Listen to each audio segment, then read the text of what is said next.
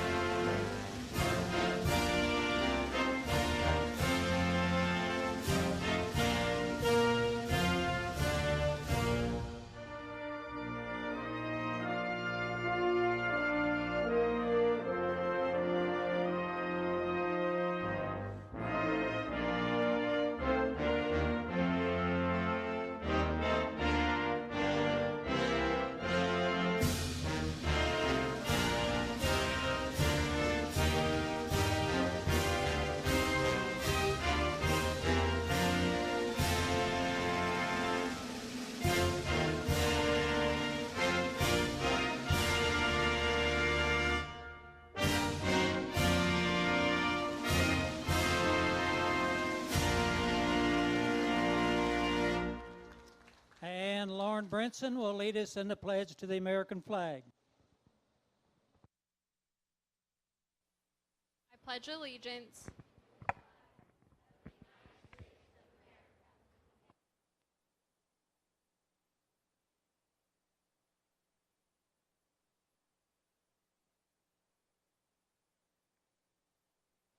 And Addison Holstein will lead us in the 4-H pledge. I pledge my head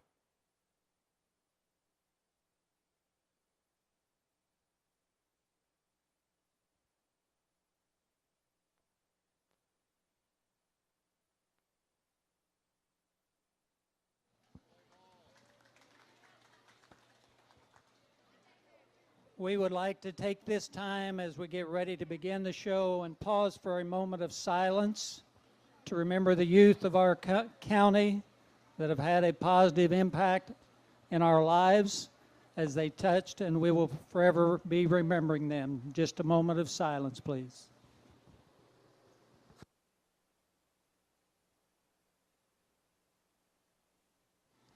Thank you very much. And thank you all for coming out and filling our ring for us. Can you make an announcement? Haley? Okay. Haley Toy, if you could come to the scales and talk to Reed, please. Haley Toy. We're now ready to begin with our mini 4-H classes, of which we have 3. So if we can begin to get our class 1 animals moved to the show ring, class 1 mini to the show ring.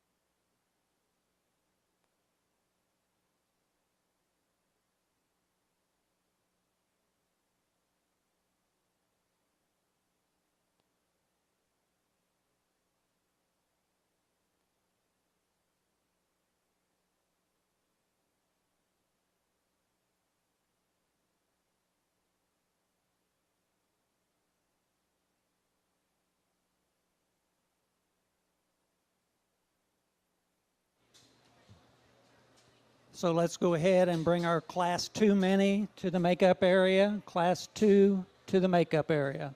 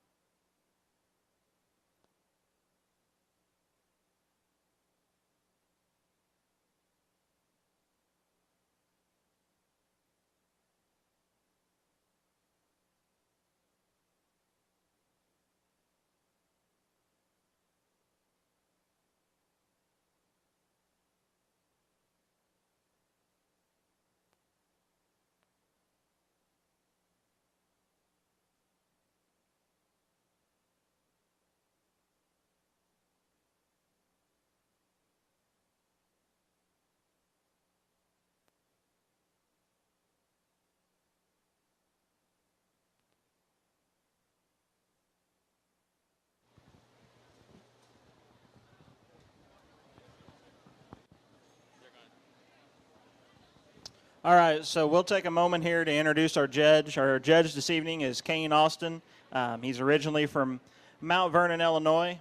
Currently, him and his wife, Ashley, live outside of Inman, Kansas.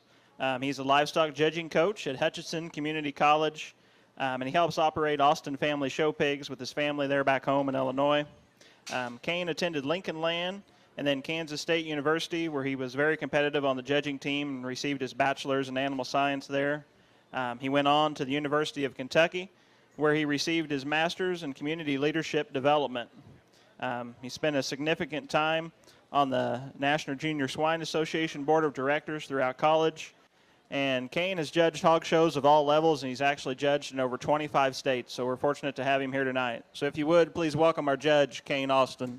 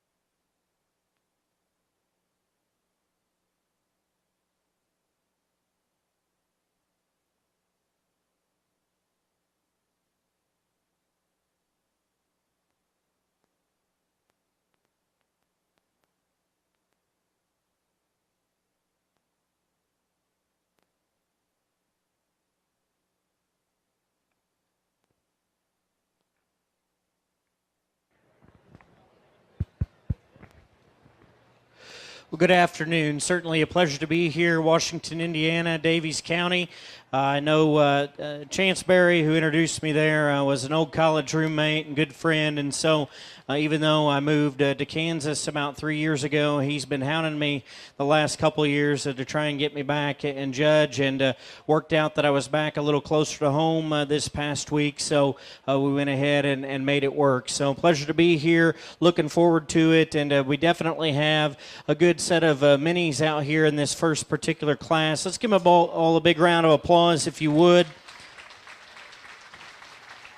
At this age, it's definitely important. About took a ride there in Class 1, but definitely important for them to get a good experience. And they come out, they're talking to me, just able to interact with people and get out and participate and have a good time. That's certainly what it's all about. So congratulations to each and every one of them. Looking forward to working through these next couple classes before we get into the rest of the show. As they head out the gate, make sure you folks in the back, parents, grandparents, whatever it may be, give them a high five, tell them you're proud of them, make sure they have a good experience there so we can keep them involved. One more time, put your hands together as they head on back to the barn, please. And in our mini Class 1, we had Kinley Birch, Carson Hastings, Reese Mott, Graham Baker, Briggs Bullock, and Sydney Hanna.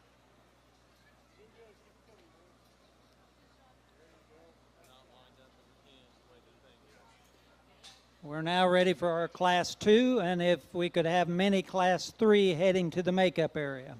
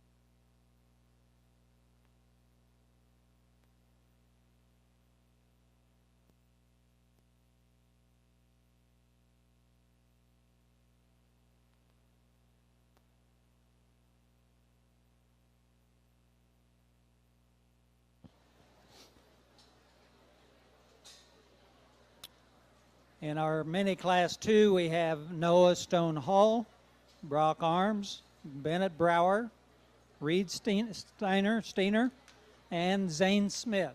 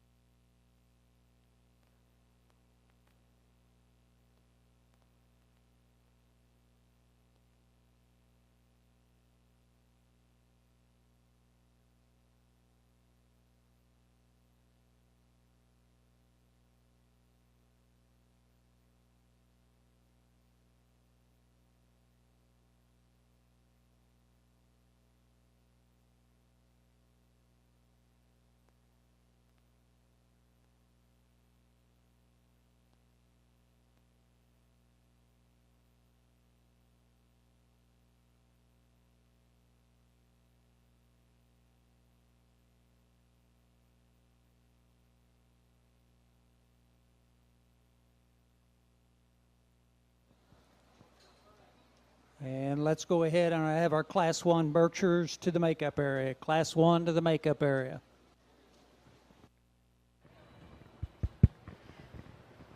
Get out here in this particular group of minis, and we got 5 young gentlemen and one with an assistant there that come out. They do a very nice job, and we're not placing them, but again, just a couple things that I think are important. This young man right here, definitely dressed to the part and looks like he's ready to show. I compliment him on coming to the ring, being ready to come out to present himself and his project at a very high level. Thought the young man as well, number 95 there, came out, did a nice job keeping that barrow moving and does a nice job with some eye contact. All of them do a phenomenal job. Again, put your hands together for them if you would as they head on back to the barn, please. And our Class 2 included Noah Stone Hall, Brock Arms, Bennett Brower, Reed Steiner, and Zane Smith.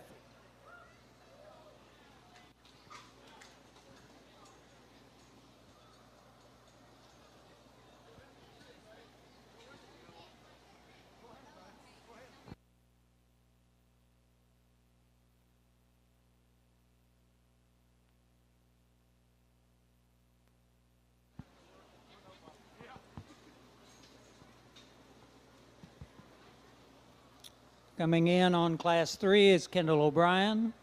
Also in this class we have Skyla Stone Hall, Jonathan Brower, and Logan Yoder.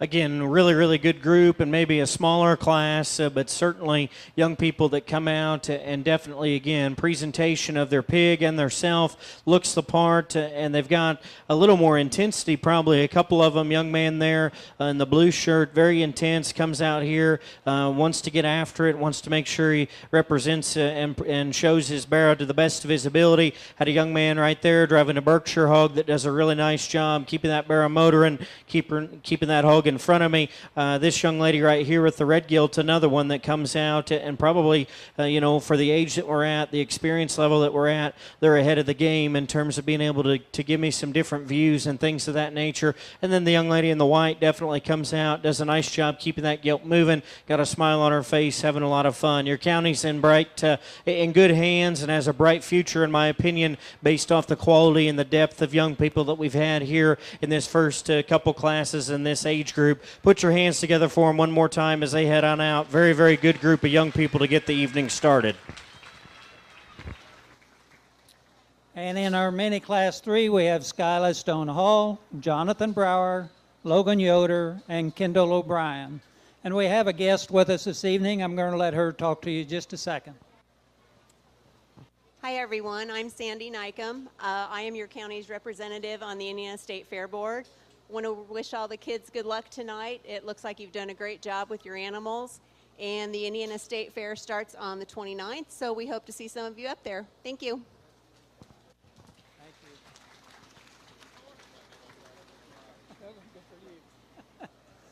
Okay, we're ready to start with our gilt show. We've got Class 1 Berkshires, and we have 4 exhibitors. And let's have Class 2 to the makeup, Class 2 Durocs.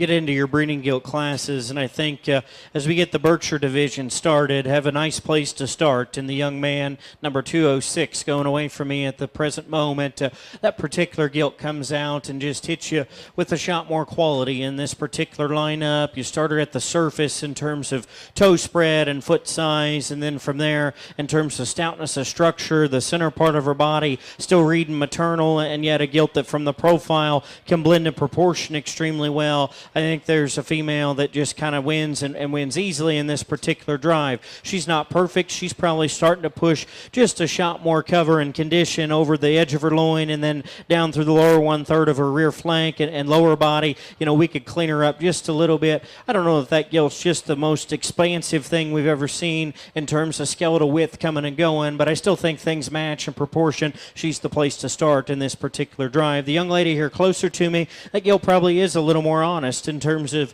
just condition and freshness down her top. I like the shape and spread that she offers from blade to hip. Still has enough look up through the front 1/3 of her body for a Berkshire female. I think her underline is just more correct in terms of size and spacing in relation to a couple other gilts that we have in class. Her biggest issue is hip and hind leg. We got to lengthen her hip. We got to square up hawk to the ground whenever we get in behind her. She just needs to go away a nickel square and truer whenever we study her going away from us there. The one that comes third, real stout featured kind of a gilt, got a big forearm, heaviness of structure, and just some real muscle in that particular gilt. I appreciate those things. At the same time, she's a little raw in terms of her design. She needs to be softened through the center part of her body. That gilt's shoulder angle and just the set to her blade is a little more upright. I'd like to lay her back and make her more correct out of her front end as she gets out and goes. And the gilt that rounds out the class, she does have a nickel more body and just center rib. I like this gilt in terms of being level designed and still being one that's got some heaviness of structure when you take her to the surface.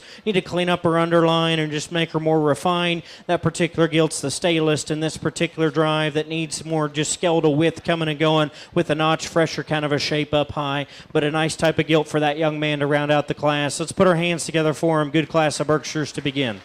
And your Class 1 Berkshire, first and champion, exhibited by Blake Huff, followed by Adeline Smith, Nolan Brower, Rowdy Perkins, and the banner in that division is donated by H4 Genetics.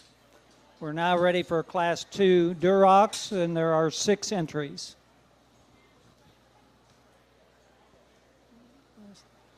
If we could get Class 4 to the makeup area. Class 4 to the makeup area.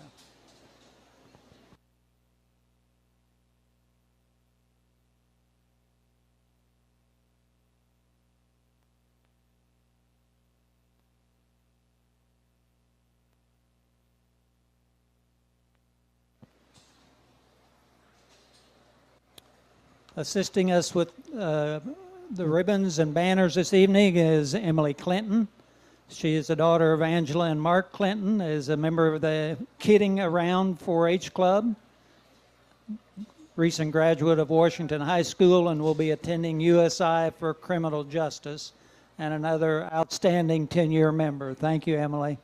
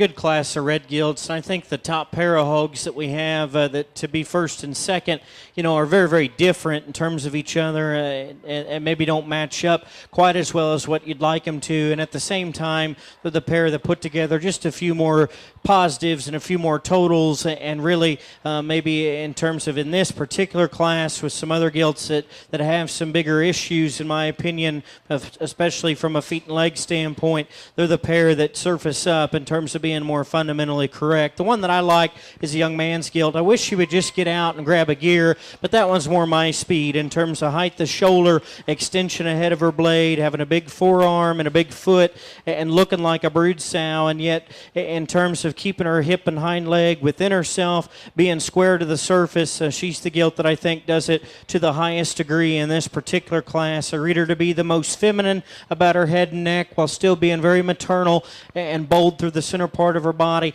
like her feet, like her feature, the best in this particular class. And she has a distinct advantage, in my opinion, over the gilt in second in regard to her vulva, just the shape and set of it as well. In a breeding gilt setting, that's where I want them to be. Is she perfect? No, she needs to be a little squarer coming right at us. I'd like to give her just a shot more chest and forerib down low, but that's certainly the gilt that for me hits me extremely maternal and female-like in this particular drive. Young lady's gilt that comes second in terms of being moderate, bold, opened up, having a big chest and a big rib cage and all those things we like to talk about. She's the one that I would label more of a barrow maker of that pair in terms of just having more shape and turn up high, being bolder in terms of the upper part of her rib, and being a gilt that's just more opened up through her chest and base width going away. She needs to be cleaned up right at the top of her neck. She needs to blend smoother in terms of her hip loin. That gilt's maturity pattern and frame size is just a little bit small for me. I'd like to make her more extended and then give her a better underline, or a better vulva, I should say, whenever we step in behind her. The front two-thirds of this particular gilt that comes next are very intriguing in terms of her stoutness of skull and the size of her forearm, her heaviness of structure, and just toe spread, especially when you hit her to the surface up front. That particular gilt definitely has some pieces in here that I think, if we can protect her good enough from a skeleton standpoint, might be able to do some damage as a breeding gilt, get in behind her, and that's where I'm just very, very hesitant to move her up any higher, and honestly thought about putting her a few spots lower because her hind leg is unacceptable for me. She's too bowed out in terms of her hock. She doesn't go with enough range of motion. At the same time, I felt like there were a few more unique breeding pieces to step in and talk about in that particular gilt versus 4 and 5. The one that comes next in 4, you appreciate for being level designed and deep centered. Still got a stout breeding hog kind of a head. I just don't read her to have enough length of hip. She's too short and compact in terms of her rump. She doesn't use her hind leg with any more reach and range of motion than the one that's directly ahead of her, and I think comes with less shape and dimension. Whenever you step in behind him, she wants to flatten and close up too much there as we step in and watch her go away. The one that comes next, one that probably maybe doesn't fit this particular type and kind in this particular class. She's big outline. She's got a lot of shape. She's opened up. At the same time, probably comes in a few more pieces just from a build and balance standpoint. Little longer faced and frailer featured, little lower shouldered and rounder hipped. That gilt needs to fit in just a nickel better from a presentation standpoint as well to go ahead and move up any higher, but she's got plenty of shape and muscle. The one that comes next, deep-sided, one that's got some length of body, at the same time needs to be more opened up, needs to be truer from a composition standpoint, pushing a little more fat, and needs to be a little more opened up and muscular to go ahead and move her up in this particular class. But a good set of kids, very interesting set of red gilts. Let's put our hands together for them as they head back to the barn. And your Class 2 Durocs, and exhibiting the champion was Blake Barber, followed by Lauren Brinson, Emma Yoder, Hannah Yoder, Kenley Barber, and Seth Allison. And this banner in that is donated by Extreme Show Supply. We're now ready for Class 3 Hampshire. We have a single entry.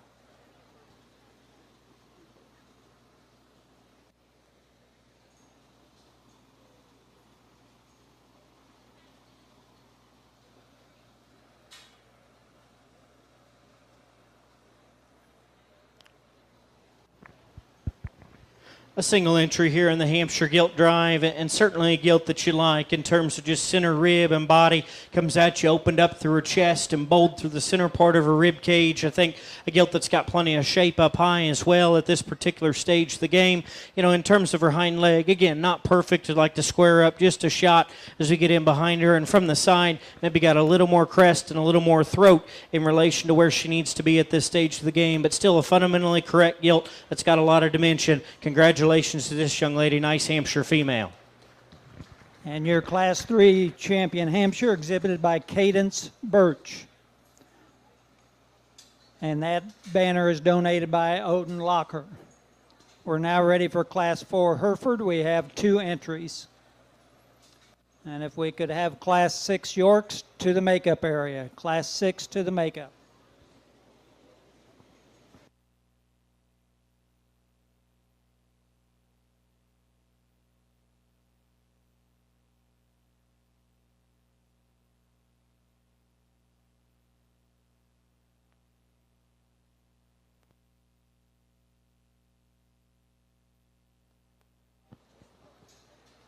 Our exhibitors in this class are Michaela Chambers and Brooklyn Weigler.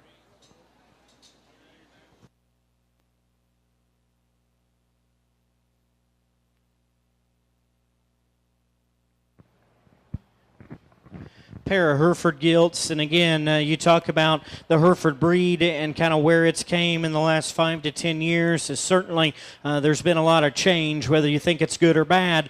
Personally, I like looking at them a little bit more than I did whenever I was a young lad showing hogs, and certainly I think there's a gilt out here that represents a lot of progress that's been made. Young lady here closest to me has got your class winner, and one that I like a great deal in terms of just her look and extension and levelness of design, and yet still blending that with an open skeleton, a big rib cage, gilt that puts together more than enough substance in relation to the amount of mass that she's working. You know, if we're going to change her, again, maybe give her just a shot bigger, kind of a foot size and a stouter ankle in relation to her mass up high, but I think a gilt that puts together a lot of positives. Nice place to start with that young lady. Young lady that comes out in the stylish pink boots there has a really nice gilt from a rib and dimension standpoint. She's opened up through her skeleton. She's got some extra performance in this particular pair, and I like that about her. At the same time, looks a little bit just plainer in terms of her front end. Need to clean her up a notch about her jawline.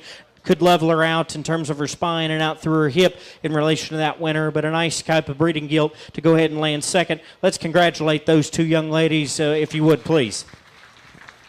And your Class 4 Hereford and champion, exhibited by Michaela Chambers, followed by Brooklyn Weigler. And that banner is donated by H4 Genetics.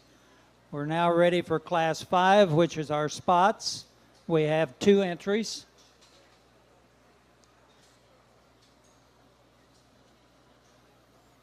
And it looks like they were just in the ring, so they'll take just a second and come right in. So we have Michaela again and Brooklyn Weigler.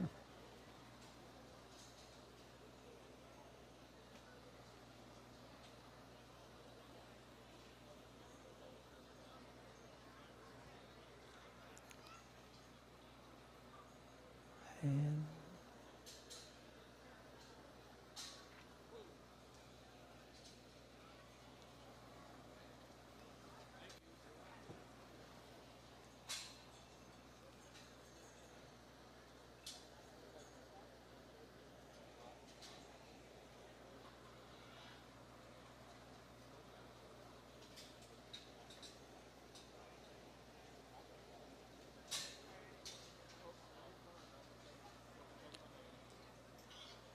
let's go ahead and bring our Class 7 lightweight cross to the makeup area. Same pair of young ladies come back with 2 spot gilts, and I think another pair of gilts that offer a lot of parts and pieces. Again, I like the young lady here closest to me to go ahead and win, and that's the heavier duty, stouter featured gilt of the pair that just offers a shot more look up front ahead of her shoulder blade. Gilt that's got a nice shape and spread whenever you study her up high, and yet still puts it together with more than enough substance. You take her to the surface. Maybe that gilt could be just a bit stronger topped, and we could extend her stride stride just ever so slightly from behind to go ahead and allow her to get out and just grab a gear and proportion up just a shot better, but still the gilt that puts together a lot of positives in this particular pair. The one that comes second, again, young lady does a nice job with.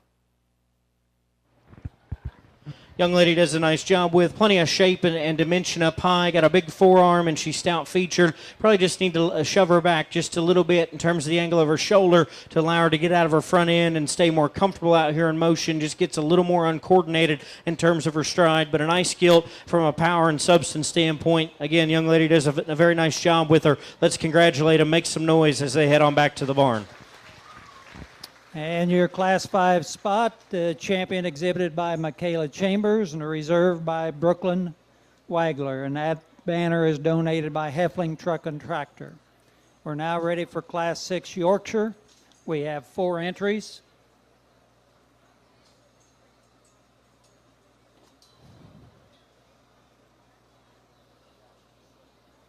We have Jackson Clymer, Jack Brower, Owen Barber, and Tyler Boyd.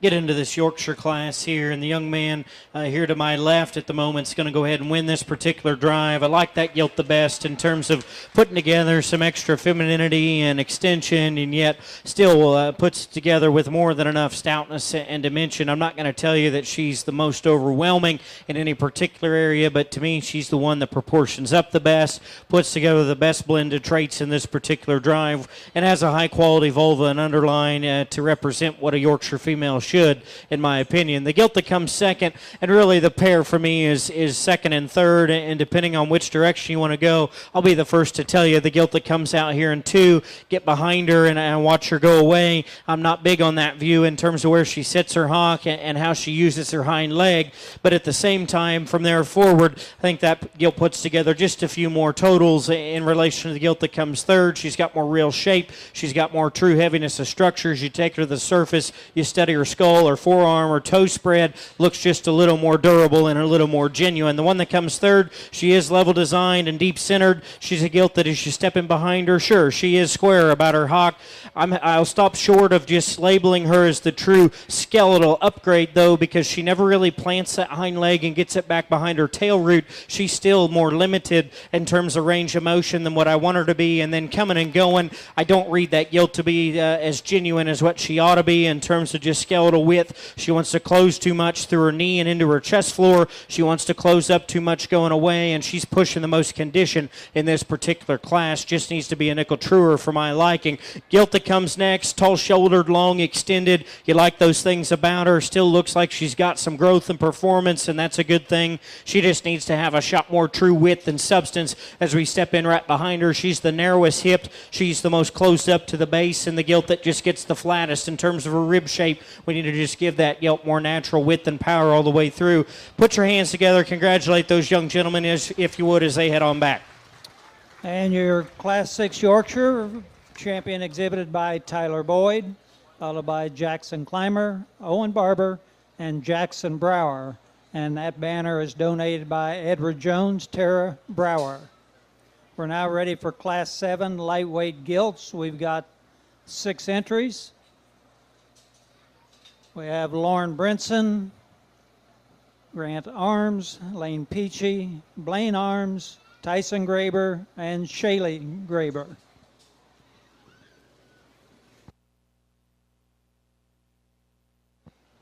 And we need Class 8 to the makeup area. Class 8 to makeup.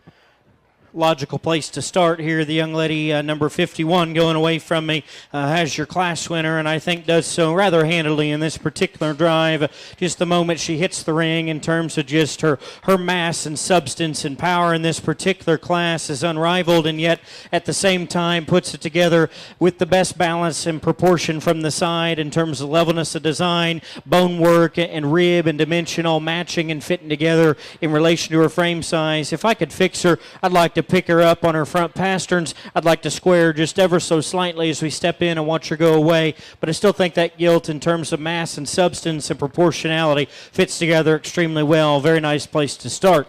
2 and 3 maybe have a little more give and take. I opted for the young man, number 219 down there, to be second. That gilt for me just offers more real rib cage and substance when you take him to the surface. She's bigger footed. She's bolder through the center part of her body cavity, and that particular gilt stays leveler in her design as she's out here in the ring. I'd like to change her attitude. She gets a little more amped up, and because of that, probably gets a little straighter and a little choppier off both ends of her framework, but still square and within the plane of her body wall. Whenever you study her hawk going away, that gilt to me offered just a shot more real dimension. The 1 and 3rd, bigger scaled, longer cannoned. I think later in her maturity pattern and all those things are positives, especially as we talk about a breeding gilt, one that I like in terms of length and extension ahead of her blade. She's a little looser constructed, probably off both ends of her framework than the gilt that's directly ahead of her. At the same time, she's frailer about her face. You study her in terms of her the width between her eyes and her jawline. She's just a little more fragile. She doesn't have the same chest width and rib cage in her as some other gilts in class. Just need to open her up,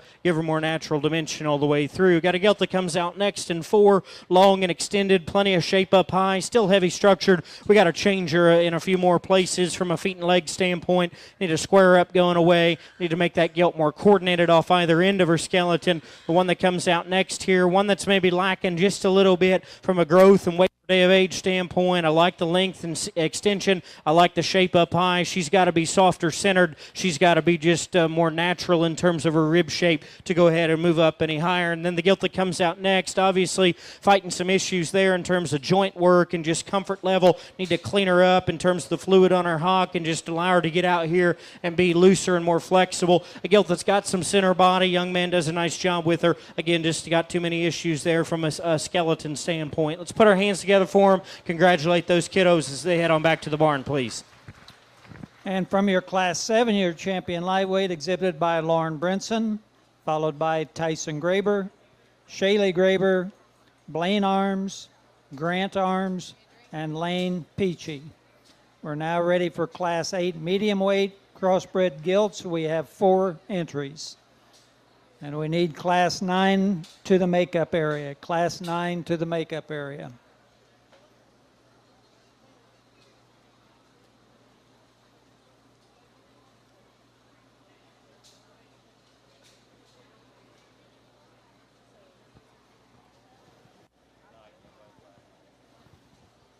So in Class 8, we have Addison Holstein, Elena Cornelius, Brent Barber, and Brooklyn Wagler.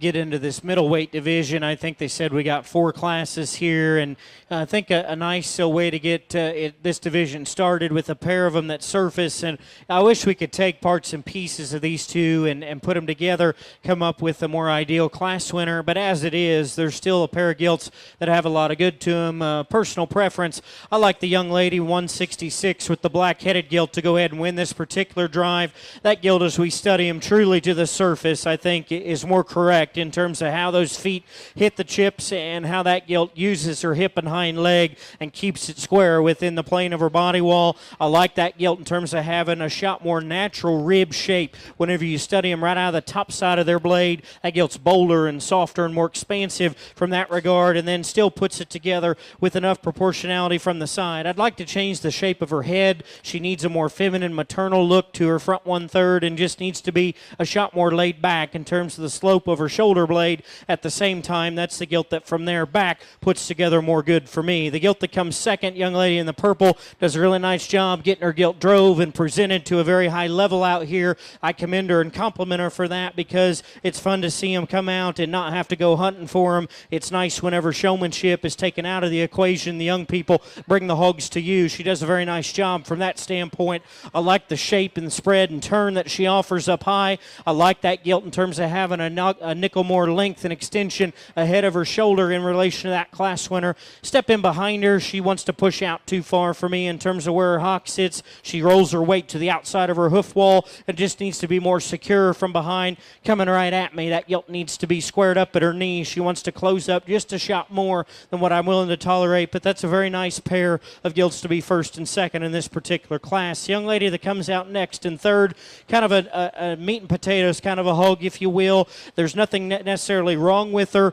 She just reads a nickel planer in this particular drive. She needs to be a little bit more correct in terms of, I guess, the slope of her shoulder. We could nitpick her just a little bit for not having quite as much foot size and bone as some others, but that particular gilt in terms of her body type, in terms of having some performance and extension, I like a lot of things about. The one that comes fourth, a few more out there pieces maybe in terms of shape up high and length and extension. You know, that gilt needs to be just softer and more maternal in terms of her look, especially through the center part of her body cavity. She's too flat and dry in terms of her rib shape. We need to just soften her all the way through and allow her to get out and go with more reach and comfort from behind. Very nice class to open up the middleweight division there. My compliments again to those exhibitors.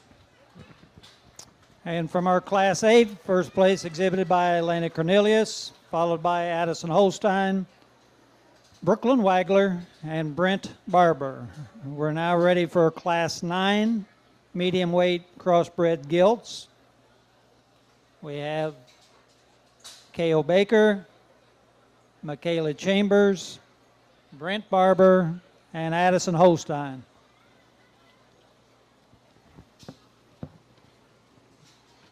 And we need our Class 10 medium weights to the makeup area. Class 10 to makeup.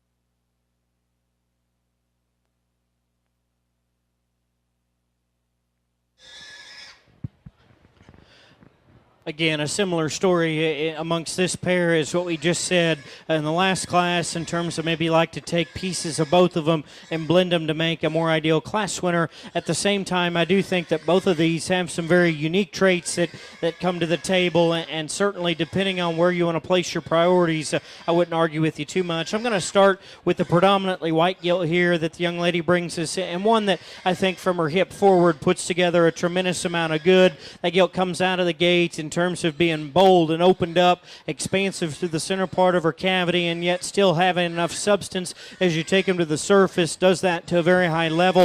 I think her levelness of spine and the fact that she's able to get her neck and her shoulder blade up and out is still impressive for the amount of mass and substance that she offers.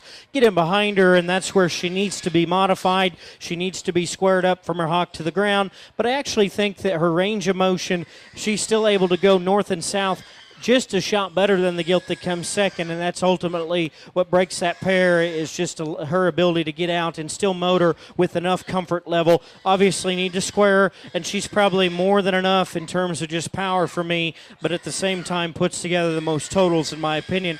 The black gilt that comes out of the gate here first, or in second, she came out of the chutes first though, and was one that I was very intrigued by just in terms of her shape up high and her heaviness of structure. She's really dense featured and yet still a gilt that's very natural in terms of just where she's at from a shape perspective.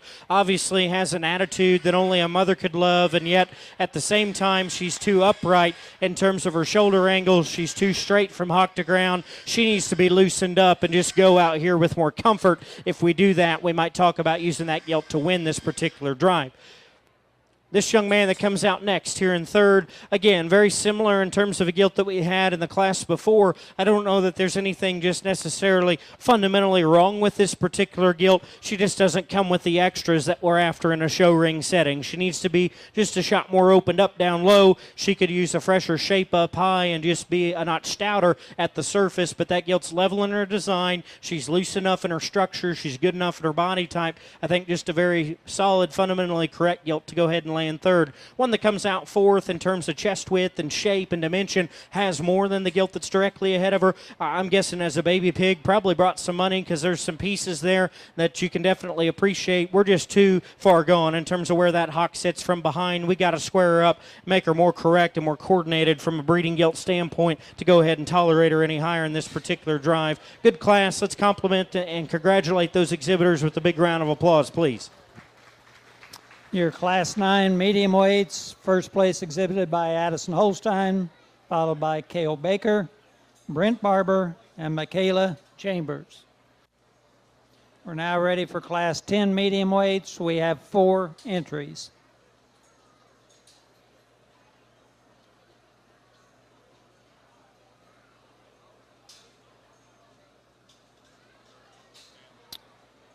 Got Campbell Cornelius, K.O. Baker,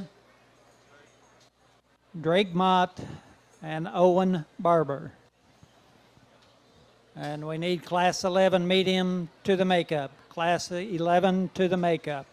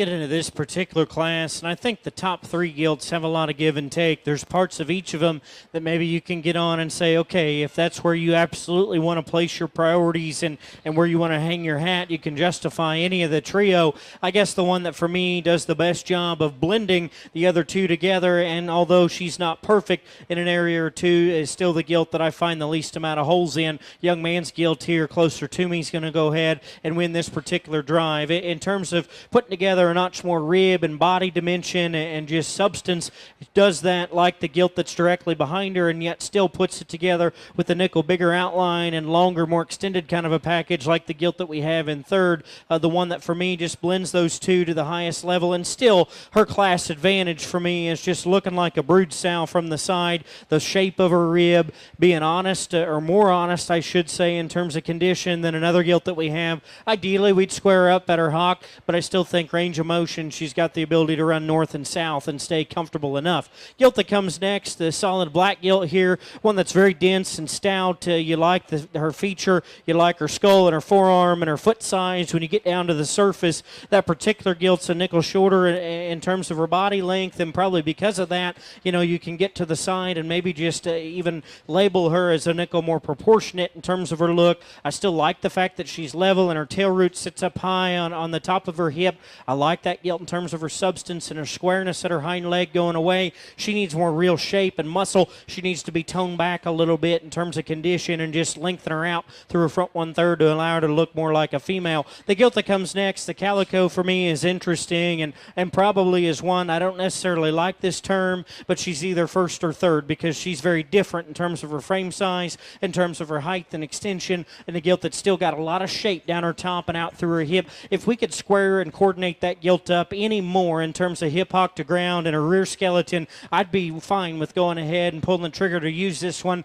because I like her extra look and extension and her shape up high. She's not the softest in terms of the center part of her rib. She's not the most expansive in terms of the turn and shape to her body cavity. The biggest issue, like I said, is just from behind. We got to square up and make her more true and genuine as she goes away there at her hock and her rear foot. The gilt that comes next is one that's got more than enough shape and power, one that just needs to be softer centered from the side. She runs out of gas just a little bit in terms of rib and softness. We need to make that gilt just a notch taller in terms of the top of her shoulder in relation to her hip as well. Got some similar issues as the gilt that's right ahead of her in terms of hind leg and whenever she goes away. Very good class, so lots of interesting parts and pieces. Let's make some noise for those kids, if you would, please.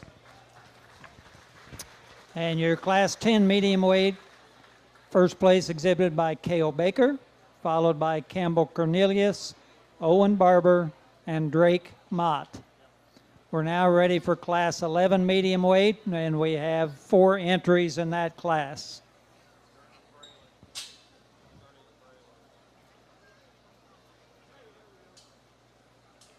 So in Class 11, we have Brayley Bennett, Tyler Boyd,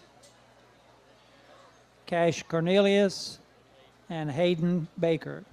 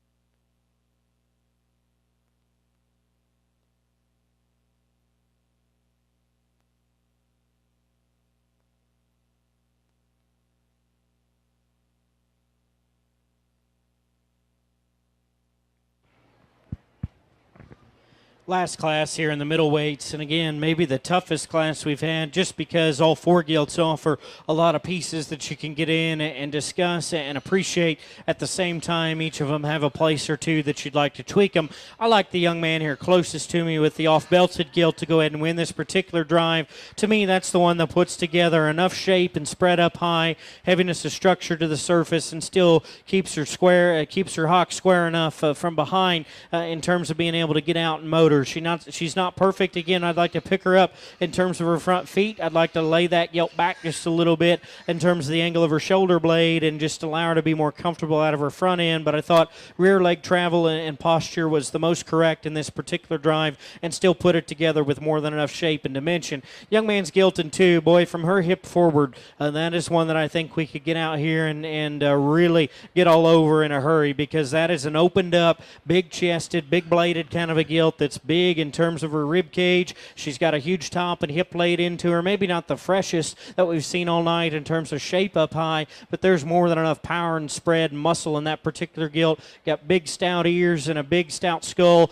I like that about her. That looks like a breeding hog in terms of her front 1/3. From behind, her hock's just too far outside her framework, and that's just a pet peeve of mine. We got to keep them square. We got to keep them correct from that regard. Boy, if you square that one up at all, that particular gilt wins for me in a hurry, because she's got so many unique parts and pieces. The really muscular, shapely, powerful one that's got a ton of turn up and spread up high is the one that comes third. And, in a market hog setting, maybe one that we talk about and appreciate just a little bit more because of those things. As she's big bladed, she's big and opened up through her chest, and that all lays the foundation for what she's able to work with up high. Got a big, humongous hip laid into her with a lot of shape and spread to her lower part of her hip and stifle. Another one that just gets too far outside herself, too coarse and round in terms of her joint work. We got to clean her up and just make her square as she goes away. The one that comes forth is obviously outmassed in this particular class, so we just got to have more hog there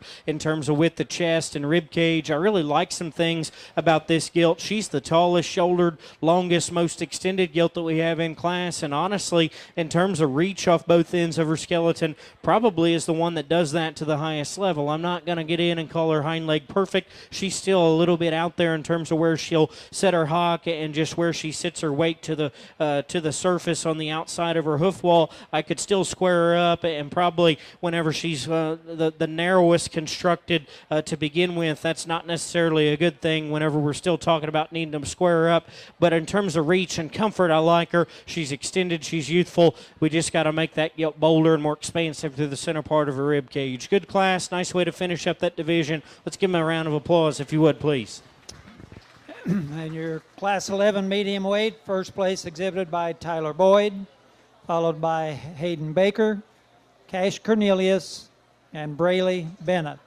We're now ready for Class 12, which is to get our champion and reserve champion medium weight. So from Class 8, we have Elena Cornelius. From Class 9, Addison Holstein. From Class 10, K.O. Baker. And from Class 11, Tyler Boyd.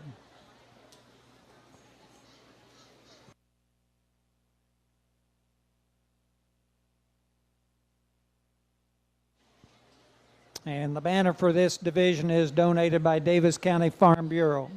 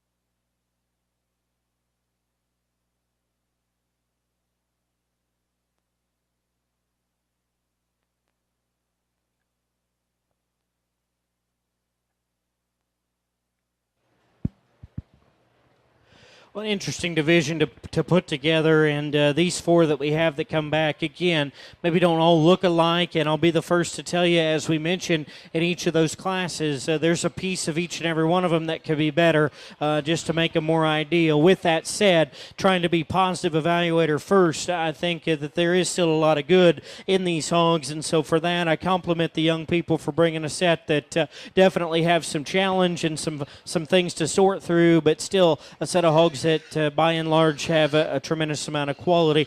I guess, again, you could do a number of different things, and I don't know that there's just one that gets all over me and says that I have to win, I have to be the one that we use and just hook up to and use in this division. At the same time, I come back to just first impressions, and the one that probably hit me the hardest, although I'd like to square just a shot from her hawk to the ground, she's the one that still puts together the most good, in my opinion, in this particular division. Young lady right here in the purple, she's got your champion middleweight. Congratulations.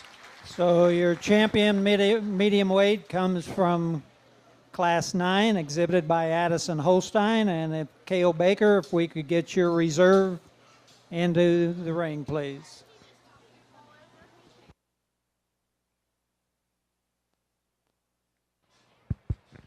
Honestly, we dropped that solid black gilt out, and that was one in class. I thought push that class winner because they're different, and where the class winner needs to be fixed, you could get in and say that this gilt is a shot square there from hawk to ground. Talked about her being just a little more upright off of both ends, and her attitude certainly wasn't helping anything at that point in time, but that's still one that puts together a tremendous amount of shape and expression. I love her stoutness and her substance of feature. Honestly, she's my second favorite. That solid black gilt will be reserved. Congratulations. And your reserve comes also out of Class 9. That is the reserve exhibited by K.O. Baker.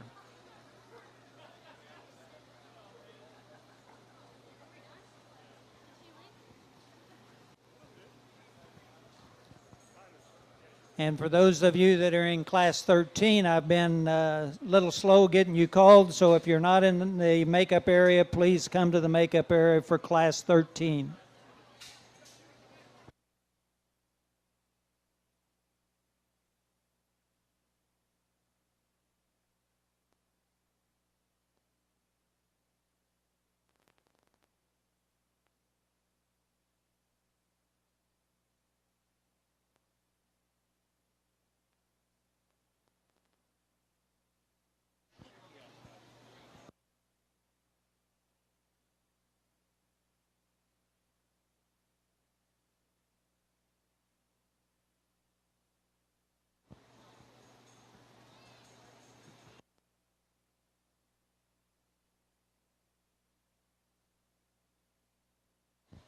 So for Class 13, we have Lauren Brinson, Adeline Babrick, Aubrey Ferguson,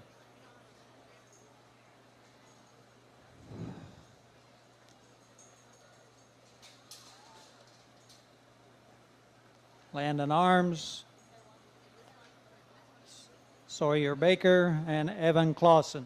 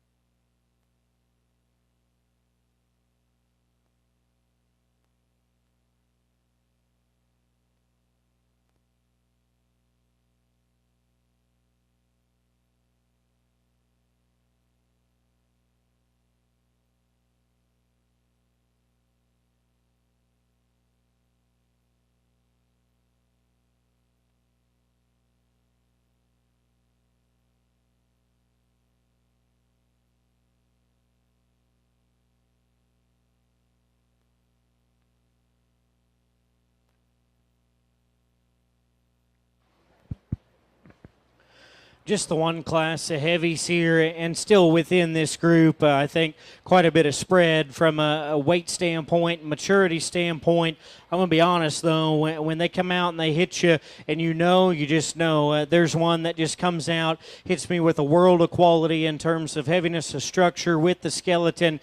This type of skull shape and density and proportion from the side is hard to make, and yet still puts it together extremely fundamentally correct. This young lady in the yellow shirt has your class winner, and I think does so rather quickly. That's a very high-quality animal with a lot of neat pieces to go ahead and win this particular drive. Taking nothing away from the young lady in black there, because this gilt has a lot of good to her, and honestly, her advantage over the gilt that wins the class, she's got a nickel more shape and is just a little more correct probably in terms of where she's at condition-wise, or a little leaner, I should say, just in terms of the turn and spread she's got from blade to hip. Still really like this gilt in terms of her look up front. Still really like this gilt in terms of just her proportions from the side in regard to levelness of design and stoutness of feature. She needs to be shoved back a little bit in her shoulder. She's rocked forward just a tick straighter in terms of what I'd term ideal, and because of that, doesn't go with the same type of comfort level. She's obviously not as fleshed up and fluffy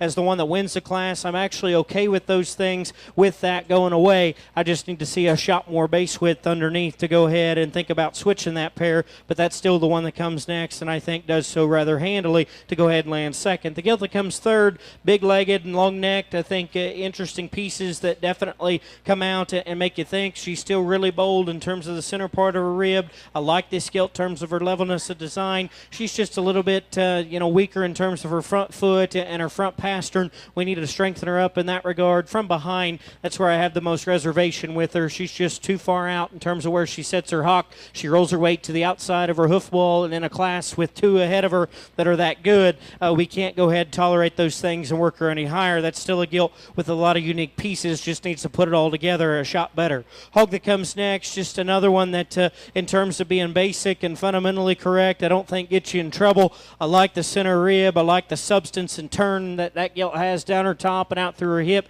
Still got enough structure as you take her to the surface in terms of her foot, her bone work. Her skull and her face needs to match that a little bit better. She's a little longer about her face, a little narrower about, or just needs to be set a little wider in between her eyes. And then that particular gilt gets a little bit lower shouldered in relation to her hip. Just wish we could make her a shot taller fronted there to go ahead and think about moving her up any higher. Very muscular, powerful kind of a gilt that comes next. One that for me has more than enough, probably too much, because it throws her out of proportion. She's too straight in terms of her shoulder blade. She's too bunchy in her muscle pattern and round out of her hip. We just got to tone her back and make her look more like a lady. And the gilt that comes out next there in sixth, the one that we need to just probably give a shot of muscle to and freshness to. She's a little plain up high, a little narrower constructed. Just wish we could give that gilt more of a show ring presence to go ahead and switch that pair. Good class, very good on the top end. Let's put our hands together and congratulate those exhibitors. From here, Class 13 heavyweight crossbred, first exhibited by Aubrey Ferguson, followed by Lauren Brinson, Adeline Babrick, Sawyer Baker, Evan Clausen, and Landon Arms, and that banner is donated by Kenny Berry. We're now ready for our Class 14, which will be our champion and reserve champion crossbred. So from the light cross, we have an animal exhibited by Lauren Brinson. From medium, we have animal exhibited by Addison Holstein. And from a heavyweight, animal exhibited by Aubrey Ferguson.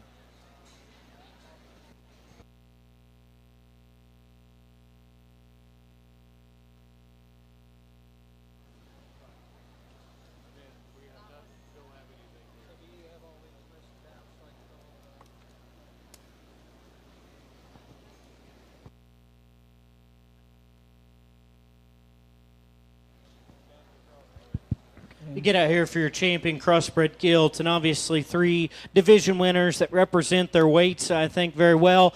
We just had the single entry class in the lightweights and had a gilt that won that class rather handily, just in terms of substance and power and dimension. You bring her back out here, and I still like those things about her proportionality and substance and things all fit together. We talked about her front feet. Maybe need to pick her up on her pasterns and square her up at her hock, but still a nice gilt to represent the lightweights. We had about 4 classes there in the middleweights, and maybe a division that, as we work through it, I'm not convinced that they just fit together perfect. There's things about each of them that we would have liked to change, and although this one wins the division in terms of just probably proportioning up and balancing up the best, I'd still like to square at her hock and make her just a shot square there at her knee coming at us, but I like her substance, a center rib and dimension, levelness of design, and still having enough bone and foot as you take her to the surface. And then we just come out of that last class of heavies, and in terms of a gilt that puts together that type of look, that type of dimension and presence, and yet still does it with a fundamentally correct type of a skeleton. I don't care what species, what color,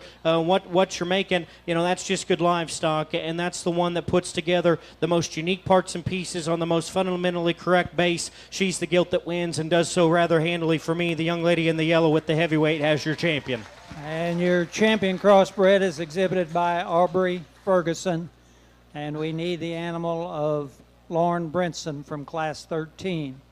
Also, for our next class, for the grand champion breeding gilt, we need Blake Huff Berkshire, Blake Barber Durock, Cadence Baker Hampshire, Michaela Chambers Hereford, Michaela Chambers Spot, Tyler Boyd Yorkshire.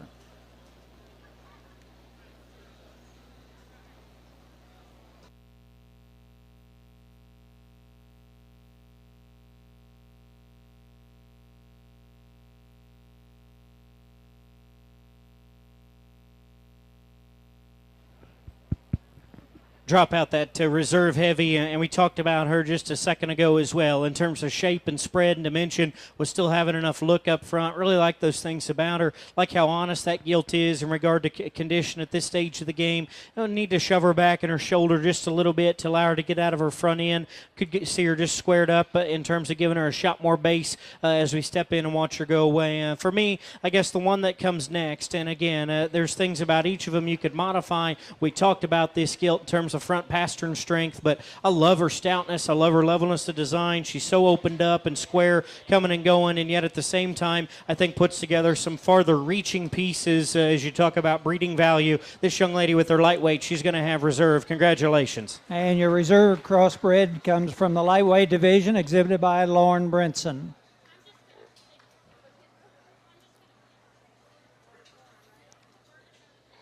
Our next class will be our grand champion, reserve grand champion gilts, and we're going to bring in our champions.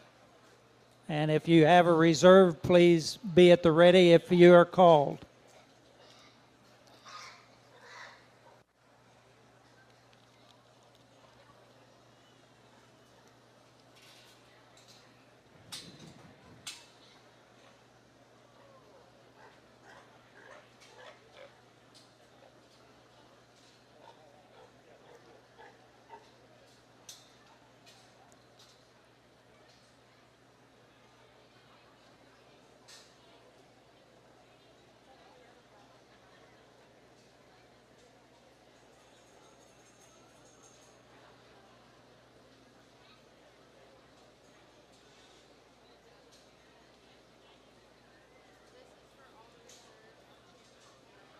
Champions in reserve, yeah.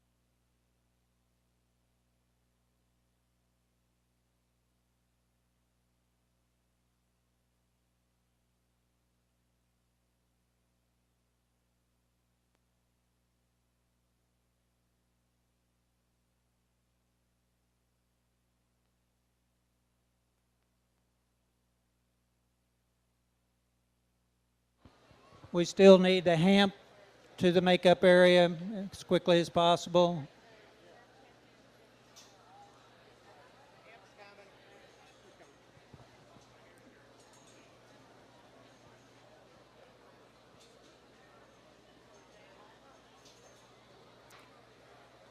So we have everybody in place. We'll go ahead and put them in this order if possible.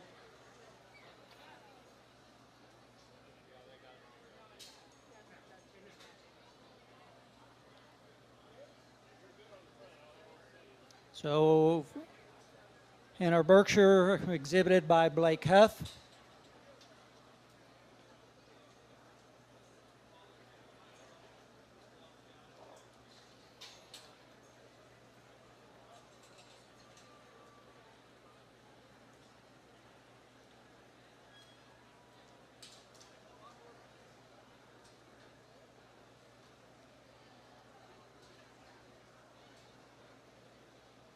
The Duroc with Blake Barber.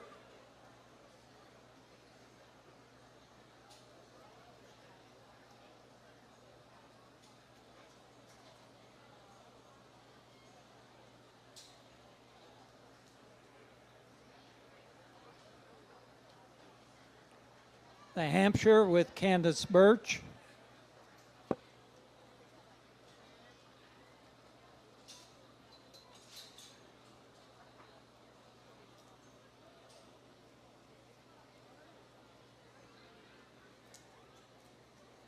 The Hereford with Michaela Chambers, with an assist by Jordan Rimsberg.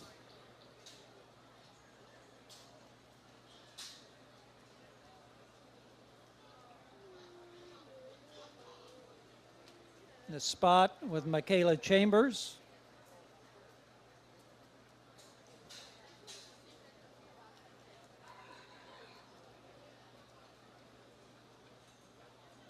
The York with Tyler Boyd.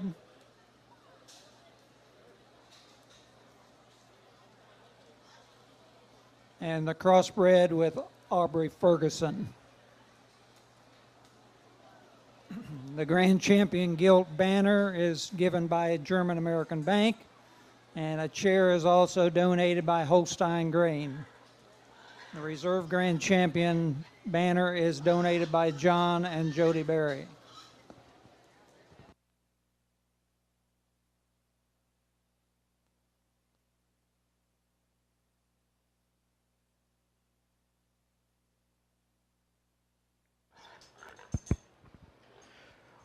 Well, I just don't think there's one good enough to use, so we're not going to pick one. No, I'm just kidding.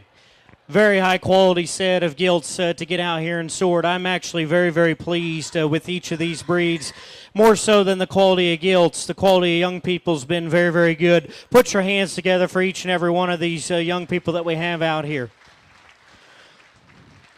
As I mentioned off the top, you know, it's not a short drive from home where I live now to come do this show, and obviously as you come and do these things, you never know exactly what to expect or what you're going to get into. You hope it's good. You know the young people are going to be good, and you know that they're going to be giving it their all, and that they deserve your time because of the effort and everything that it takes for these young people. You know, whether they raise their own or bottom this spring, everything that they've had to do. This is not show up to the show and be successful. This is a day in, day out, twice, 3 times a day type of scenario, taking care of these hogs, making sure they've got clean fresh water, clean bedding. In the spring, whenever the weather doesn't straighten out and it's cold and rainy and snowy and up and down, making sure that there's not a draft. As it gets hot, making sure these hogs stay comfortable and don't get heat stress and all those types of things. Keep them consuming, keep them eating and growing.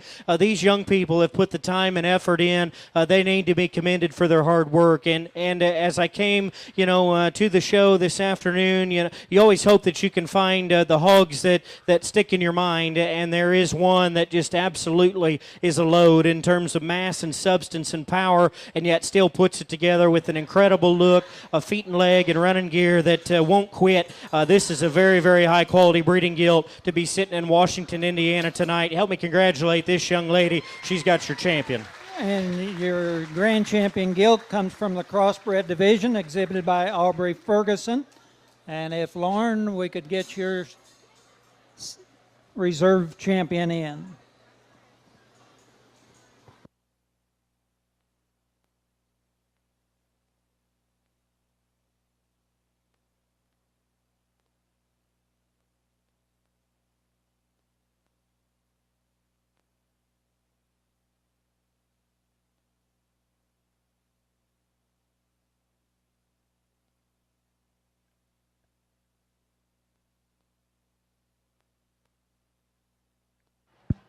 For reserve, it obviously gets a notch closer, and if you and I don't land on the same champion, that's okay, because we have the right to our own opinion, but I'll probably argue with you. I think that one wins for fun. For reserve, I think it gets a little bit closer, and obviously, depending on what you want to do, there's probably more give and take here. It boils down to 3 of them for me that are in contention. The Reserve Cross, the Berkshire, the Duroc, those 3 are all right there in my mind in terms of coming next in line, and they're not the same, in terms of just length and extension and flexibility. The Burke, the Duroc, they probably match up a little better. The Reserve Cross is more of an outlier, and in terms of one that looks like a barrow maker that's stout and opened up, moderate, and yet still keeps them true enough within her framework. Like to pick her up on her pasterns, but that's still the one that hit me the second hardest as they come through the chutes. The Reserve Cross, she'll be your Reserve Grand. Congratulations. And your Reserve Grand is exhibited by Lauren Brinson. And congratulations to all of you, and particularly to you champions. We would like you to bring your banners to the picture area. We're going to take a 10-minute break, and also for you, the Grand and Reserve Grand champions. So the picture area right here in the end of the hog building, we would like to get some pictures taken. We'll take a 10-minute break at this point.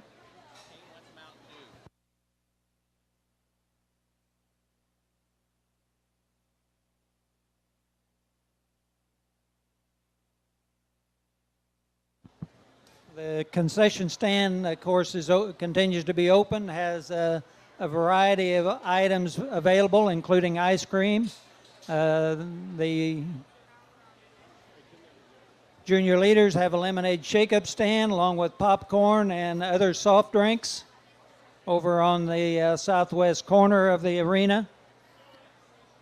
And also for you Swine exhibitors, your blue auction cards are due in the show office this evening. So please get those to the office yet today. Thank you.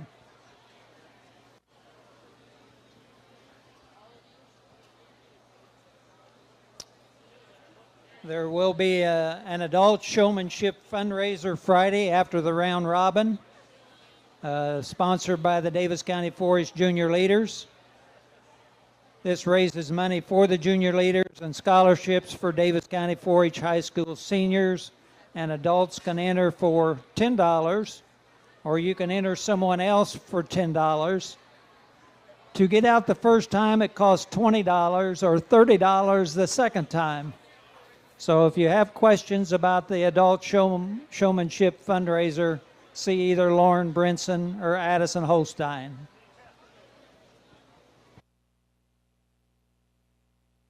I'm Tyler Boyd. I'm 18 years old, and I graduated from Washington High School, and I plan to attend USI for business and an ag concentration. And my favorite part about the fair is the pork burgers from the concession stand and just being around friends all week.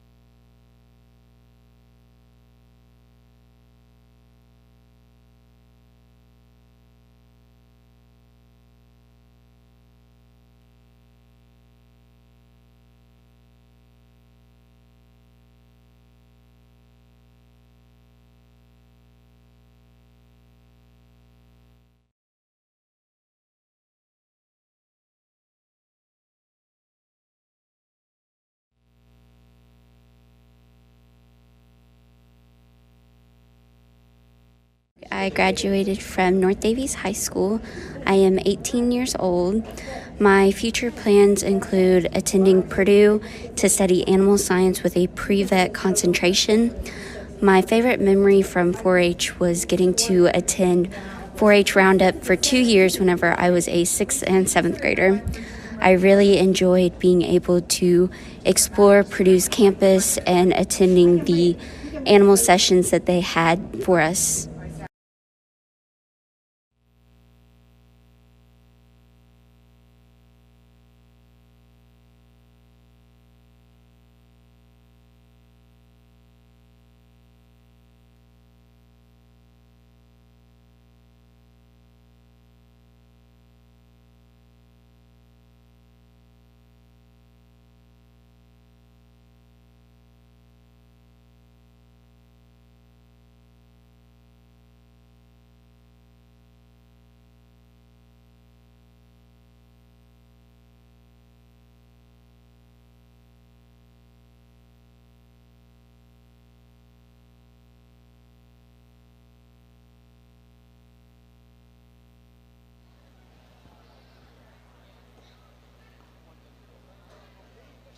For you barrow exhibitors, if we could get our Class 16 Berkshires headed to the makeup area, Class 16 Berkshire, as well as our Class 17 lightweight Duroc.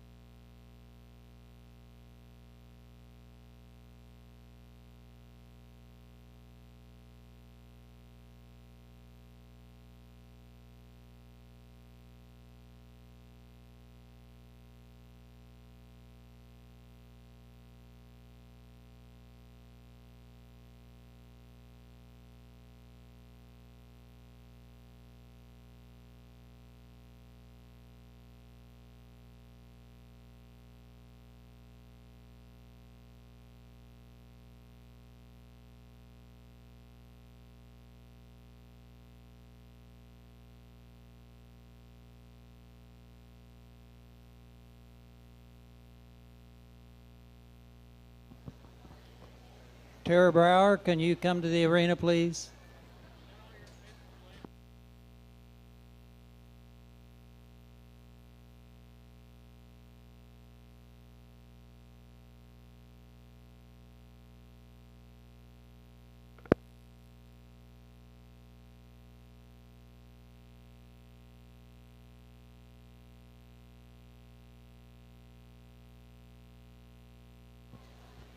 If I can have your attention, we've had some news come around concerning Daviess County 4-H, and I'm going to hand the microphone here to Tara, and she'll give you an update on it.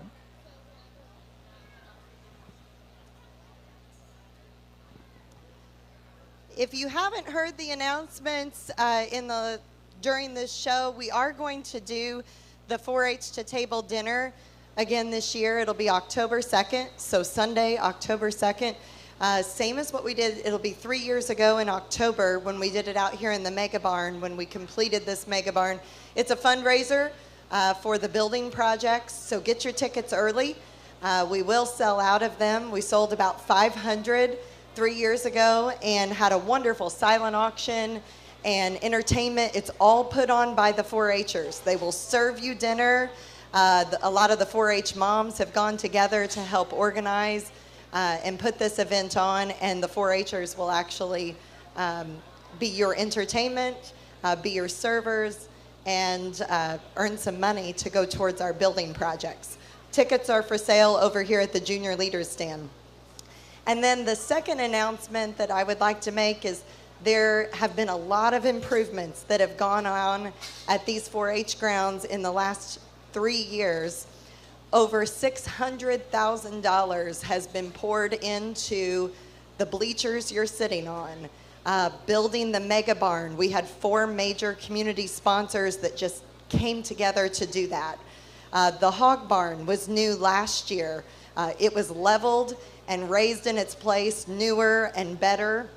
The poultry and rabbit barn was donated largely through Purdue. We look here at the food stand. That's a new addition within the last few years. So we want to thank Farm Bureau and a lot of folks that came together to do that. There is one building that has not been touched out here, and that is the exhibit hall where you have seen many of the projects. So that's going to change in a couple years with all of your help. We still have some fundraising to do, but there will be an announcement that comes out in the newspaper in the next week or so. You all can hear it here first. We have a wonderful start towards that project. GPC Washington, which is Kent Corporation and the Charitable Foundation through Kent, has given us a start of $500,000 towards that facility. So that is amazing, amazing, amazing. Building and construction prices have gone up since 3 years ago when we quoted that building. So we still have a little bit more work to do. And with your all help, we will get there within the next 2 years. So I think if you see somebody here from GPC Washington, John Dudenhofer leads that charge. But we have a lot of 4-H families with a lot of GPC representation. So if you see them, they are champions for the 4-H cause. Thank you to Kent, Charitable Foundation, and GPC. And thank you to you all in advance for what that project is going to be. And thank you, Tara, for all the work you do to make these things happen. So we're ready to begin our barrow show. We'll begin with our Class 16 Berkshires, and we have 4 entries.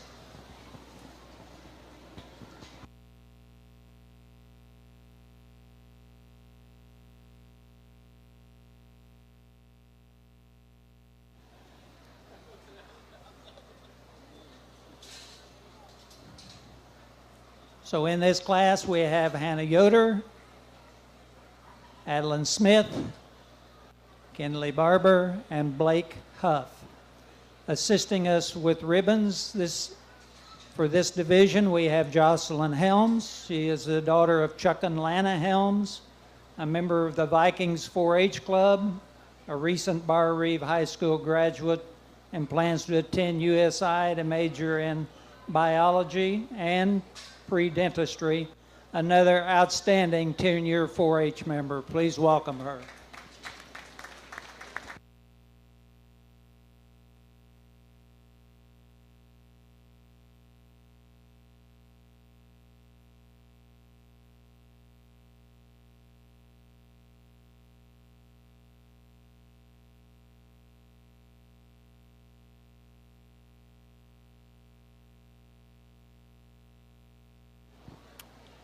Let's go ahead and get our Class 18 Durocs to the makeup ring. Class 18 to makeup.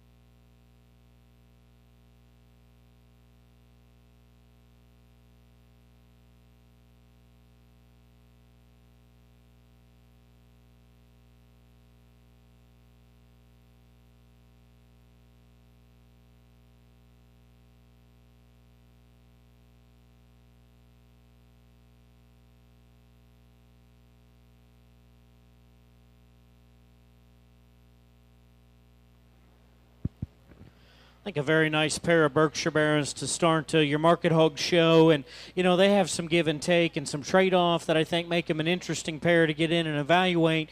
I guess the one that I come back to and land on is the young ladies barrow on the far side, just in terms of his stoutness of feature, foot size, and flexibility, his ability to get his hock back behind his tail root and keep his hind leg running north and south. Still has a tremendous amount of spread. Whenever you get right up on top of him, study him from his blade back to his hip, and then that barrow's naturally bigger hipped and wider at the base going away than the barrow that ends up second. Still got a stout yet attractive kind of a Berkshire barrow head, if you will. A nice place to start, in my opinion. The one that comes to, huge top and hip laid into him in terms of just the top side spread and mass that he offers. He's a little shorter backed, and probably because of that stays a little stronger in his top line. I like that hog in terms of height. The shoulder, get him behind him. He needs to plant his rear foot and just toe spread a little truer to the surface. He doesn't go away with quite the same true skeletal width right underneath as a hog that wins the class.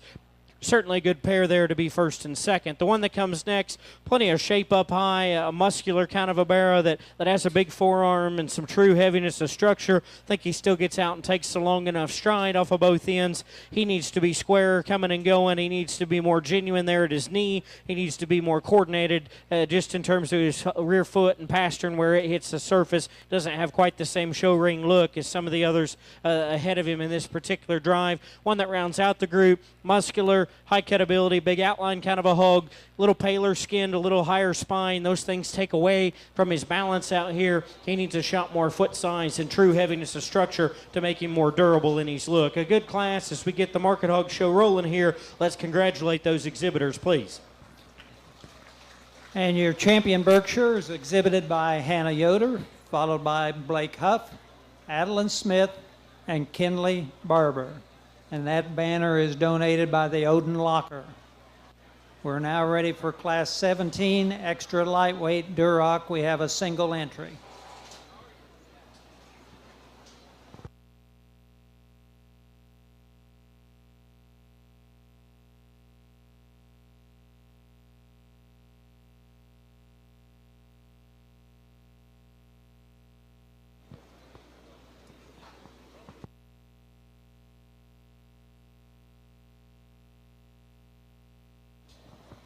Let's bring Class 19 to the makeup. Class 19 to makeup. Single entry here the young man brings to us, and one that you like in terms of having some width of chest, some pliability through the center part of his rib cage. He's a little more moderate and probably just a little quicker in his maturity than what I would term ideal. If we could make him just a shot bigger in his kind, lengthen him in his cannon and his hip, I think that would help him out and give him just a shot more grow. But certainly a barrow that's good in terms of being opened up and pliable. Put your hands together for that young man if you would. And exhibiting in Class 17 is Tyson Graber.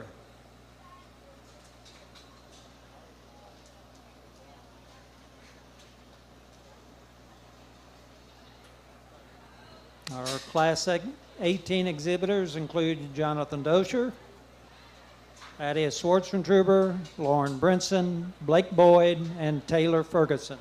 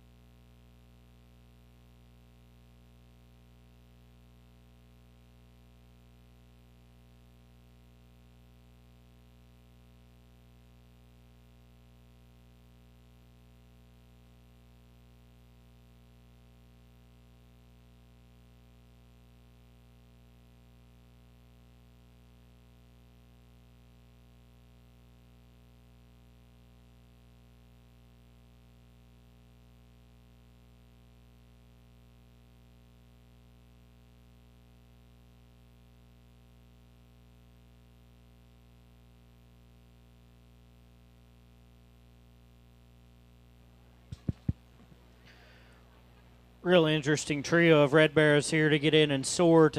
Wish we could take the shape and muscularity of the young man in the orange, put it with the proportionality and just spread and bulk of this barrow here with the running gear of the young lady in black, and that would absolutely make a killer red barrow in my opinion. Where they all have a place or two that you'd like to modify them, it's a pretty big place in my opinion, and so it becomes just a matter of what you want to tolerate and what your personal preference is. I guess if you know me, if you've seen me sort, if you watched it all in the gilt drive, trying to keep them as correct as we can. The one that I fall back on just in terms of being the most correct from a feet and leg standpoint, being the most correct in terms of how his toes and feet hit the surface, and yet still is the one that, although isn't out there from a muscularity and power standpoint, is the one that has enough. That's the young lady in black. She's going to go ahead and win this particular drive. His class advantage is at the surface. That is to me where he excels in this particular lineup. He's more correct in terms of the angle of his shoulder blade. He's more correct in the set to his knee and just his foot placement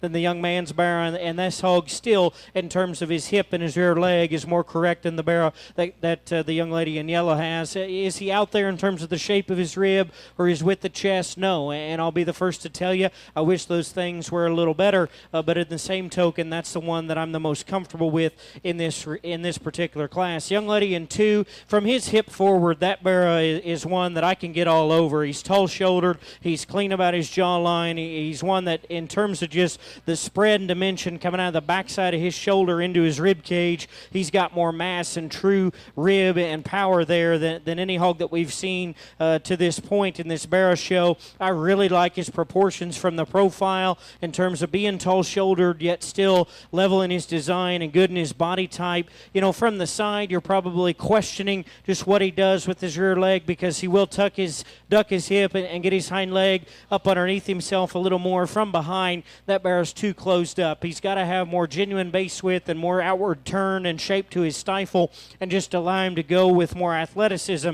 Boy, if we do that, we'd have one that I get all over in a hurry. The muscular, power-driven hog comes third. He's the biggest chested. He's the truest in terms of his shape down his top and out through his hip. He's got the most in terms of just stifle and twist and pin width whenever we get in behind him. If you're going to prioritize shape and muscle and dimension, this is the barrow you land on, and you do it pretty quickly, and I can't argue those things. I still really like this hog in terms of his freshness. I like this hog in terms of his substance and his stoutness of feature when you take him to the surface. For me, he's just too upright in terms of the set to his shoulder. He doesn't get out of his front end with enough reach and comfort, and from behind, that barrow's too straight from huck to ground. He's got to be loosened up. He's got to be made more comfortable out here for me to go ahead and move him up any higher. The one that comes next, I like him in terms of his length of front end. I like him in terms of his levelness of design. Just gets outmassed in this particular class. Got to have more real muscle shape down his top and out through his hip. He's too flat in terms of his body cavity. The barrow that comes next there in 5,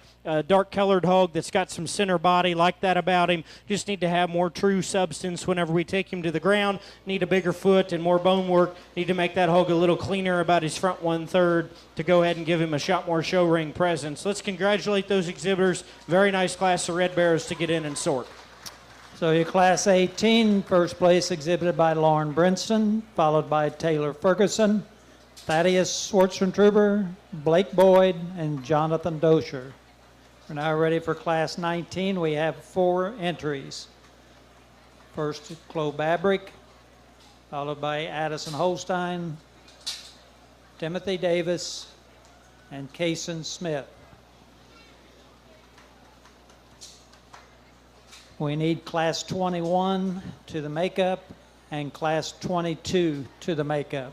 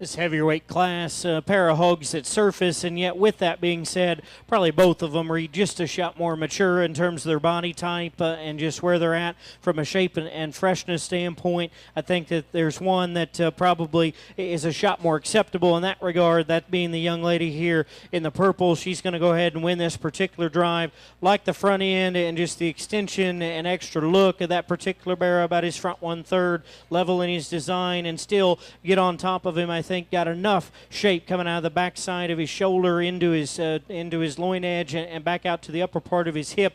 Watch him go away. He's got to be spread and just opened up in terms of just his base width. He needs to have a shot more substance as you take him right to the surface, but that particular hog, in terms of his look, in terms of his freshness up high, does it a little better for me. The one that comes second, big outline, tall-shouldered barrow that's deep-centered. Again, one that in terms of this stage of the game just reads a little past 12 o'clock for me. He's too stale in terms of his topside shape.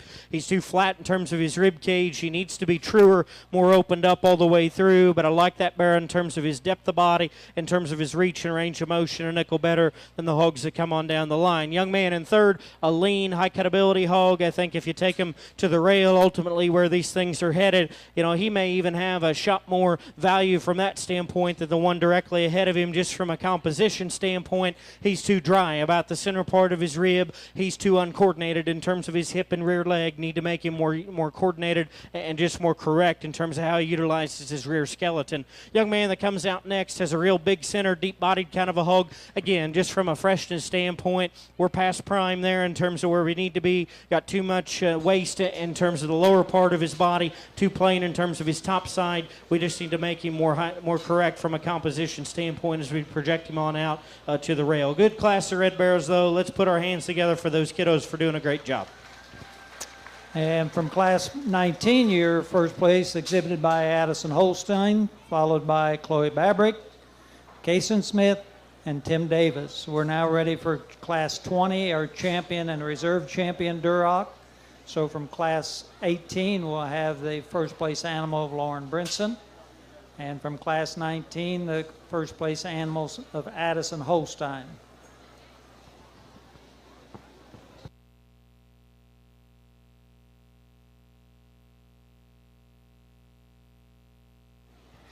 And the banner for this champion is donated by Boyd Grain.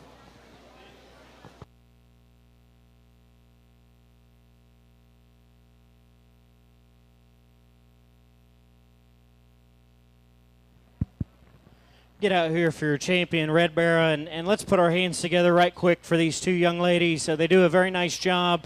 I know we got the rest of the Barrow show to go, and Showmanship will come a little bit later, but I would anticipate if these two young people come back and compete based on what they've done so far, they're definitely right there towards the top end of this deal. In terms of these hogs, I think a pair of barrows that, like we talked them in class, certainly have their issues, but at the same time, they're still plenty of positives to them. The one that just suits me a nickel better in terms of true toe spread and foot size, heaviness of structure, and just offering a little bolder kind of a shape to it, the upper part of his rib. I think a barrow you still got to make a call on. Does he have quite enough chest? But he's still the denser featured hog that balances up in proportions extremely well. Young lady there in the black out of the first class, she'll have your champion. Congratulations to her. And your champion Duroc exhibited by Lauren Brinson. And Taylor, if we can get your animal in, second place animal.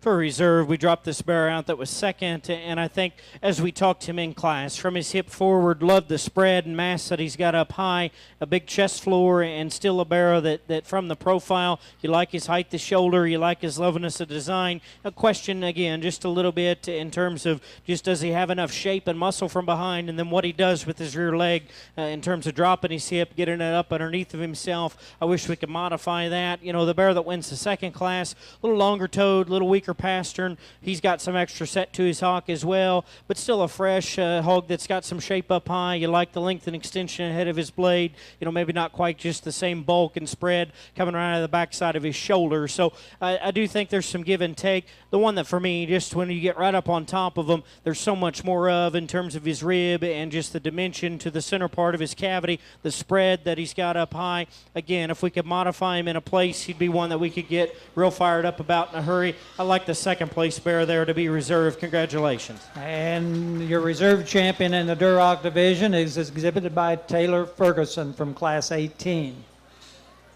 We're now ready for Class 21, our extra lightweight Hereford, a single entry.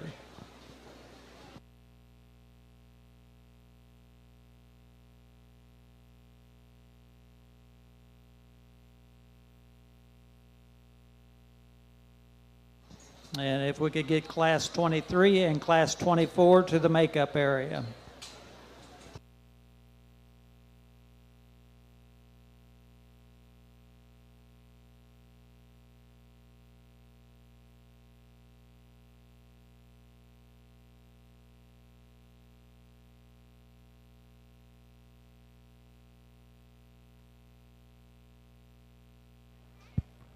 Here in the lightweight Herefords, single entry again, and like the center rib and body and the spread that barrow's got up high, probably where we're at in terms of just weight and frame size. We could scale him back just a nickel in terms of where he's at from a composition, condition standpoint, if you will, lean him up and just make him a nickel truer, but at the same time, you like the pliability of that hog's center rib. Looks like he's done well for the young lady. Let's put our hands together for her as she heads on back to the barn, please. And your Class 21 exhibitor is Elena Cornelius.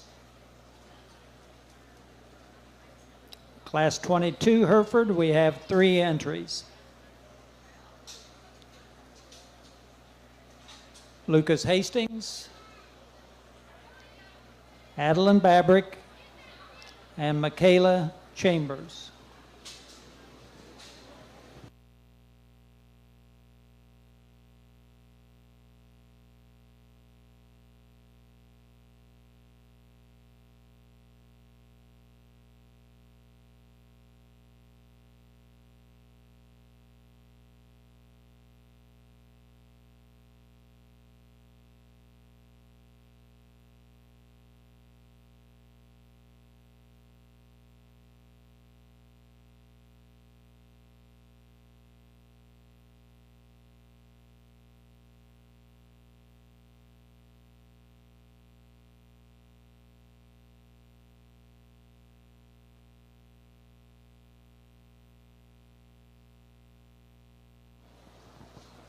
And the banner for this division is donated by John Casper and family.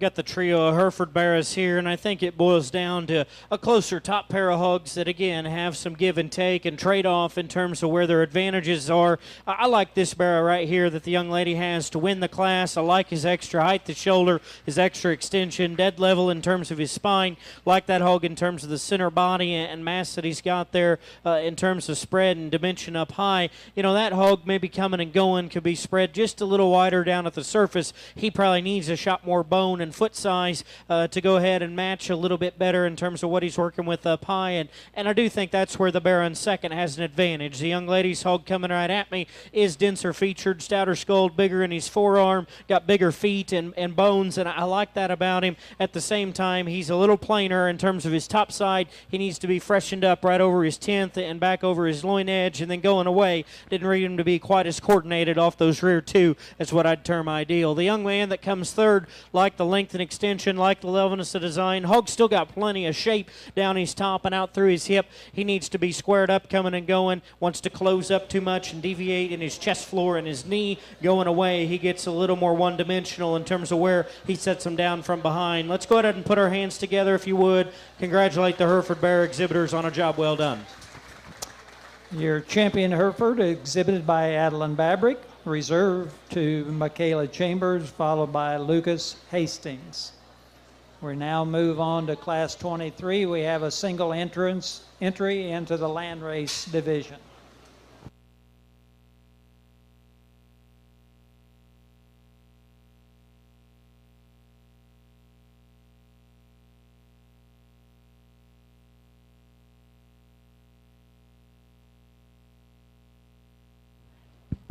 Get into the landrace division here, and a hog that's got plenty of spread and shape up high, got a big top, a big hip laid into him. I think from a muscularity standpoint, appreciate those things about him. A little shorter eared, a little flighter eared for landrace. I'd like to change that from a breed character standpoint. I'd like to level him out through his hip and just make him more secure from his hock to the ground, clean up his joint work going away. But a muscular, pliable, opened up type of a barrow. Let's put our hands together for that young man. And exhibiting a landrace is Seth Allison, and that banner is donated by the Stevens Family Farm. Our next class will be Class 24, and would like to have Class 25 and Class 26 to the makeup area.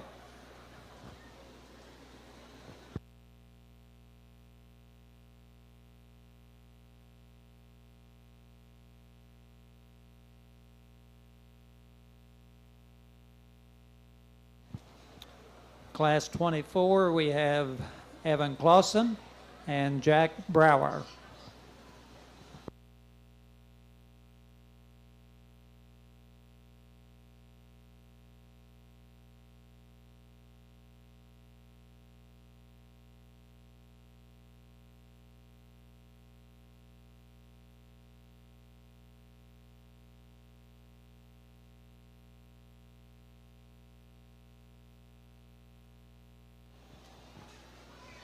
And the banner for this division is donated by Chloe Graber.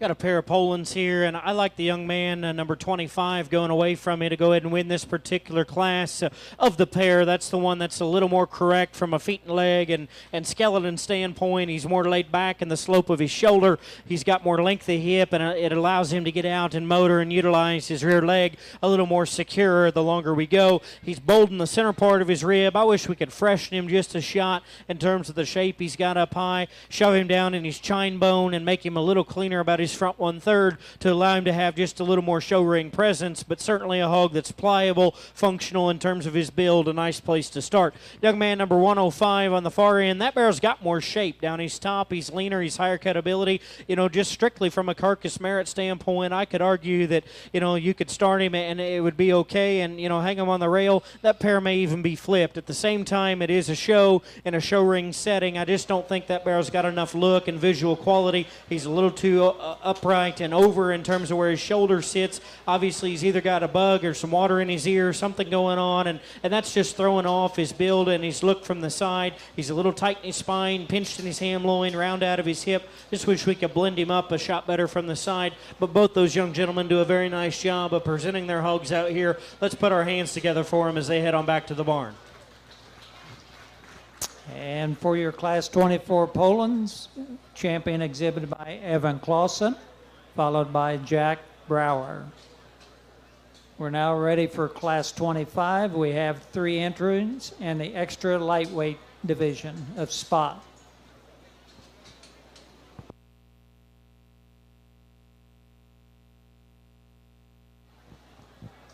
Class 26 Spot to the makeup, Class 26.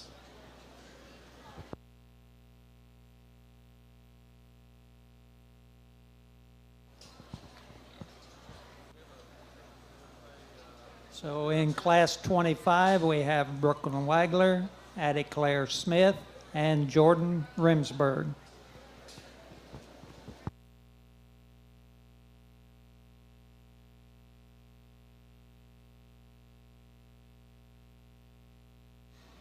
Let's bring Class 27 to the makeup area.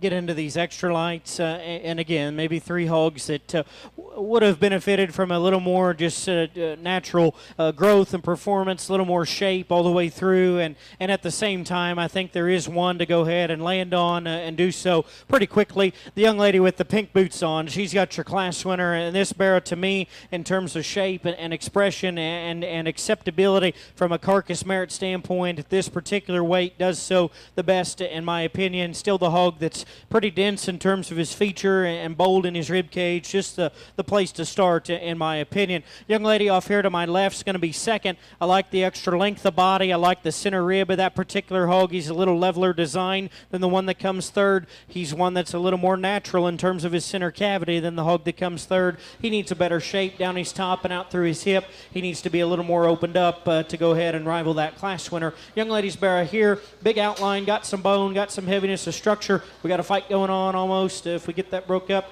but a hog that you like in terms of the extra length of body he's got. Just need to make him a little fresher through the center part of his body cavity, give him a shot more natural width and muscle all the way through. Let's congratulate those exhibitors and our ring help for breaking up the fight there before it got going. Congratulations. So Class 25, first place exhibited by Brooklyn Wagler, followed by Addie Claire Smith and Jordan Rimsberg. We're now ready for Class 26. We have 4 entries in the spot division. Let's go ahead and bring our Class 28 to the makeup area.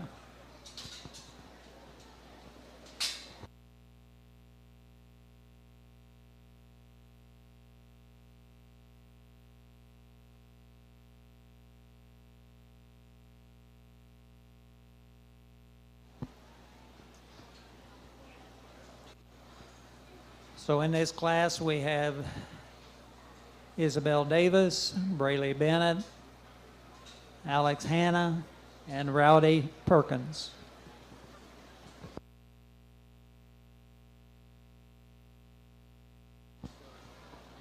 And the banner from this division is donated by Extreme Show Supply.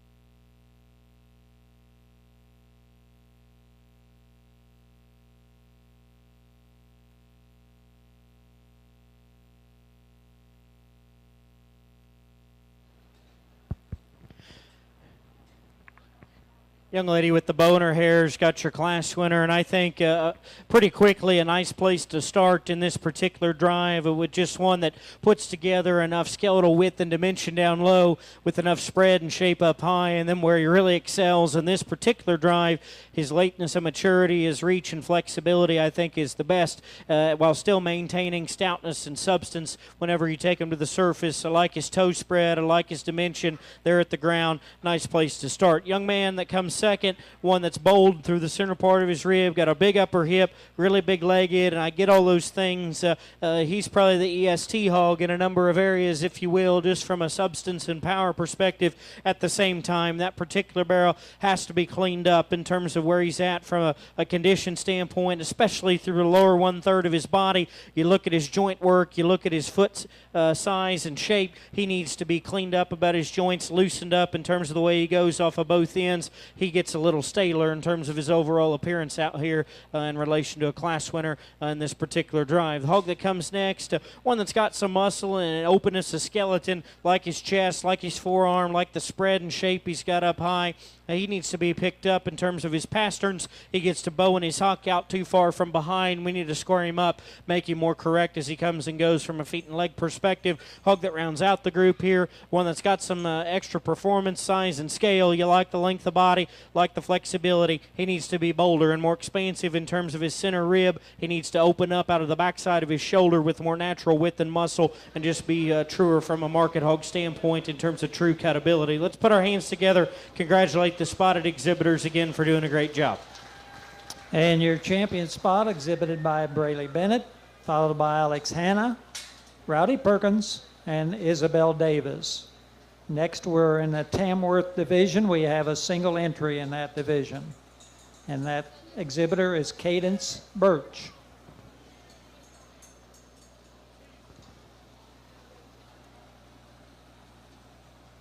That banner is donated by John Casper and family.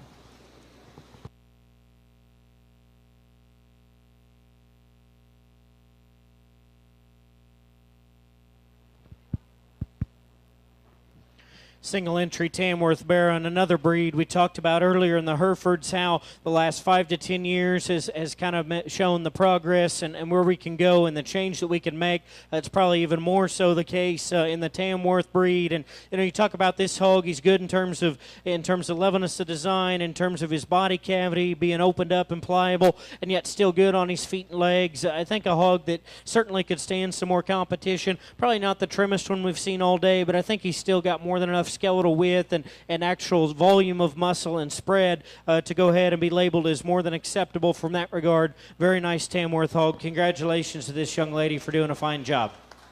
And Class 27 Tamworth, exhibited by Cadence Birch. We're now ready for Yorkshire. We have 4 entries.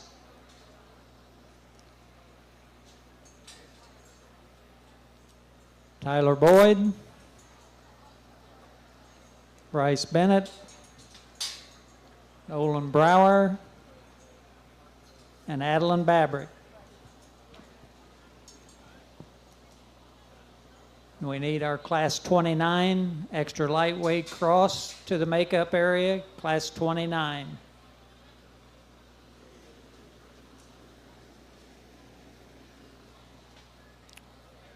And the banner for this division is donated by Arms, Grain, and Livestock.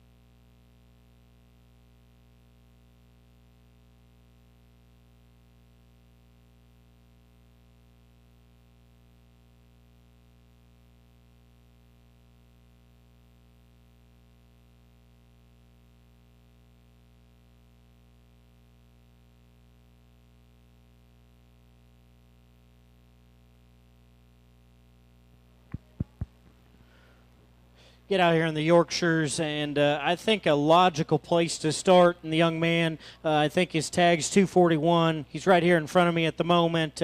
That particular barrow, in terms of feet and legs, is unmatched in this particular class in terms of being strong on his pasterns, yet still having the right type of slope to his shoulder blade and his knee, having enough length of hip, and then being able to get out, plant, and drive off his rear two comfortably and maintain range of motion all the way through. You know, in this particular breed, being able to keep them right on their pasterns, being able to keep them right in terms of their hip and hind leg, and still put together enough mass and substance. I'm not going to tell you he's overwhelming in any one particular area. He needs to even probably as an individual be squared up in terms of his chest and his knee coming right at me out of the gate. But at the same time, that's the barrow that puts together a strong top line, good feet and legs, and puts it together with some stoutness of feature in terms of his skull and his bone work. Just a nice place to start in my mind. 2 and 3, a pair of hogs that are very different, pair of hogs that have a lot of give and take and wouldn't argue with you too much depending on where you place your priorities. This one that comes second is better in terms of his center body. He's better in terms of the set to the upper part of his shoulder. Now with that,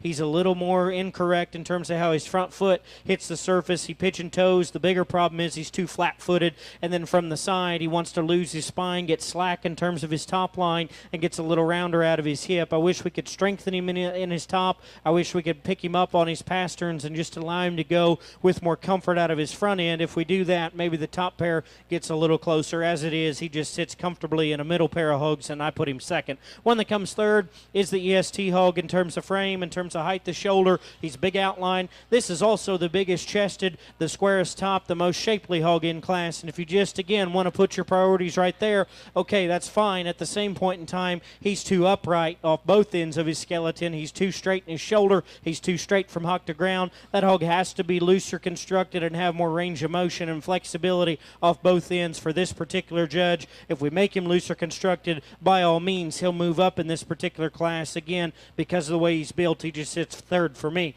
Hog that comes next, one that you like in terms of his center body, one that's got enough forearm and heaviness of structure, too pigeon-toed, gets bowing out at his hock. We need to square him up and make him a little fresher in terms of that top side shape, but the young man does a very nice job coming out here getting him shown. Let's put our hands together for him again. Make some noise for the Yorkshire exhibitors. So in the Yorkshire division, our first placing champion exhibited by Bryce Bennett, followed by Adeline Babrick, Tyler Boyd, and Nolan Brower. We're now ready for Class 29, extra lightweight crossbred. We have 4 entries.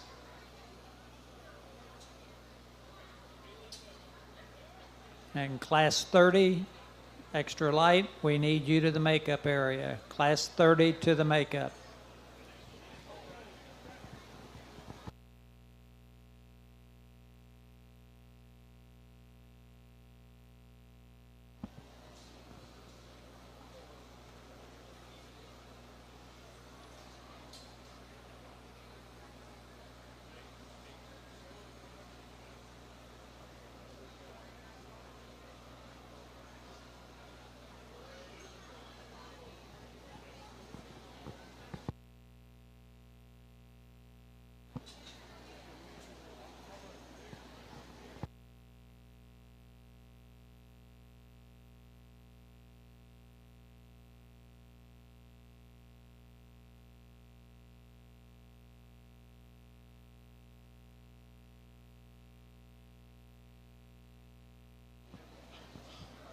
So in Class 29, we have Cohen Arms, Blaine Arms, Jesse Bennett, and Haley Cummins.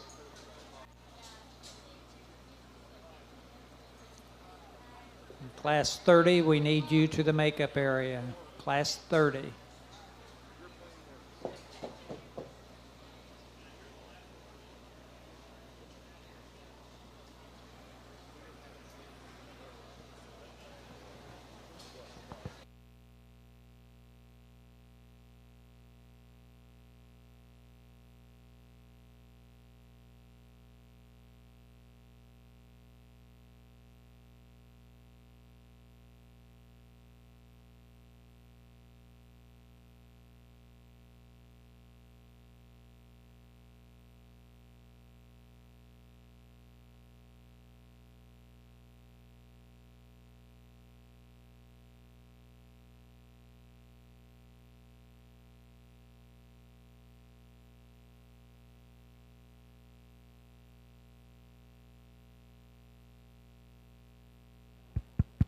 get into the first class of these extra lightweights, and I'm going to lead off with the young man, number 99, right here, with the predominantly black bear to go ahead and win. I like the chest floor, like the substance of feature, and just the ability to keep his top line level and his hind leg square enough that he's the one that puts together the most totals. Holding his head a little funky, again, maybe got something in his ear coming to the ring, and that kind of takes away from his look from the side, but I still think that barrel puts together the most positives. Young lady on the there with another belted hog is going to be 2. I like the shape and muscularity of that particular hog. He's too hard through the center part of his body, needs to be softer ribbed, needs to be laid back in his shoulder, loosened up a little bit from a structural standpoint.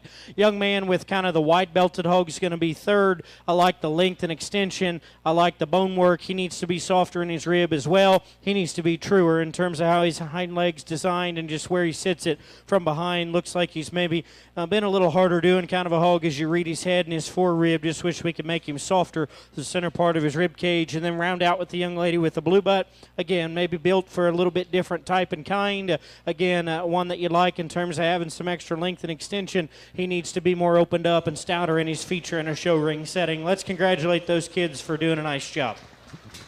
So in class 29, we have first place with Blaine Arms, followed by Jesse Bennett, Cohen Arms, and Haley Cummins. We're now ready for class 30. We have 4 entries in class 30.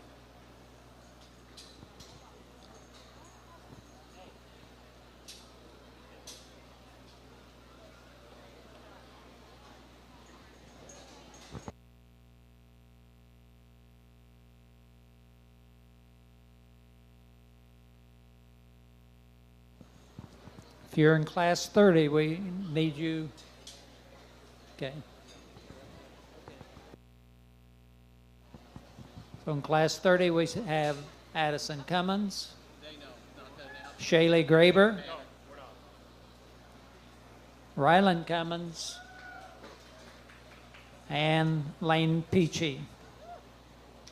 Class 31 to the makeup.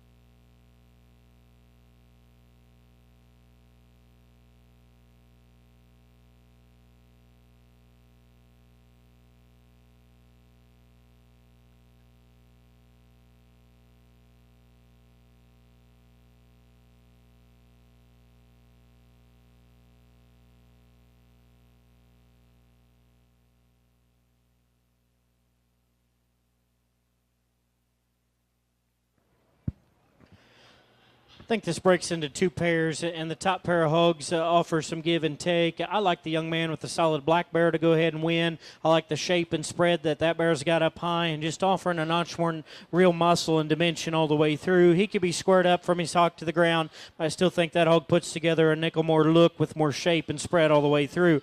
Young lady in the black shirt over there is going to be 2nd. That particular hog's a little bigger outlined, a little taller shouldered, and I like those things about him. Still got enough shape and spread up high. He's too far forward in terms of his shoulder. He wants to get up in his spine, round out of his hip. It doesn't have the same skeletal width underneath to go ahead and beat the class winner. The young man in the blue Under Armour shirt there with the white barrow is going to be 3rd. Like the length and extension again, type and kind. Maybe not set for the show ring, but you like the extension, you like the flexibility of that particular hog. Young lady right here's got one that's got some extra performance and frame. Again, wants to close up too much underneath. Need to fix that hog going away in terms of how his hind leg is put together.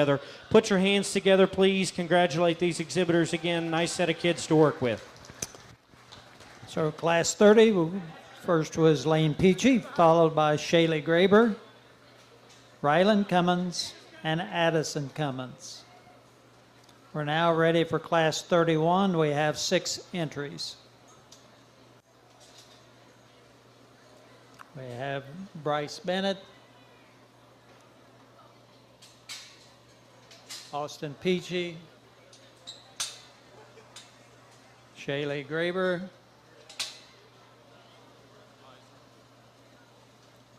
Tyson Graber, Elena Cornelius, and Graham Madison.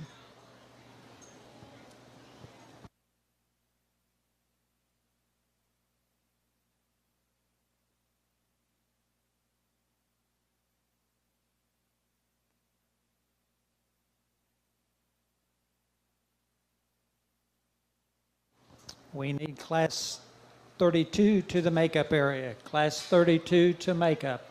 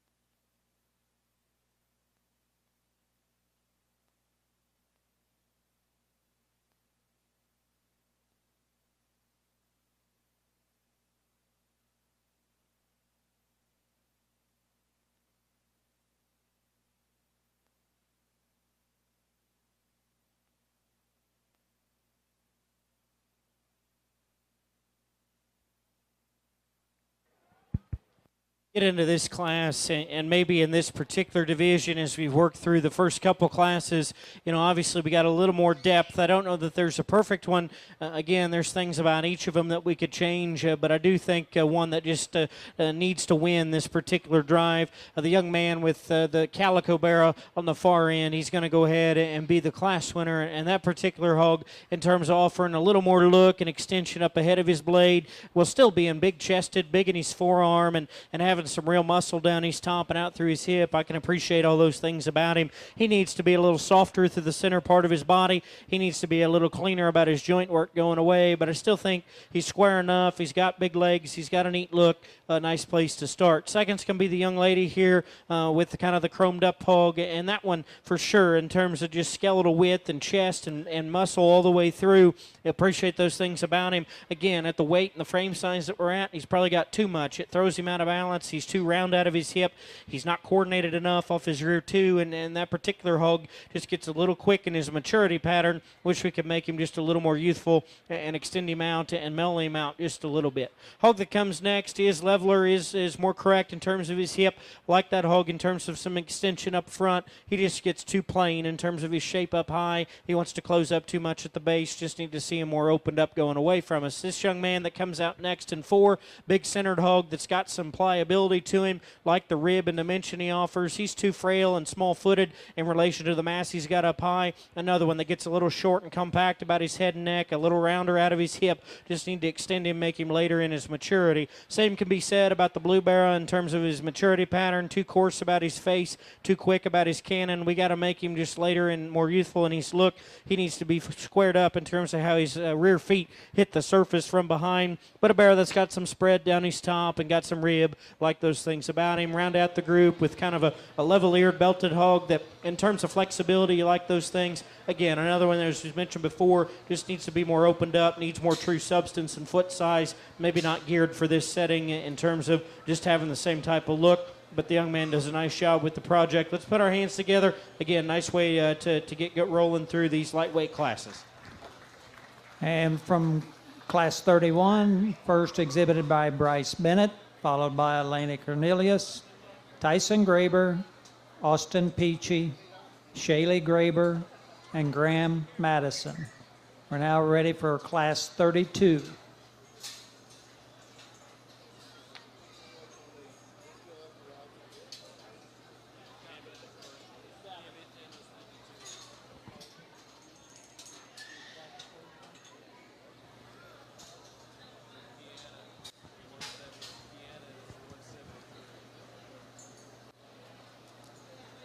We have Emma Yoder,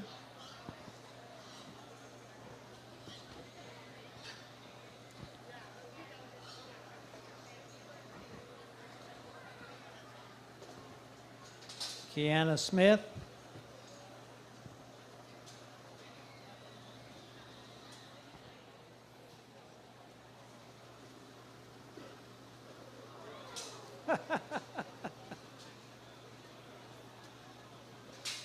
Nathan Dosher, Lane Peachy,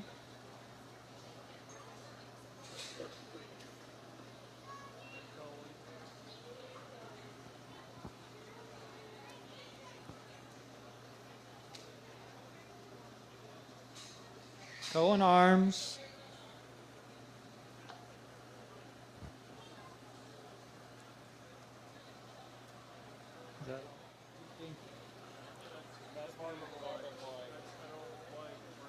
second animal of Lane Peachy, and Grant Arms.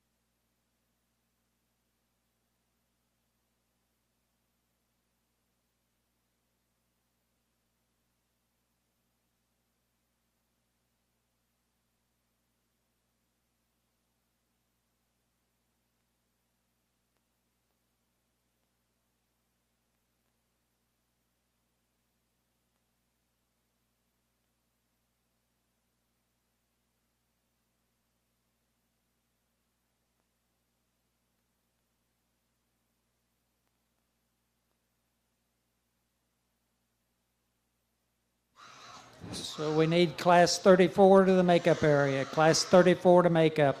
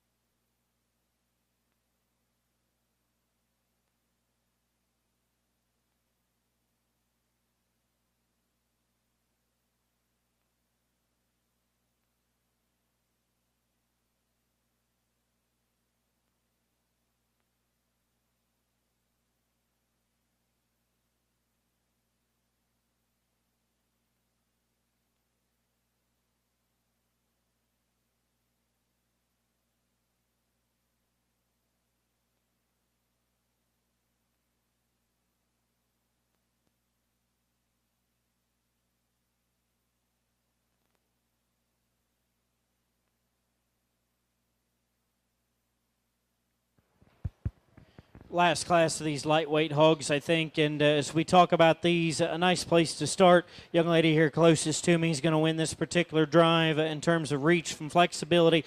You like this one in terms of just his ability to get out and go and still be opened up and powerful at the same time. A barrow that balances up good enough from the side. Not perfect in terms of how he's hooked up in terms of his hip and his tail set in relation to where his shoulder blade sits into him. We could level him out and just make him a shot more attractive from that regard, but certainly a barrow that puts together the most positives in my opinion. 2 and 3 get a shot bit closer here, and depending on what you want to do, you could certainly do what you want based on just your type and kind. I prefer the extra center body and just openness of skeleton in the young man's black barrow there to go ahead and be second. He's bigger chested, he's more pliable through the center part of his rib, he's got more real spread up high, and yet that hog still gets out and motors a little looser off both ends of his framework. He's a little too short and compact. He needs to be later in his maturity pattern. He needs to be heavier structured. Those are all advantages for the barrow that comes third. This one is heavier bone, bigger legged. He is longer necked and taller shouldered, and all those things are pluses in my mind. Still got a harder back shape down his top and out through his hip.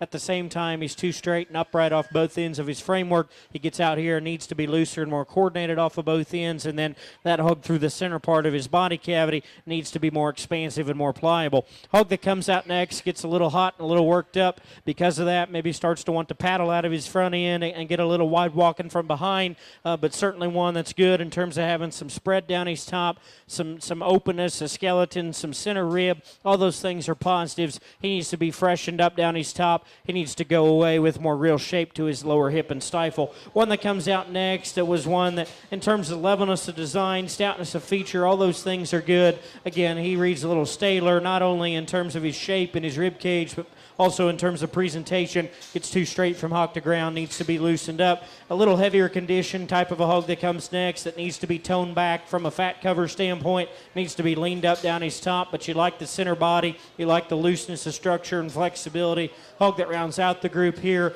like him in terms of having some foot and bone. Another one that needs to be bolder through the center part of his rib. He needs to be loosened up, hip hock to ground, and just made more coordinated on the go.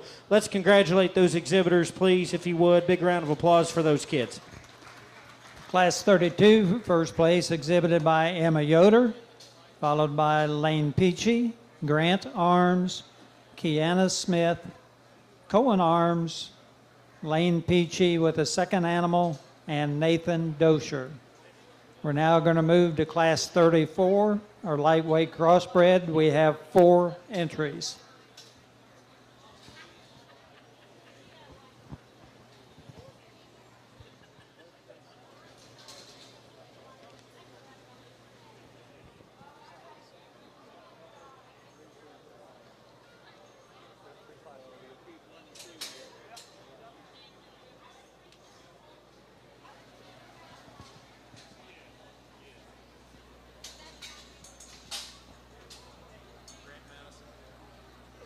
We have Grant Madison, Addison Holstein, second animal for Addison Holstein, and Blake Boyd. We need Class 35 to the makeup area.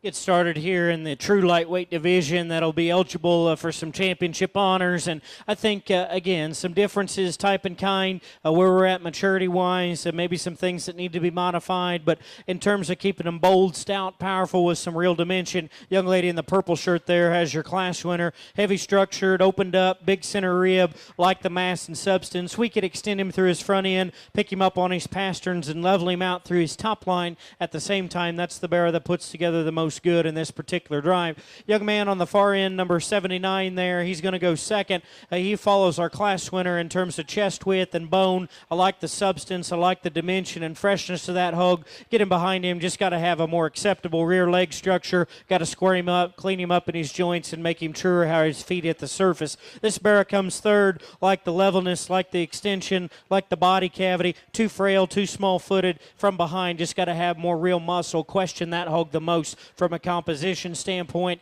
The barrow that comes fourth here, this young man brings us a big outline, loose, flexible, structured kind of a hog. He needs to be opened up through his chest and forerib. He needs to be laid back in his shoulder, just a shot to go ahead and make him balance from the side. Good class. Put your hands together again for those kids, please, as they head on back. Class 34, first place exhibited by Addison Holstein, followed by Blake Boyd. A second animal is third for Addison with an assist by Lauren Brinson, followed by Grant Madison. We're now ready for Class 35. We have Hayden Tommy, Emma Yoder, David Rimsberg, and Tyler Boyd. And we need Class 36 to the makeup area. Class 36 to makeup.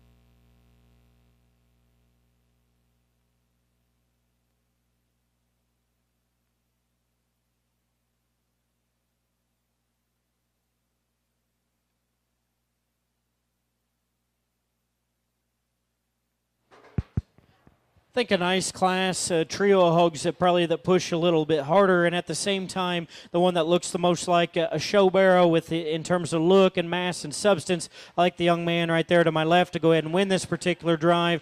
Open through his skeleton, big in his chest, got a big top and hip laid into him. Still a neat look up through his front end, and he's heavy duty in terms of his foot and his bone work. Going away, we got to square him up in terms of his hock. He doesn't have the stoutest face and jaw in the world, and I wish that matched a little bit better. Those things, if we could modify, I think we'd have a heater that comes down early in the lightweight division. 2 and 3, maybe a little more give and take. I personally like this young man to my left in the red checkered shirt to be second. I think that hog matches our class winner a little better in terms of just his center rib and stoutness of feature. He's bigger forearmed. He's bigger footed than the barrow that ends up third. He's got more real muscle down his top and out through his hip with more skeletal width underneath than the barrow that ends up third. A little plainer in terms of his look up through his head and neck. Needs to be shoved down in his spine just a little bit and made more coordinated in terms of what he does off his rear two, but a hog that I think matches from a foot, bone, substance perspective a little better to land second. The barrow in third, young lady comes out, does a very nice job in terms of getting him motoring. I like his length of stride and his flexibility. I like his levelness of design and just the pliability through the center part of his rib cage. Coming and going, that's where he gets in trouble. He's not true enough in terms of his skeletal width underneath. He wants to close and concave down through his forerib and into his chest. He needs to be squared up at his knee and made truer going away in terms of base width and put him out on the corners a little wider. Hog that comes next, big outline, long extended, probably even got a nickel more shape than the hog that's directly ahead of him, and just from a cutability standpoint could outdo him on the rail. At the same time, he's too straight in terms of his shoulder. He's too vertical in terms of his hock. We need to soften him through the center part of his rib cage. Let's make some noise for those kids. Good group to work with there in that particular class. So for Class 35, you have first exhibited by Tyler Boyd, followed by Hayden Tommy, Emma Yoder, and David Rimsberg. We're now ready for Class 36. We have 7 entries in that class.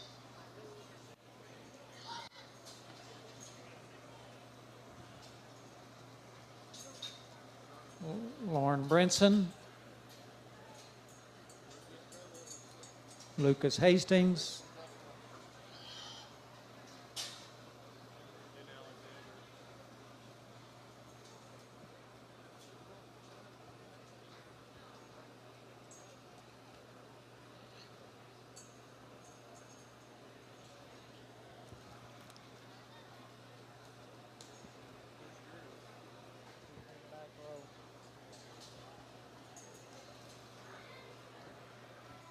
Alex Hanna,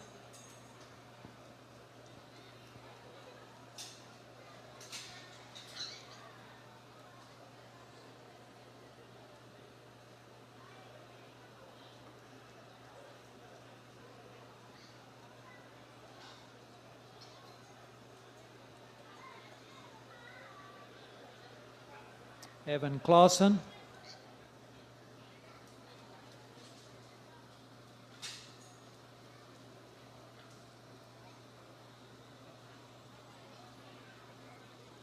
Blake Boyd,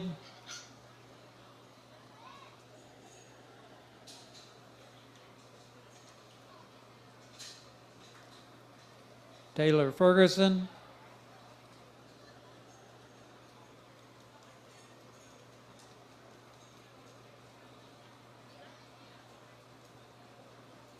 and Drew Clausen.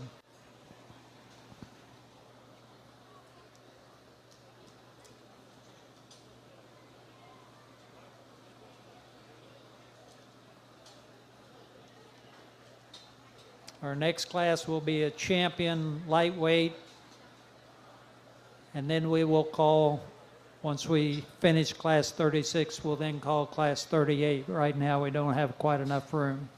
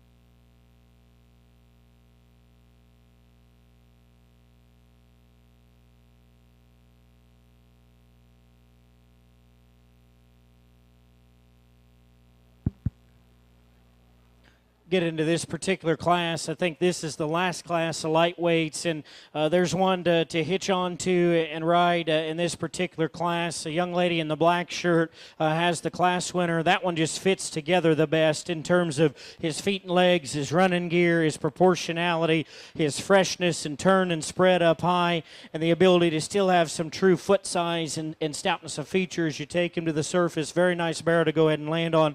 2 and 3, if you want to switch those, I probably wouldn't argue too much, but again, just in terms of what I prefer, a little more extension, a little more height the shoulder, a truer hog from a composition standpoint, especially as we talk about a lightweight and being more acceptable in regard to fat cover and dimension. This barrow offers just a nickel more real muscle and shape down his top and out through his hip while being leaner. He's truly heavier structured and bigger footed than the hog that comes third. He's bigger in his kind. Yeah, he's not shined up and dolled up and maybe doesn't have quite the same look to him, but at the same time, I just think that hog's a little more natural. He suits me second in this particular drive. The one in third's obviously highly presented, and I appreciate that about him. The young lady's done a very nice job, skin and hair, getting him ready to come to the show. Massive center body, big hip, big old in terms of his hip and his stifle. He's got more than enough muscle there when we get behind him. This is not my speed necessarily in terms of just the crest of his neck, that barrow coming out of the gate in terms of where his chest and his knee sits in relation to his mass up high. He's got to blend and balance better, and then from a maturity pattern standpoint, that barrow's too quick for me. I just got to lean him up. I got to make him bigger in his kind. Maybe if we do those things, we talk about switching that pair. Hog that comes next, big top and hip. Plenty of muscle, plenty of bone. Need to make him more in bounds in terms of where his skeleton lies, where his hock sits from behind. Need to square him up. Need to make him looser constructed. One coming out next in fifth, long, extended, like this hog in terms of bone work. He's too flat-footed. He needs to be strengthened on his pasterns and squared up, but his hock going away. Barrow that comes out next is one that's got plenty of mass and substance down his top and out through his hip. Too coarse about his joints. Gets too restricted off both ends of his framework, and then we round out the group with the barrow that's got some center rib and body. Again, from a real muscle standpoint, just question where he's at there. Too plain down his top, wants to pinch in his ham loin, get his hock outside himself. A very nice class to finish up the division. Won't you put your hands together, please, and congratulate these exhibitors. For Class 36, your first place exhibited by Lauren Brinson, followed by Alex Hanna, Taylor Ferguson, Blake Boyd, Lucas Hastings, Drew Clausen, and Evan Clausen. We're now ready for our championship. So from Class 34, the first place animal exhibited by Addison Holstein. From Class 35, Tyler Boyd. And from Class 36, Lauren Brinson.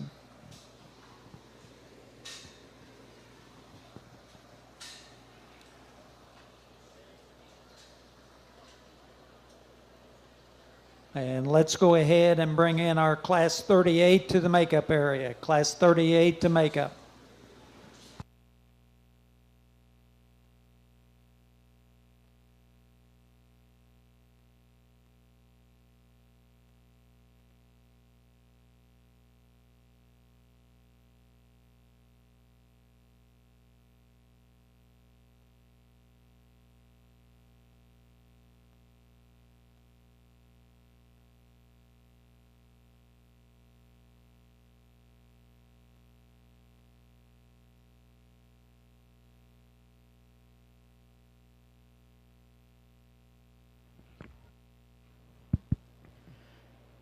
Good trio of hogs, even better set of young people here driving them. Put your hands together. Congratulate these exhibitors in Division 1, lightweights. I think a very, very good group, a fun group of hogs to sort through. Not going to talk them all again. There's one that I think just we land on in terms of being the most athletic, the most proportionate, putting together a number of things that I'm after. The young lady down here, tag 51, she's got your champion. Congratulations.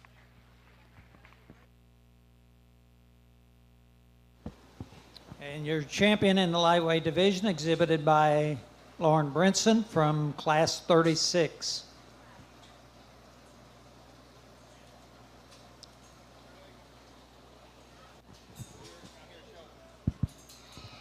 Drop that second place in, and he's one that's pretty what you see is what you get. Not old, flashy and dolled up, and that's okay. At the same time, maybe one that doesn't have quite the same center rib and body and dimension of these other two. I think it does get a bit closer here amongst this pair, and yet at the same time, the one that just suits me better in terms of look up front, levelness of design, still got all the mass and spread and shape in the world as you could ever want. If we could square up his hock going away, I think he gives the champion a run for his money, maybe even gets around him. He's still the one that I like, second best. Young man right here has your reserve. Congratulations. And your reserve champion comes from Class 35 with Tyler Boyd.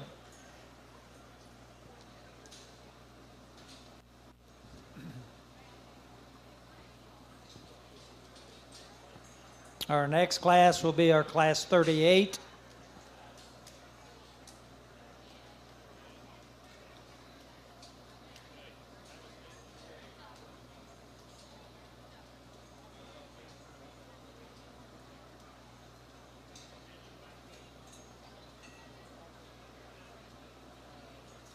We have 8 entries in that class, Class 38.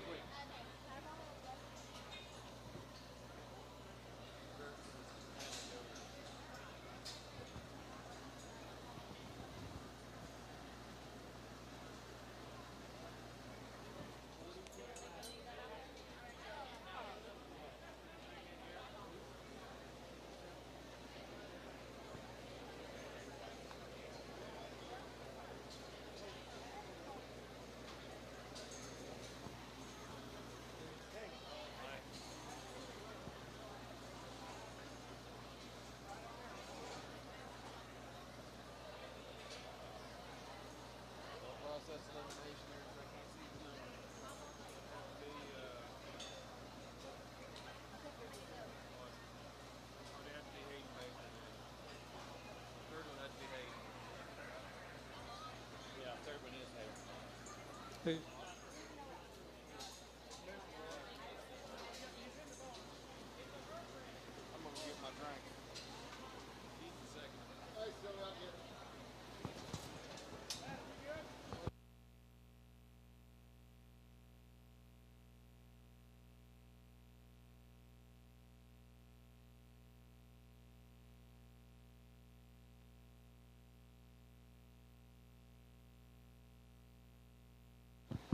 Okay, as we bring class 38 in, we've got Hannah Yoder.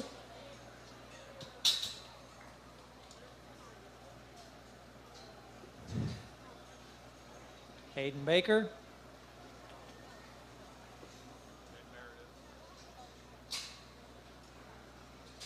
Meredith Hauser.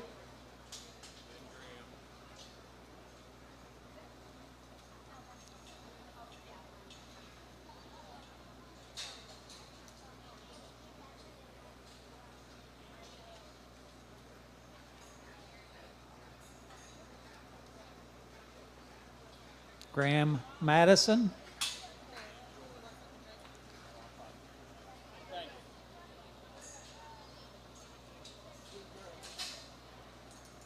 Jordan Rimsberg.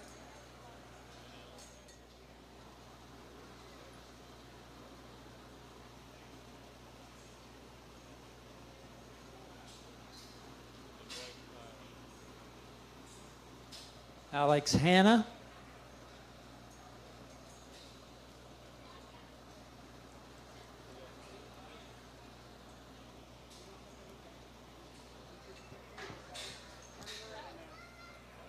Blake Boyd.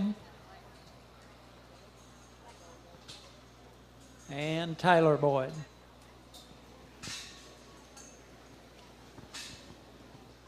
We need class 39 to the makeup, and looks like most of you are already there.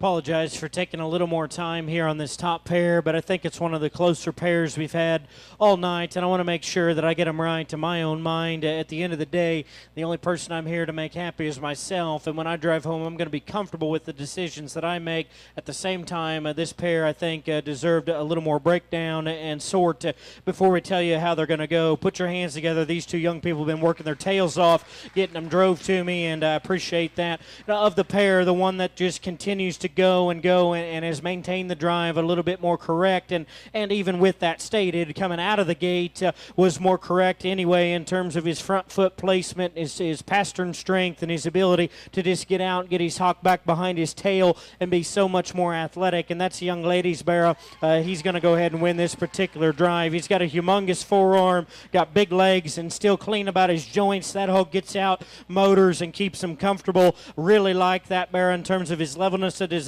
You know, up top, that barrow's got a great shape coming out of the backside of his shoulder. You can see a ditch working down his top, and whenever you get up on top of him, the turn to his loin edge and the spread that he's got is unrivaled. Does he have the most just in the seat of his pants in terms of the lower part of his hip and stifle? No, he doesn't. And probably the hog that comes second is the one that coming out of the chutes in terms of chest width and in terms of base width going away is the one that initially you gravitate towards, and that's really where I think the young man's barrow does have the advantage. Coming and going, he's really opened up. He's got a tremendously big top. He's a hog that's bold and pliable through the center part of his rib cage. I really like this barrow in terms of just his mass and true substance that he's got all the way through. With that being stated, he's softer on his front feet. That particular hog needs to hook up better right behind his shoulder, be leveler down his top, and squared up at his hock going away. Those are the differences I see in him. Very good pair there to be first and second. Hog that comes out next is one that's got a big forearm, a stout ankle.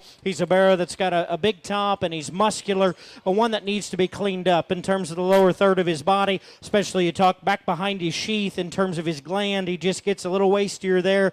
A barrow that we get in behind is too coarse about his hock joint, wants to roll the weight to the outside of his hoof wall and just be a little more unstable in terms of what he does with his rear leg. I like the power. I like the substance. He needs to be squared up and just more correct in terms of the lower one-third there of his body, like we talked about, for me to go ahead and think about making it a top trio.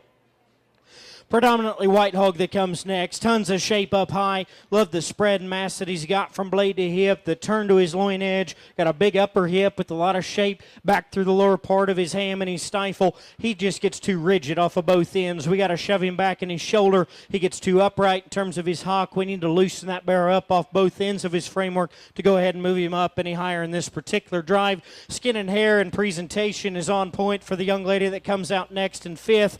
Really a level designed, up-headed type of a hog that from the profile I can dig a lot of things about, and felt like he was going to be quite a bit higher. Get him behind him. He simply doesn't have the right type of hind leg for me to go ahead and move him up. He's too small about his foot. He needs to spread his toes and just be cleaner jointed and more secure in terms of what he does with that rear leg whenever we step in and watch him go away. The one that comes next, long fronted, level designed, extended, wants to get too sharp right out of the top side of his shoulder. He's too flat bladed and flatter in his forerib. We need to open him up and expand him, just give him more natural base width down low to go ahead and move him up any higher in this particular class. A big centered hog that's heavy structured comes next. Little crestier about his neck and lower at his shoulder, little rounder out of his hip, just doesn't blend and balance quite as well. When we get off to the side profile, round out the class with the red belted hog that's got some center rib, got some dimension. Just need to see him stouter in his feature, need to make him a little more attractive from the side. Congratulations, a good class, really fun top pair to sort. Let's put our hands together for him if you would, please. For Class 38 medium weight, we have a first place exhibited by Hannah Yoder, followed by Tyler Boyd, Alex Hanna, Blake Boyd, Meredith Hauser, Hayden Baker, Jordan Rimsberg, and Graham Madison. We're now ready for Class 39. We'll begin with Colin Bennett.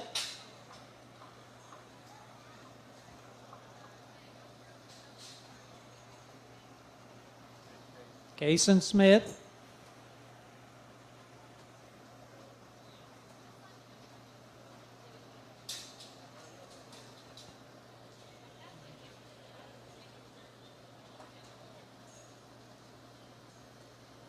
Michaela Chambers.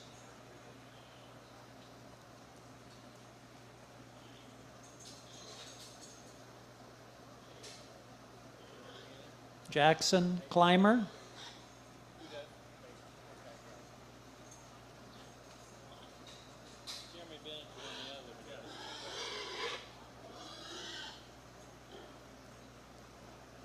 K.O. Baker with an assist from Bryce.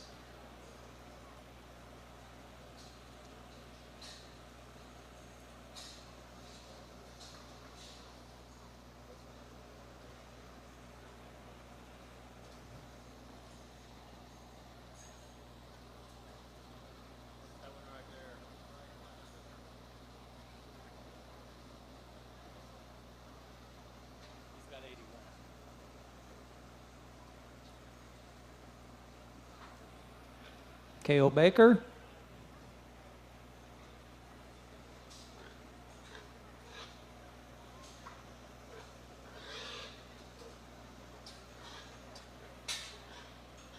Sawyer Baker.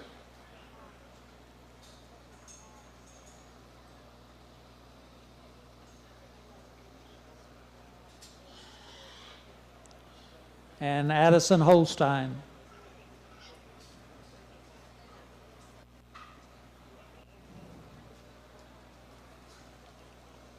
Let's go ahead and bring our Class 41 to the makeup area. Class 41 to the makeup area.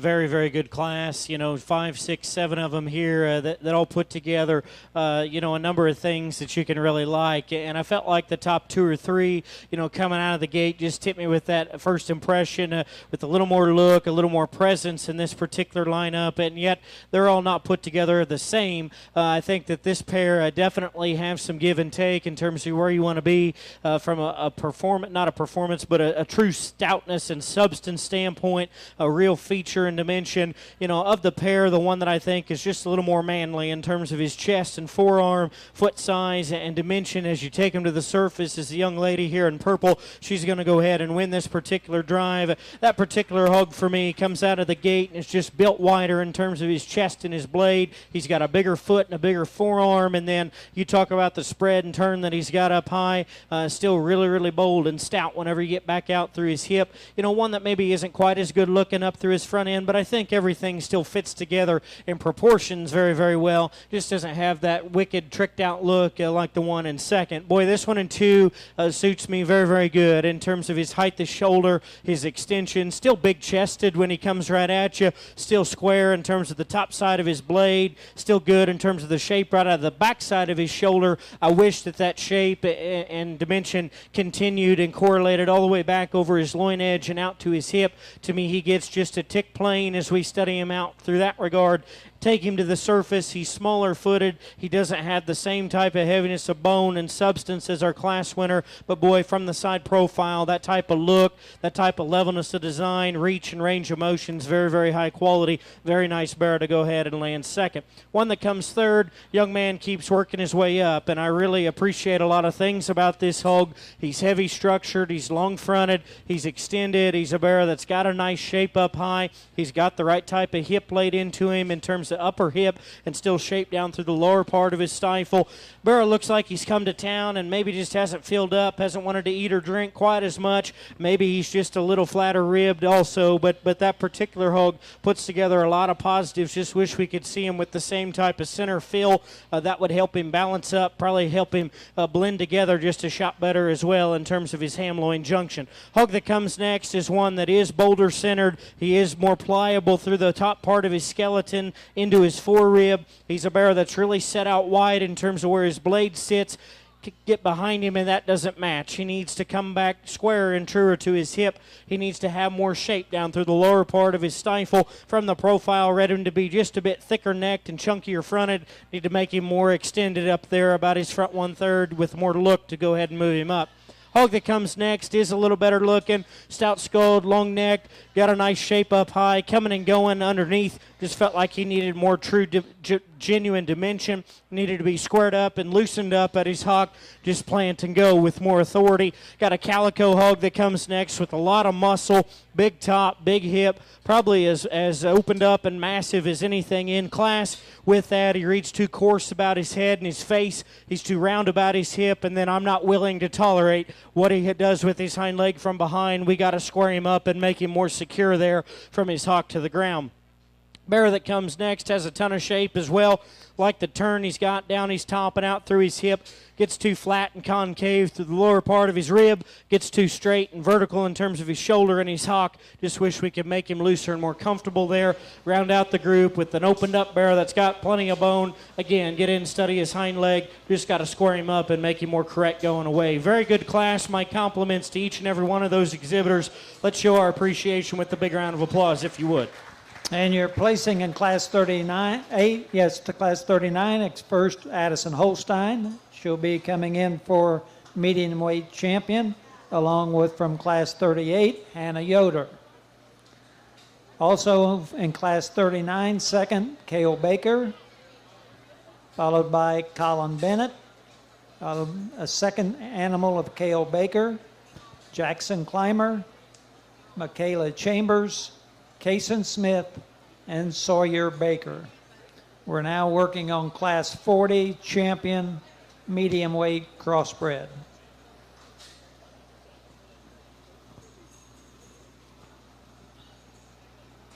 And the banner for that division is donated by Kendall and Sons.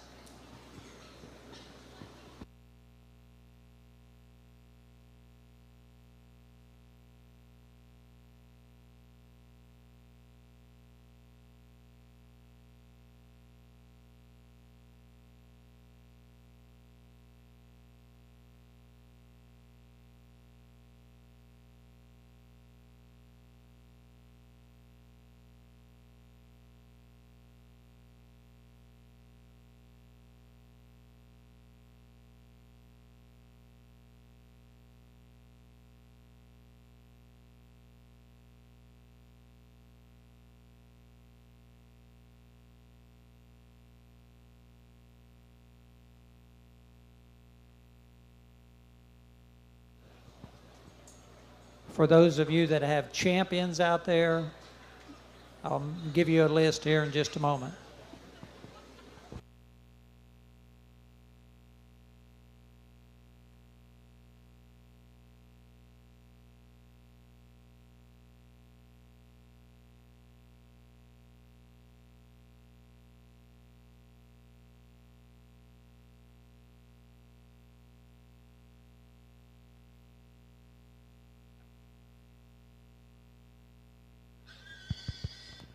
Very nice pair of middleweight barrows here. Let's put our hands together, if you would. Congratulate these two young people. A phenomenal job in terms of showmanship, presentation, you know, all those things that are important. And then they come out, they've got a pair of barrows that suit me extremely well. The barrow that wins the first class, talked about him in terms of just his height to shoulder, his extension, his foot size, and heaviness of structure, the ability to get out and play, and at times maybe even can overstride from behind. He's so loose and comfortable, but he really gets rolling. Love the fact that he goes north and south. Got a nice type of spread and shape up high. Again, from directly behind, does he have just the same type of dimension down low through the lower part of his hip, down through his stifle, and the outward turn there? Probably not. That's where you have to make a call. Then the barrow that comes out of that second class is just a man in terms of being opened up, being wide between his eyes, being big in his chest. That translates into a big rib cage with a ton of spread and dimension up high.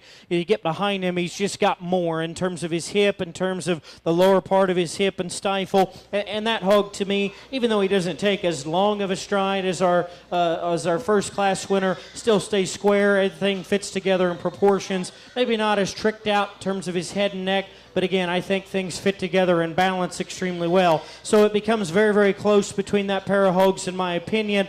I guess the one that's just a little more maxed out and ready to go, I like the young lady in purple to go ahead and win that division. Congratulations to her. Champion medium weight is exhibited by Addison Holstein, and if we can get the second place animal from class 39 from K.O. Baker.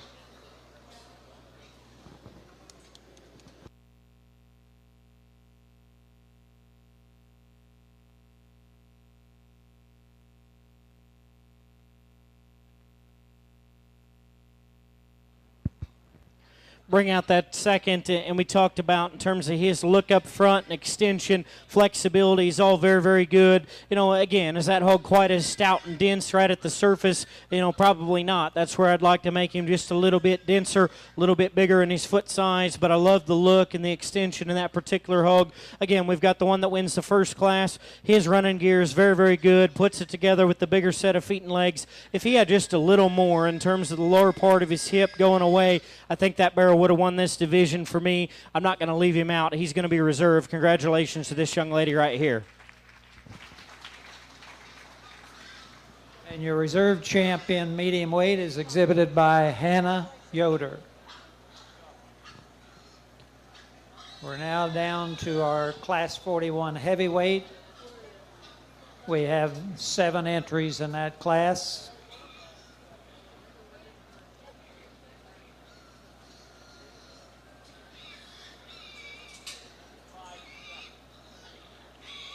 Colin Bennett.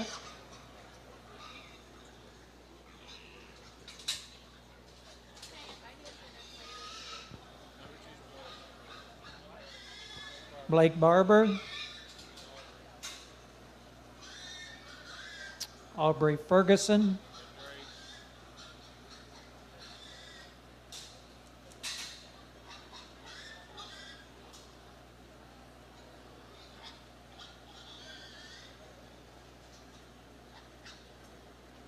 Drake Mott.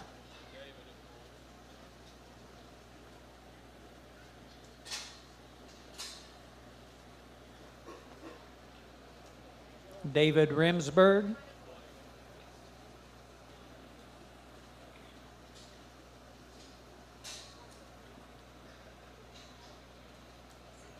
Blake Huff.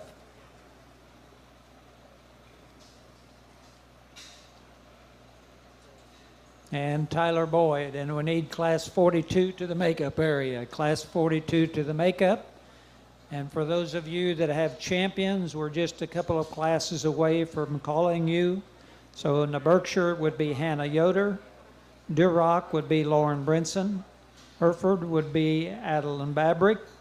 Landrace would be Seth Allison. Poland would be Evan Clausen. Spot, Brayley Bennett. Tamworth, Cadence Birch. And Yorkshire, Bryce Bennett.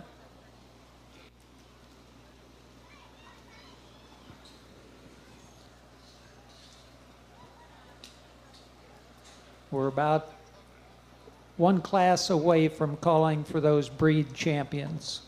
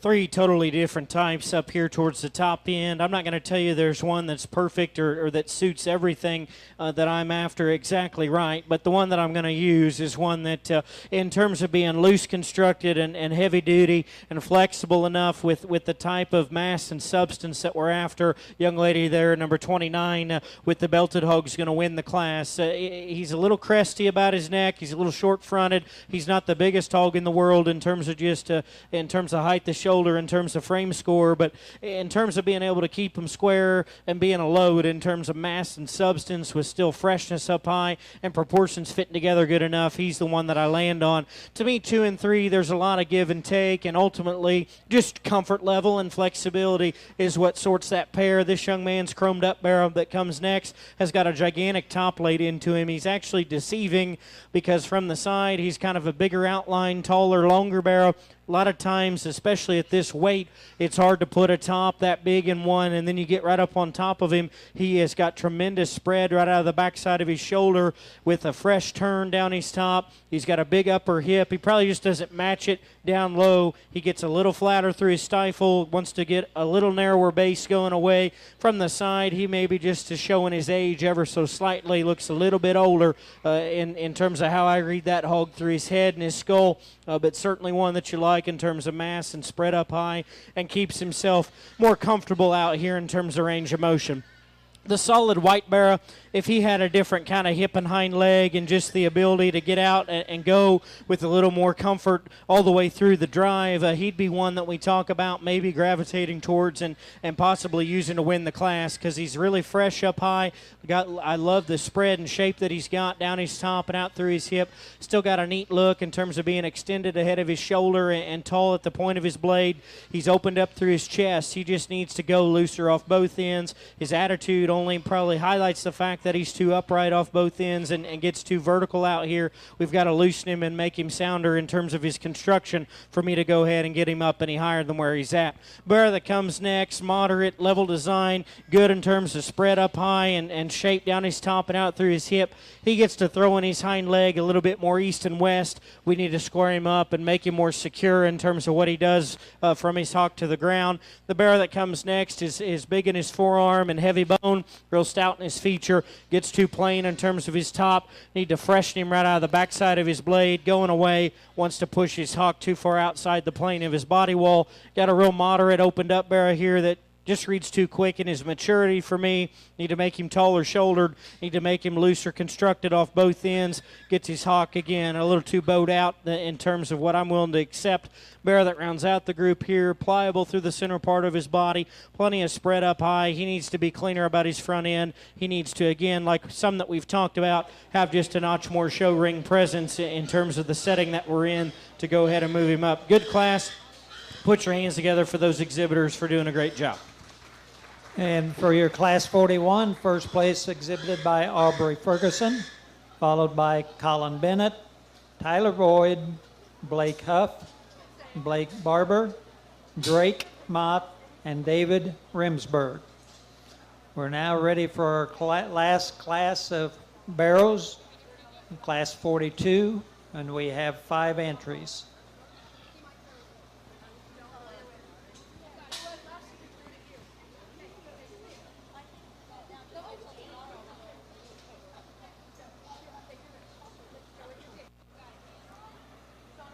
First will be Camden Mott.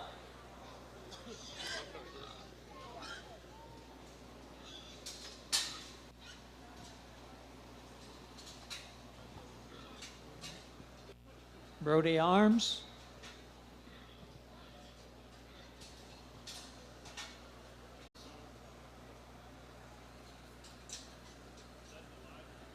Campbell Cornelius.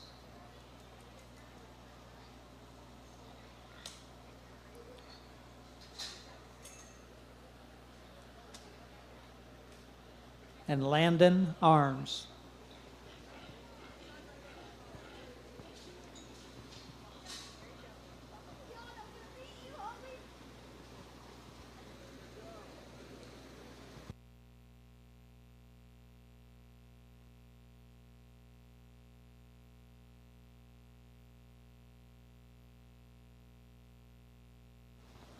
Our next class will be heavyweight champion, and then we will go to our champion crossbreds.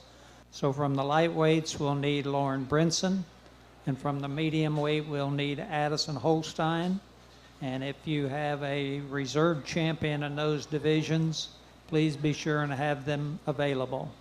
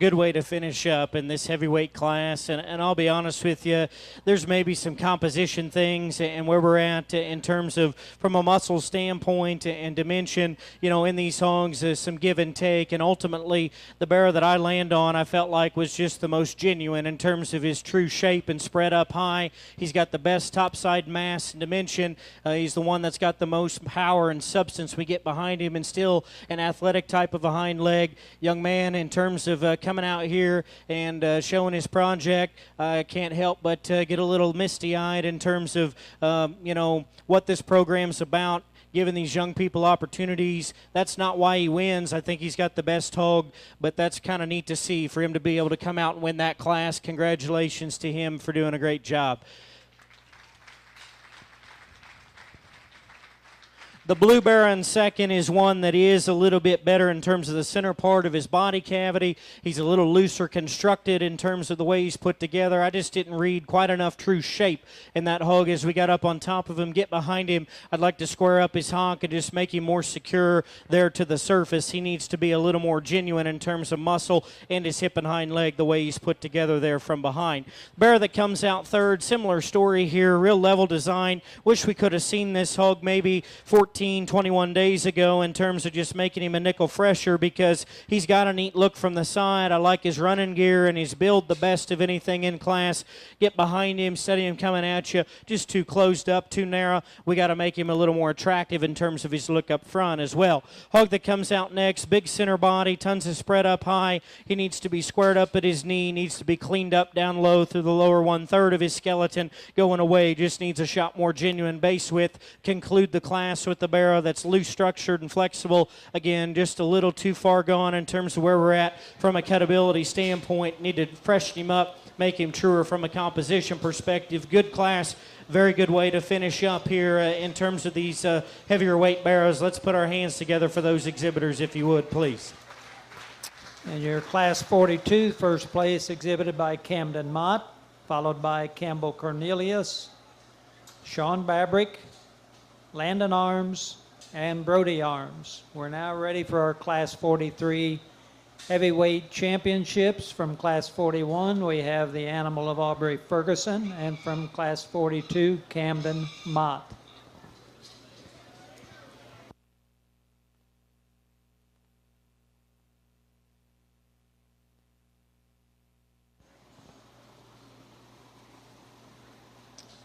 And those of you that have the banner for that division is donated by Memmering Farms. If you have a breed champion, we need you in the makeup area. Berkshire, Hannah Yoder, Duroc, Lauren Brinson, Hereford, Adeline Babrick, Landrace, Seth Allison, Poland, Evan Clausen, Spot, Brayley Bennett, Tamworth, Cadence Birch, and Yorkshire, Bryce Bennett. Just the pair of heavyweights again, but the two young people do a really nice job. And again, as we work through those classes, definitely a lot of differences in terms of type and kind. The one that fits me just a nickel better in terms of just substance and freshness and still looking like a show pig, yet still able to get out and motor. This young lady right here will have your champion heavy. Congratulations. And your champion heavy is exhibited by Aubrey Ferguson. And Colin, if we can have your second place animal in.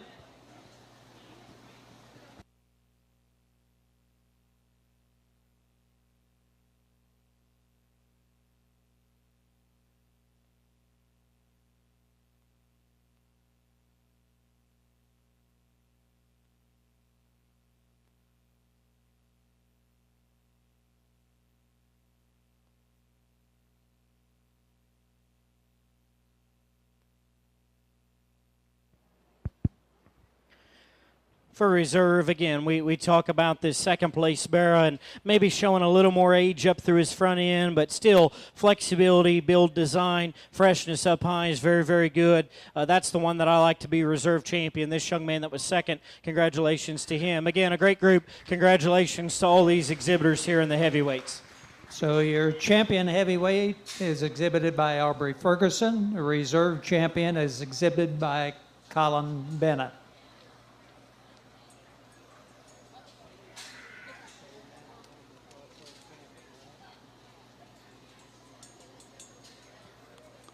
Our next class will be our Crossbred champions.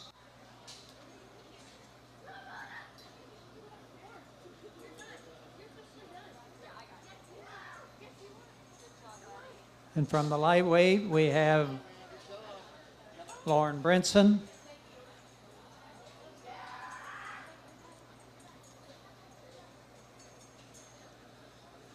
From the medium weight, Addison Holstein.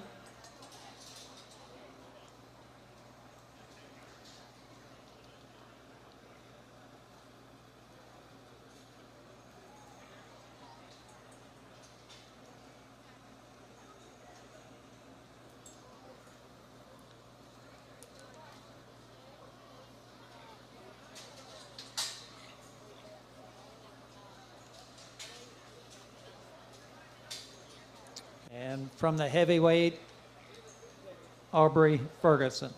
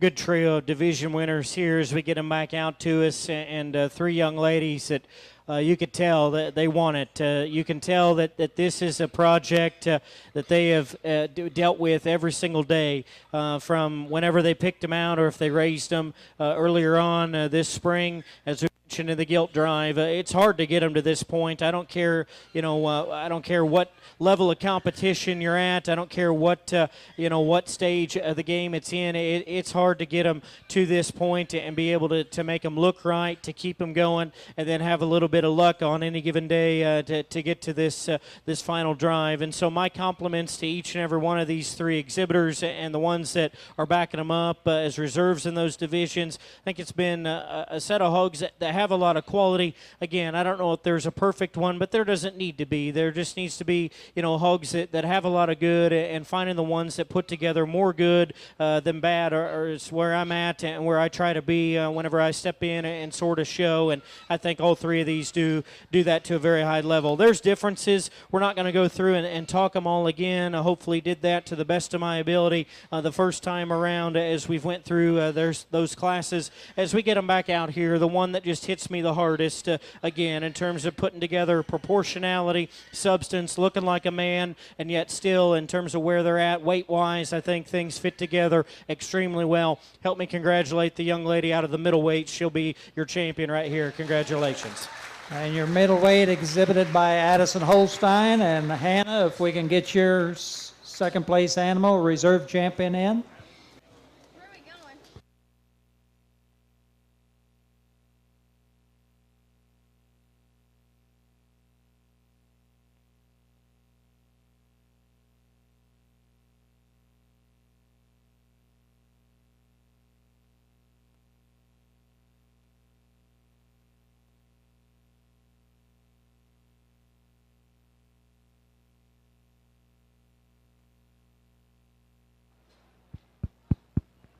Drop in that reserve middleweight. And again, when we've talked about in terms of where he's good from a reach, flexibility, and comfort level standpoint, maybe doesn't have quite the same just going away as some of the others, but certainly a barrow that holds his own.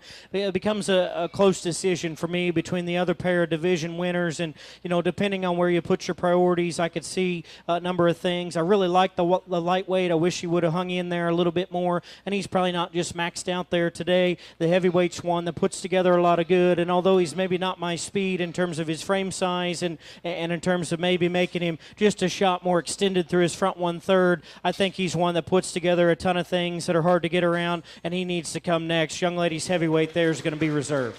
And your heavyweight crossbred is exhibited by Aubrey Ferguson.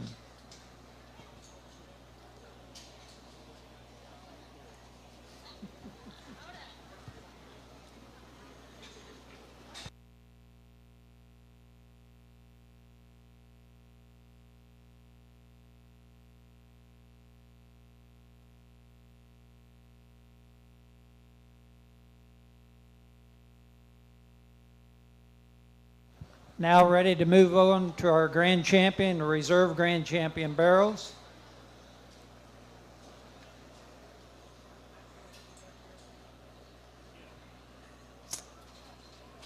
And if it's possible, we'd like for you to come into the ring in this order, if that's possible. Let's begin with the Berkshire. When we're ready, it looks like we're just still moving up. Begin with the Berkshire.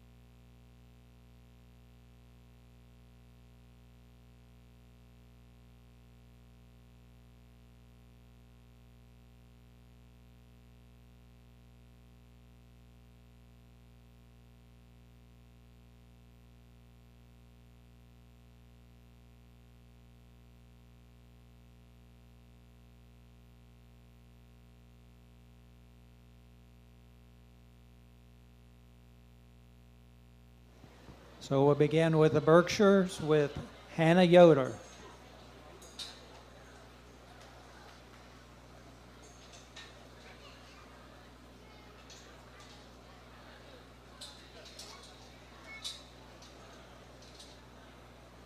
Our Duroc, Lauren Brinson.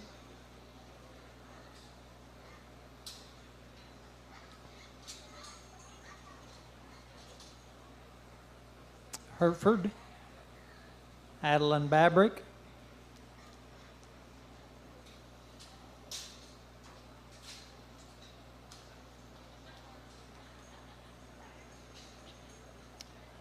Landrace, Seth Allison.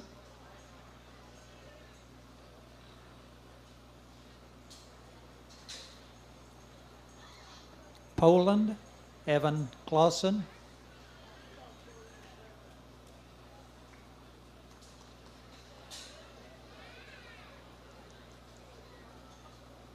Spot, Brayley Bennett.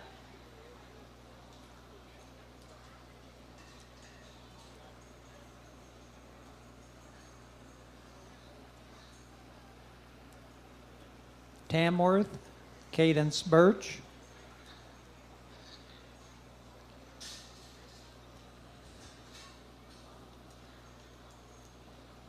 Yorkshire, Bryce Bennett.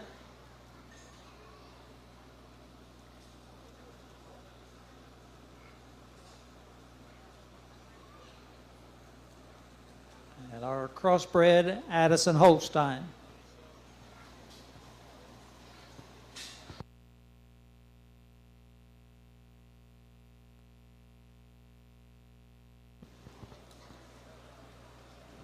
For those of you that are going to participate in showmanship, this will be our next class, and we'll begin with Class 1 of Clover.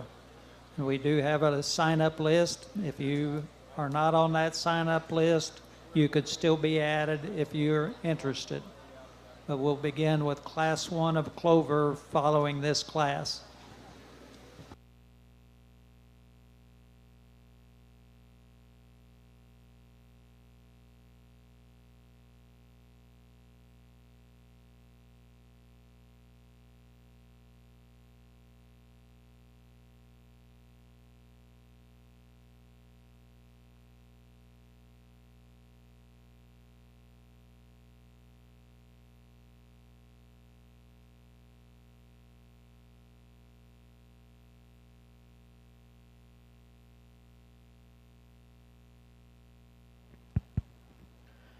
I won't take too much of your time. I know we still got showmanship yet to go through, and you know, a number of these kids, I'm sure, will come back for that, and want to make sure that we are efficient yet give them a fair enough look. But just wanted to make a couple comments, you know, in between the gilt and barrow drives there, in terms of the folks that we're talking about, the building, you know, and the quality of the show barn, the new buildings that you have, the money that's being collected from generous people in your community. To get more buildings and more facilities put together. It's not every day that you're able to find folks like that, you know, especially with the way things are in the world right now, you know, where money's going into youth and agriculture in a community. There's a lot of counties, I can promise you, across the United States of America that don't have the luxury and don't have the support that you have in this county. There's a lot of county fairs. You know, I grew up one state here to the west.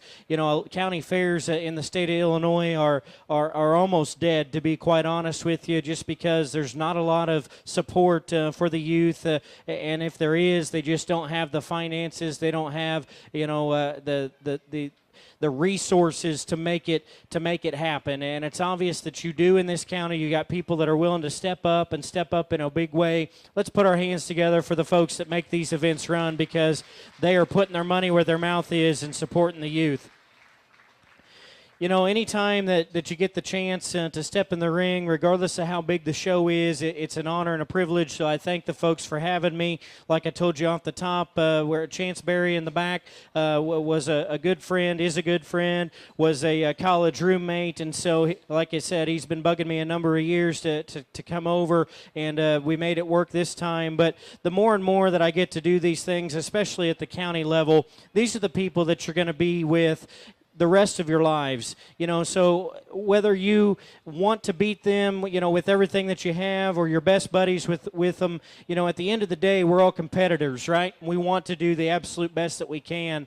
but the camaraderie and the community of your county is what is going to stick with you long past when you're done showing, when you're done being in 4-H. You've got to live with these people. You got to work with these people. And I see far too often at the county setting the drama, the little ticky-tack crap, for lack of a better word, that goes on. These are the people that you should have in your corner that should be your best friends. And so I hope that you can keep that in the forefront of your mind, because at the end of the day, we all want to be competitive. We all want to be, top dog. We want to have the champion gilt, the champion barrow. We want to win these things. But when that's said and done, be civil with each other. Congratulate the winners. If it was you that won, be humble and be able to get along with the folks in your community, because that's more important than any of this other stuff, is making sure that you have lifelong friends, you have lifelong people in your corner that are in your community and in the place that you grew up. The last thing I'll leave you with is this, and then we'll put the mic down and get you a pair of champions. The most important thing that you can absolutely do, every single one of you sitting around here, whether you're in the ring, back in the barn, doesn't matter if you were first in the show, last in your class, the most important thing that you can ever do is accept Jesus Christ into your heart. I truly believe that. I'm a product of youth programs, of the NJSA, of 4-H, of FFA. The most important thing that I ever did was put my faith in my Lord and Savior, Jesus Christ. And so maybe that doesn't align with everything that the 4-H organization pushes on a national level now, and I'm not here to dive off into some deep water. This is the thoughts and comments of Kane Austin and Kane Austin alone. That and a nickel can go get you not much, but it's just my comments and my thoughts, and no one tells me to say that. No one tells me not to say it, but it's on my heart tonight that message need to be shared. I hope each and every one of you can say that you have a personal relationship with Jesus, and if you don't, I hope that you can actively seek him and find a way to get to know him, because it's the best decision that you'll ever do and ever make in your life. So with that, I'm going to put the mic down. You guys can fire him back up.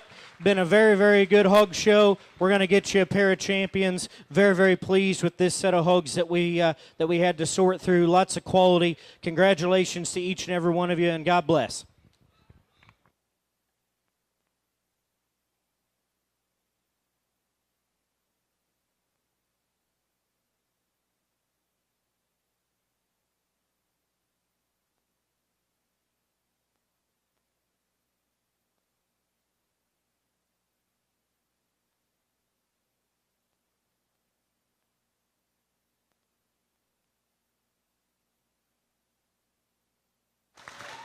And your grand champion barrel comes out of the Crossbred division, exhibited by Addison Holstein. And Aubrey, if you can bring your reserve champion out. And the banners are provided by Plainville Christian Church, along with Holstein, Ultimate Edge, and Concrete Construction. And then the reserve grand champion barrel banner is provided by KNC Schwarzentrooper family.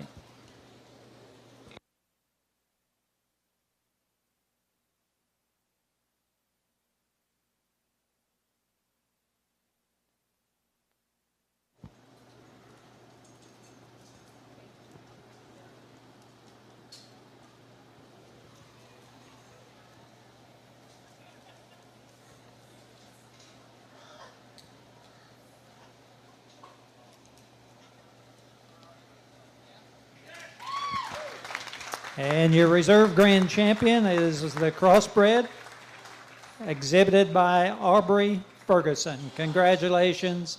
And to all you exhibitors, thank you for your responsiveness to the calls and being on time for this show. And we'll move on to our showmanship. In Clover Showmanship, we have 3 classes. For those of you that have signed up for Class 1, we have Aubrey Ferguson, Lucas Hastings, Tim Davis, Sawyer Baker, Graham Madison, Blaine Arms, and Brayley Bennett. Please come into the makeup area as soon as possible.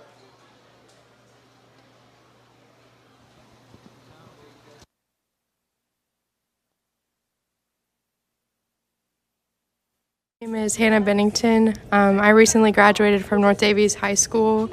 My future plans are to go to Ball State University and major in vocal music education and then mathematics as well.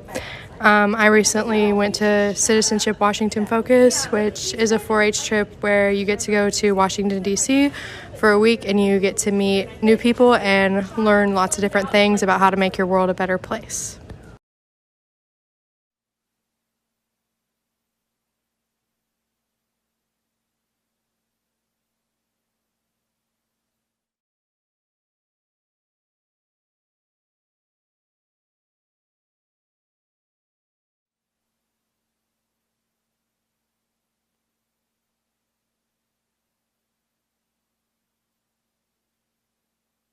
I'm Tyler Boyd. I'm 18 years old and I'm a 10-year member.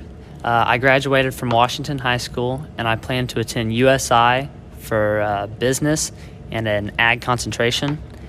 And my favorite part about the fair is the pork burgers from the concession stand and just being around friends all week.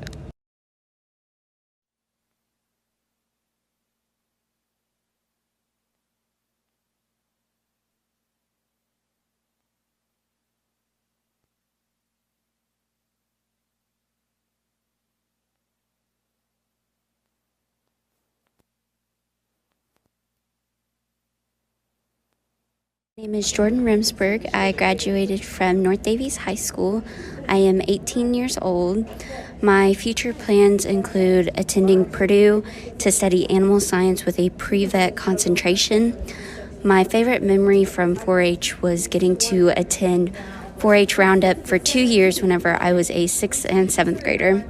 I really enjoyed being able to explore Purdue's campus and attending the animal sessions that they had for us.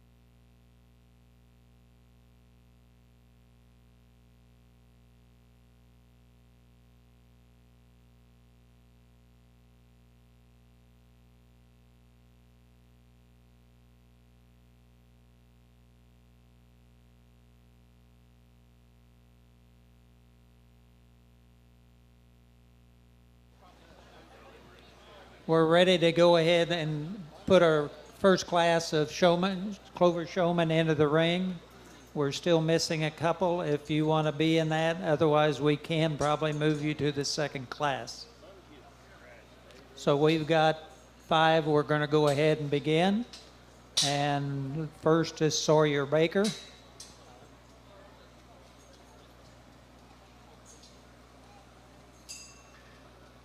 And Brayley Bennett.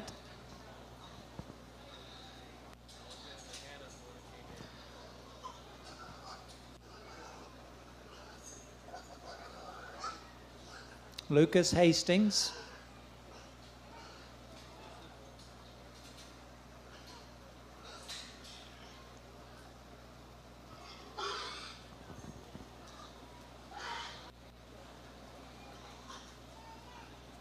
Blaine Arms.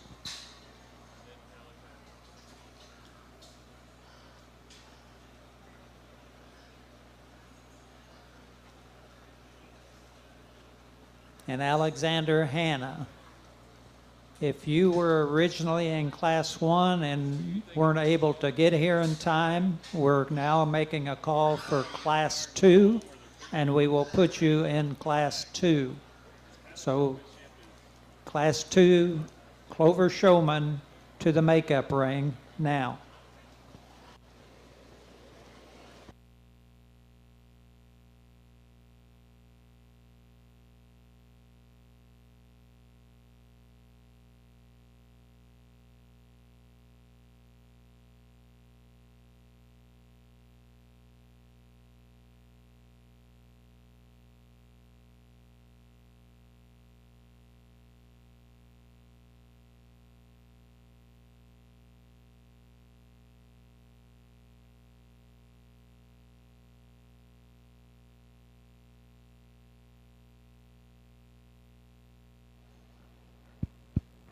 Well, typically in showmanship, I like to spend a little more time and make sure that, we work with them. And we're going to try and do that as best we can, but at the same time still be efficient, and first impressions are going to be very key. I've seen a number of these kids. I'm going to assume that I've seen basically every kid that will come out for showmanship at least once already through the Breeding Gilt or Market Hog Show. And so with it being here at the end of the day and getting late, want to make sure that we give them a good first impression and then just kind of keep it rolling because the hogs definitely aren't going to get any easier to drive the later we go into the evening. I feel like there's one that comes out for me and does a very nice job. Young man in the Paisley, number 205. He's going to come back and join us in that final heat. Want to give just a couple honorable mentions. Again, the young lady with the spot barrow, she's done a nice job all night long. We get out here, that barrow's probably a little more stop and go, and try to let her ease into it a little bit. Wish we could maybe just keep that hog rolling a shot more consistently.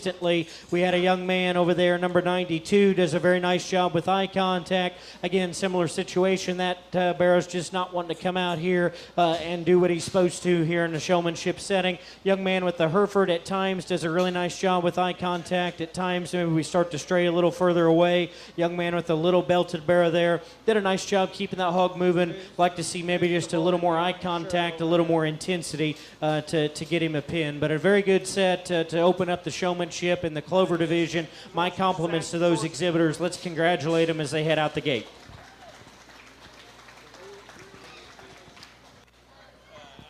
So in Class 1, we had Sawyer Baker, Brayley Bennett, Lucas Hastings, Blaine Arms, and Alexander Hanna.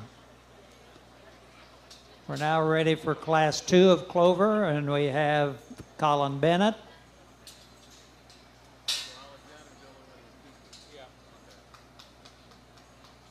Cohen Arms,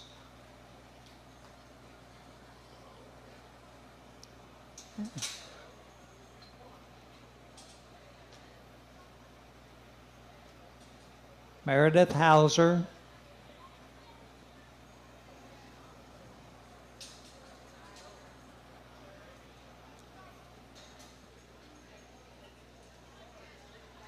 Aubrey Ferguson,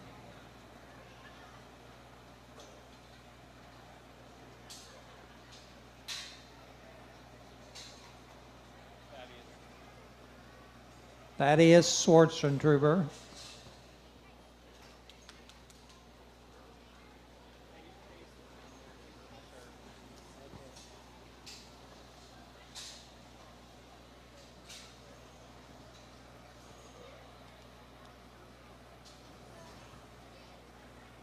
And now we'll make a call for Class 3 and the final class of Clover Showman. If you want to be in the third class, we have a list. So if you're in Class 3, please come to the makeup area.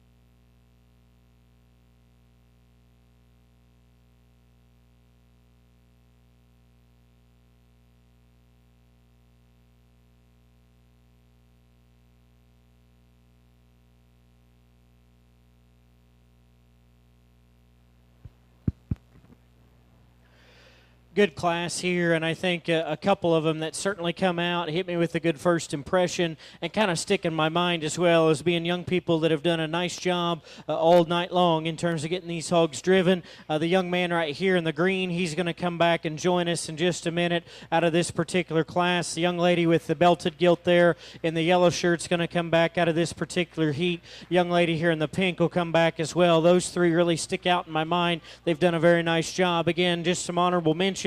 Young man down here at the Duroc Barrow does a nice job coming out of the gate in terms of trying to keep that hog going at the right type of pace. That barrow's just wanting to fight him too much out here and ride the outside rail. If our dance partner wanted to come out and participate a little bit better, probably would have a better shot of grabbing us a pin. Had a young man that maybe got hung up in the wash down there right now that had a predominantly black hog. He does a nice job of trying to keep that hog moving. At the same time, I'd like to see a little more eye contact, a little more intensity. Had three of them there and a very deep class that we're going to call back. Put your hands together for all of them, if you would, as they head back to the barn.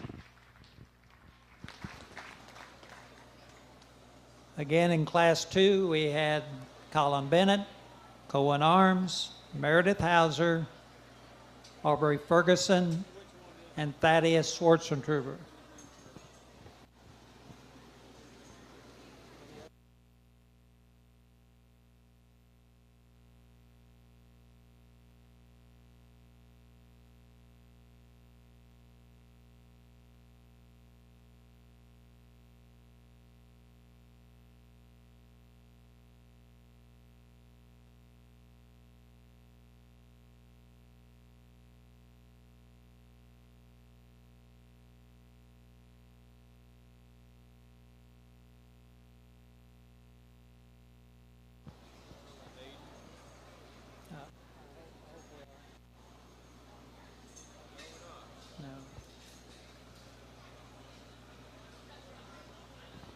Got Nolan Brower.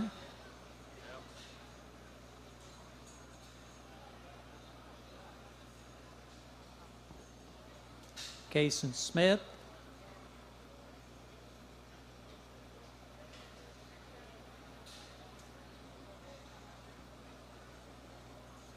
Jesse Bennett.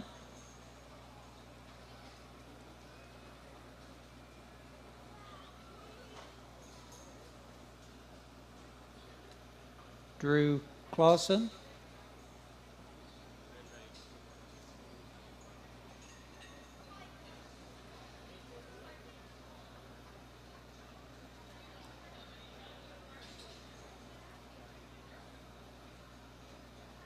Hayden Baker.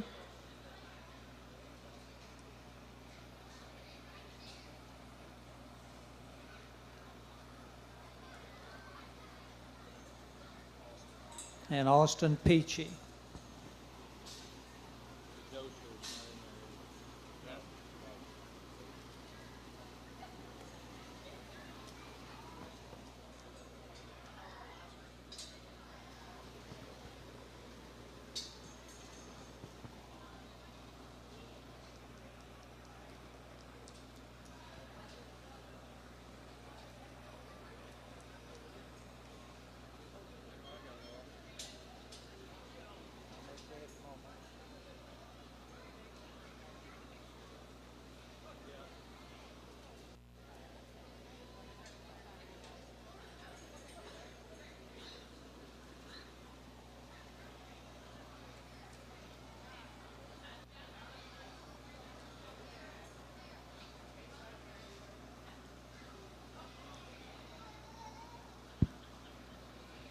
get into this class. I think a group of young people that do a nice job of eye contact. At times, maybe we could just be a little more ring aware. We use maybe a little too much eye contact and lose track of where our hogs are headed. And I know that sounds maybe a little different than what you've heard in the past. To keep your eye on the judge at all times, you need to, but you also need to be able to keep ring awareness so you don't get hung up in traffic, run into other pigs, cut exhibitors off, so on and so forth. And so with that in mind, I feel like the one that probably found the open spots just a little bit more consistently in this particular group was the young man right here in the green with kind of a thin belted hog. He's going to come back out of this particular drive and join us in that final in just a minute. Did a very nice job start to finish. I'm also going to keep the young man with the Duroc barrow. I felt like he did a nice job of kind of separating himself away from the crowd. Again, some honorable mentions. Had some young people here. Young man with the York barrow does a nice job in terms of eye contact, maybe uses that offhand and he carries his brush and maybe wants to rest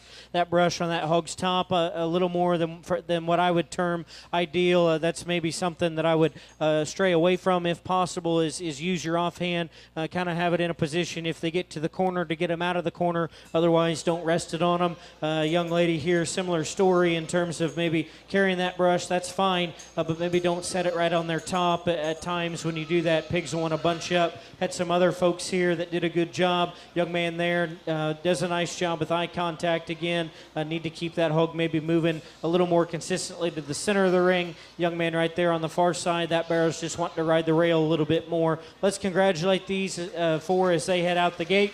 Got a couple of them pulled off over here. We'll sort through that top end in the Clover division. So from our third class, we had Nolan Brower, Kason Smith, Hayden Baker, Austin Peachy, Drew Clausen, and Jesse Bennett. We're going to conclude our Clover Showman with the 6 that have been retained in the ring. And if we can go ahead and get our Junior Showmanship Class 1 headed to the makeup area. Class 1 Junior Showman. The Clover Showman banner is donated by Tom and Marcia Boyd.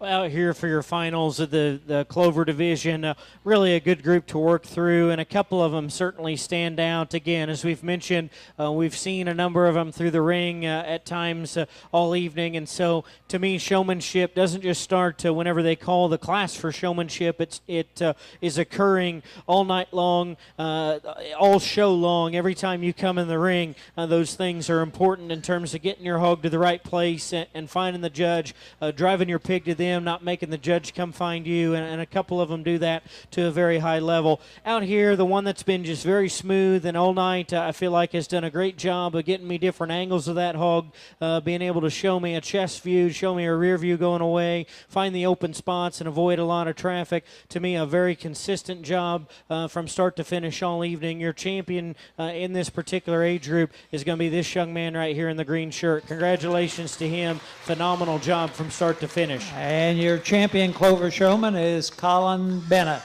Congratulations, Colin. Also participating in Clover Showman were Aubrey Ferguson, Alexander Hanna, Meredith Hauser, Kason Smith, and Hayden Baker. We're now ready for our first class of junior showmanship.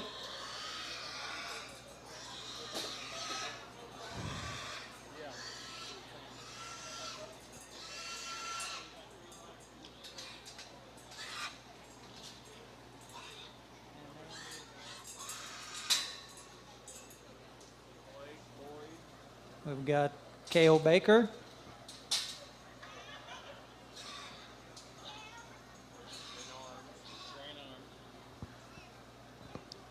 Grant Arms,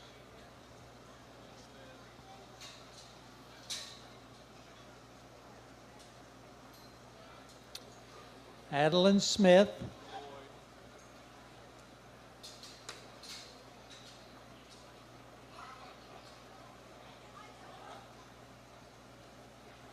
Blake Boyd,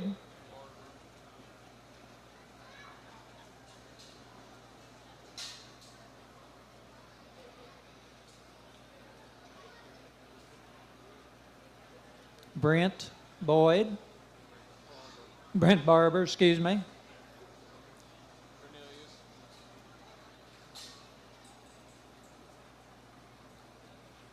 Campbell Cornelius.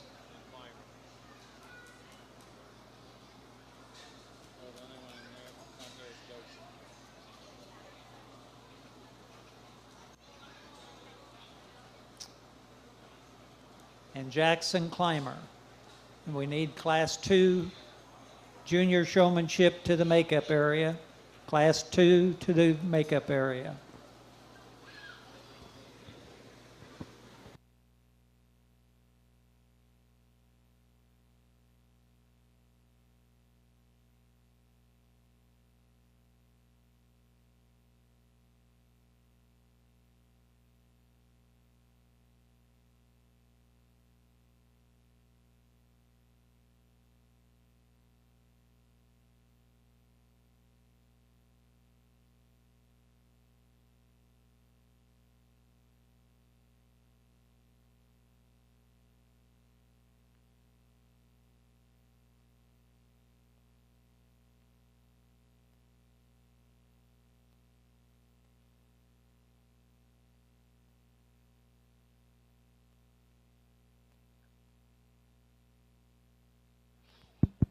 Good way to get this age group started. A pair of them that I'm going to elect to keep back out of this particular heat. Young lady here in the navy shirt with the solid black pig is going to come back out of this particular drive. A young man right here with the maroon on with the crinkle-eared barrow is going to come back. They found the open spots a little bit quicker. Again, honorable mentions. The young man with the predominantly white gilt there. Nice job with eye contact. That gilt's just a little more stop and go. Wish we could get a smoother pass on the profile to get a better look from time to time. Young lady over there with the Berkshire Barrow, another one that's just really cool, calm, and collected. She probably needs to be just a little bit more aggressive and assertive to get to the open spot for me. Young man with the Duroc Barrow, good eye contact, good intensity. Again, maybe get hung up with some other pigs, other exhibitors, get hung up in traffic from time to time. This young man had a gilt that was just a little fast pace on him. That young man had a gilt that was a little too slow for him. Need to find that sweet spot in terms of speed for both those gents.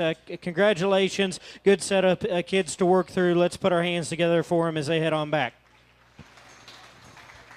So in our first class of junior showmanship, we had K.O. Baker, Grant Arms, Adeline Smith, Blake Boyd, Campbell Cornelius, and Jackson Clymer, and Brent Barber. So we're now ready for our Class 2. And Class 3 could come to the makeup area. First into the ring is Emma Yoder.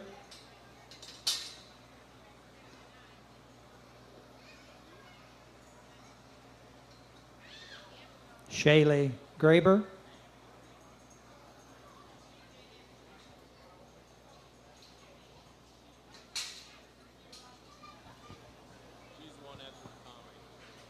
Owen Barber.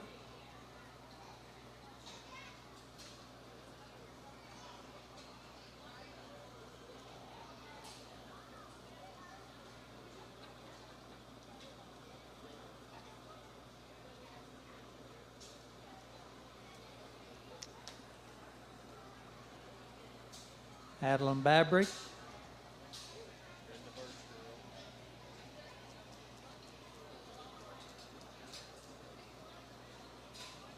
Cadence Birch.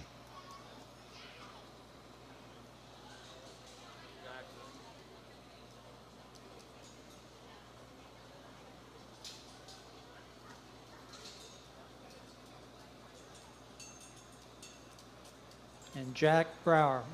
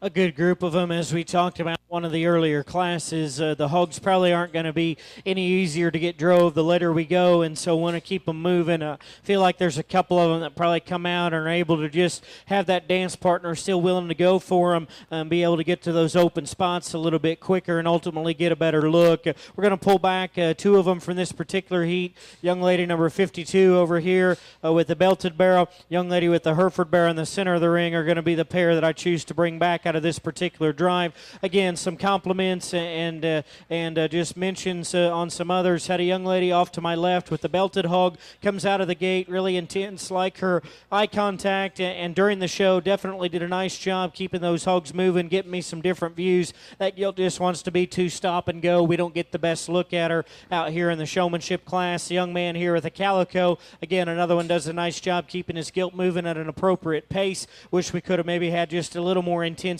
out here in terms of getting to those open spots just a shot quicker. Had a young man, tall young man there with a white gilt. Nice job in terms of being laid back. I could use a little more intensity. Young lady over here in the black shirt does a nice job trying to keep that barrow moving. He's just done played out on her and wants to kind of camp out in the corner, and this young man did a good job in terms of keeping that hog moving. Again, just wish we could get to the open spots a little bit quicker. That barrow wants to ride the rail a time or two and gets lost a little bit in the shuffle. Good set of them. Put your hands together for them as they head on back to the barn, if you would.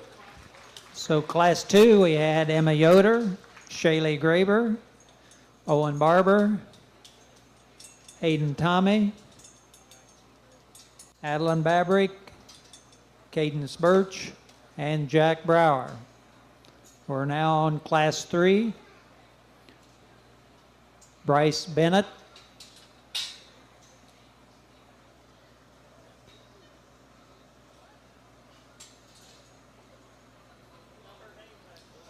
Evan Clausen,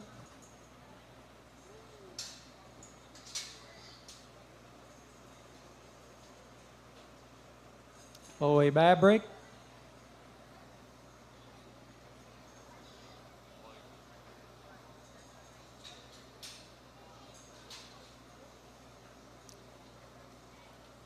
Blake Barber,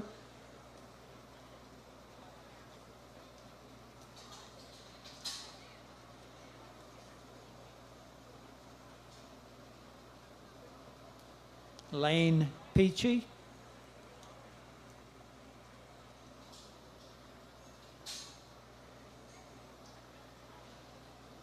And Brody Arms.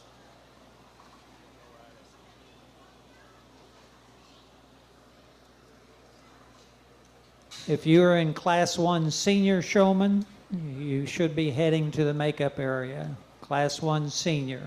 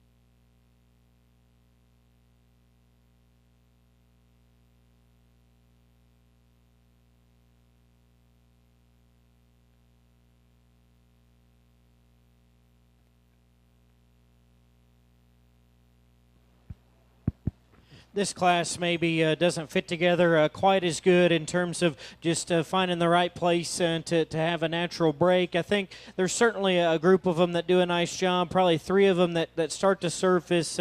I guess given this is the last class, given what we have in terms of young people already pulled back to get you a champion that have come out and do a really nice job, I'm going to just keep one out of this particular heat, and that's the young man here with the Yorkshire Barrow. Felt like he did the best job all night long in terms of eye contact and keeping that barrow moving at the right pace.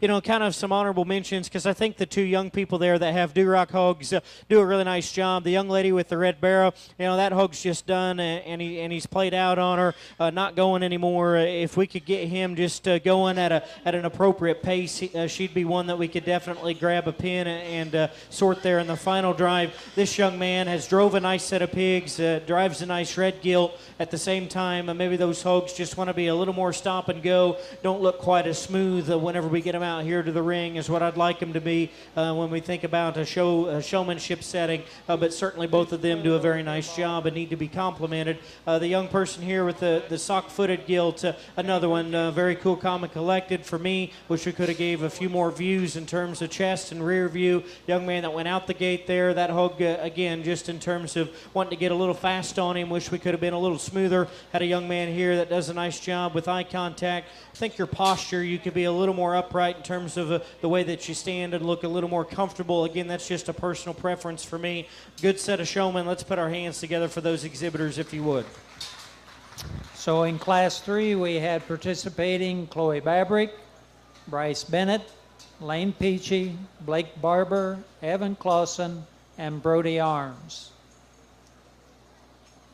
Now we have Cale Baker in the ring, Campbell Cornelius, Corey Babrick, Catalin Babrick, Emma Yoder, and Bryce Bennett. And this trophy is donated by Comeback Bet Service.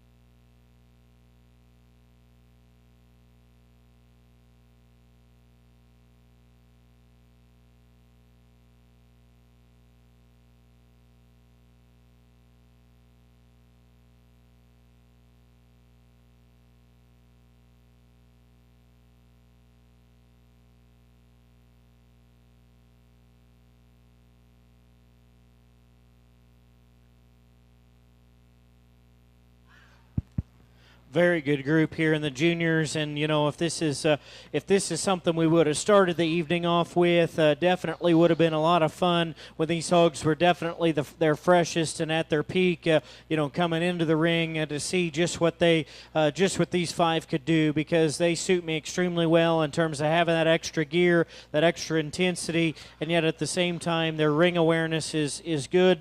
There's probably something about each of them. If I were to give them some advice or critique, I would tell them that they could do it a little bit differently. But at the same time, this is the group of 5 that certainly, for me, did the best from start to finish. The longer we go out here, the one that I think has just been able to stick with it in terms of keeping this hog moving at the right type of pace, keeping this barrow right in front of me, and yet at the same time giving me different views and having great eye contact, great ring awareness and intensity. Maybe gets a skosh close at times, but the young lady with the Hereford here, she's going to be your winner. Congratulations to her.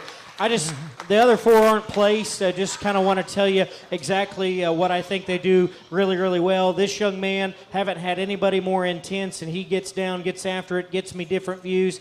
Probably as you continue to mature and grow as a showman, just be a little more courteous in the ring. It's great to be, intense and get to those spots, but don't cut people off as best you can. Sometimes it's not your fault, it's their fault. They need to get out of the way, but at times you maybe want to get just a little more amped up. We could slow it down just a little bit. Young man over here, I wish your barrow would have stuck with you, because you suit me extremely well. The longer we go, we probably just have to use that whip just a shot more than I would prefer, but he does a phenomenal job in terms of his spacing and ring awareness. He was right there towards the top. Same can be said about the young lady in navy here with the black gilt. Did a very good job in terms of being cool, calm, and collected. That gilt's just played out on her. This young lady does a nice job in terms of keeping her barrow moving at the right type of speed. At times, right there, she'll want to cross over, and I wish we could maybe keep that in check just a little bit more. Awesome set of juniors here, or whatever we're calling them in this age group. 5 of them that do a phenomenal job.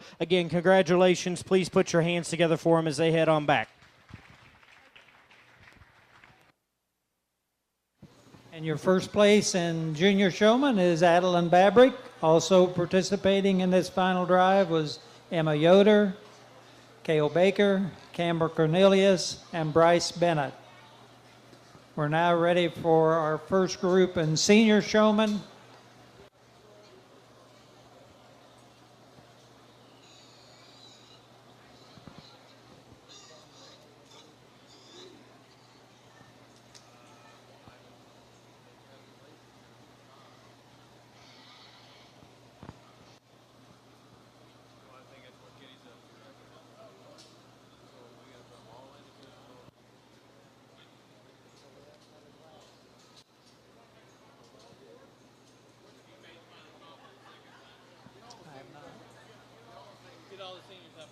Well, let's go. They say they like to have all the seniors at the same time. So if you're in class 2, please show up now.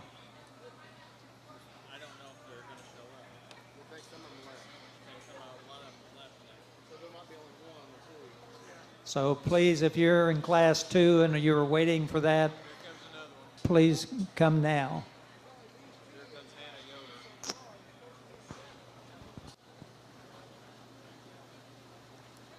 If they all show up, I guess we'll do 2. Yeah, we just thought there was only 1.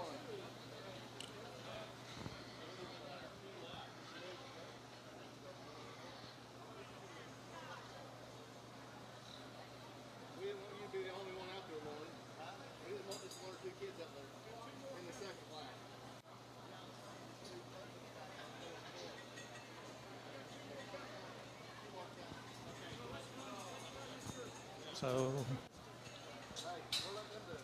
So we'll run with Addison Holstein.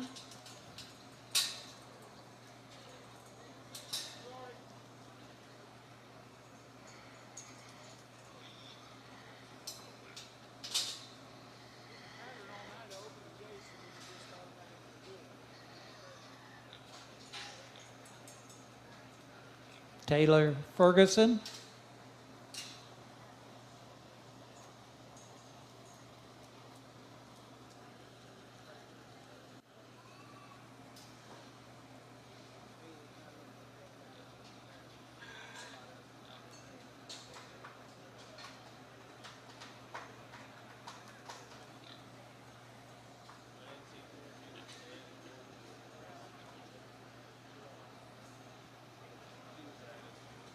Michaela Chambers.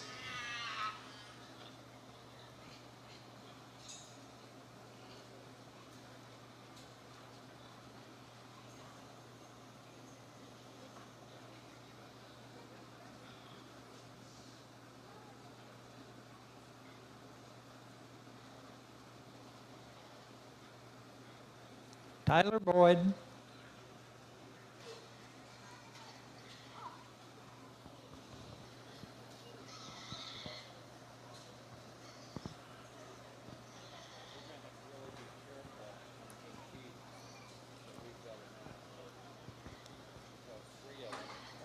And Rowdy Perkins.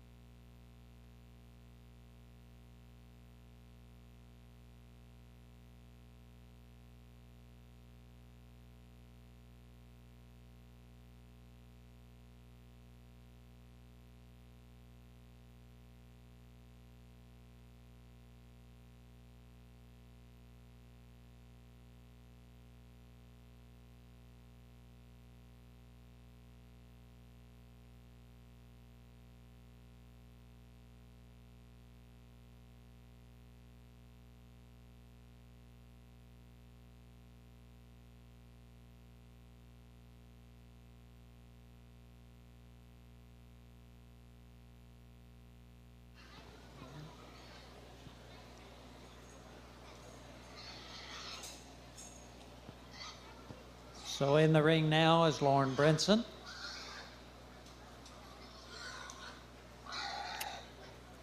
Landon Arms.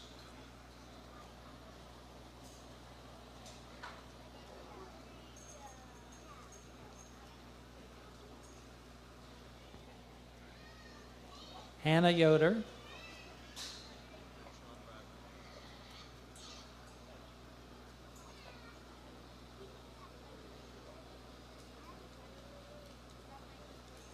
Sean Babrick.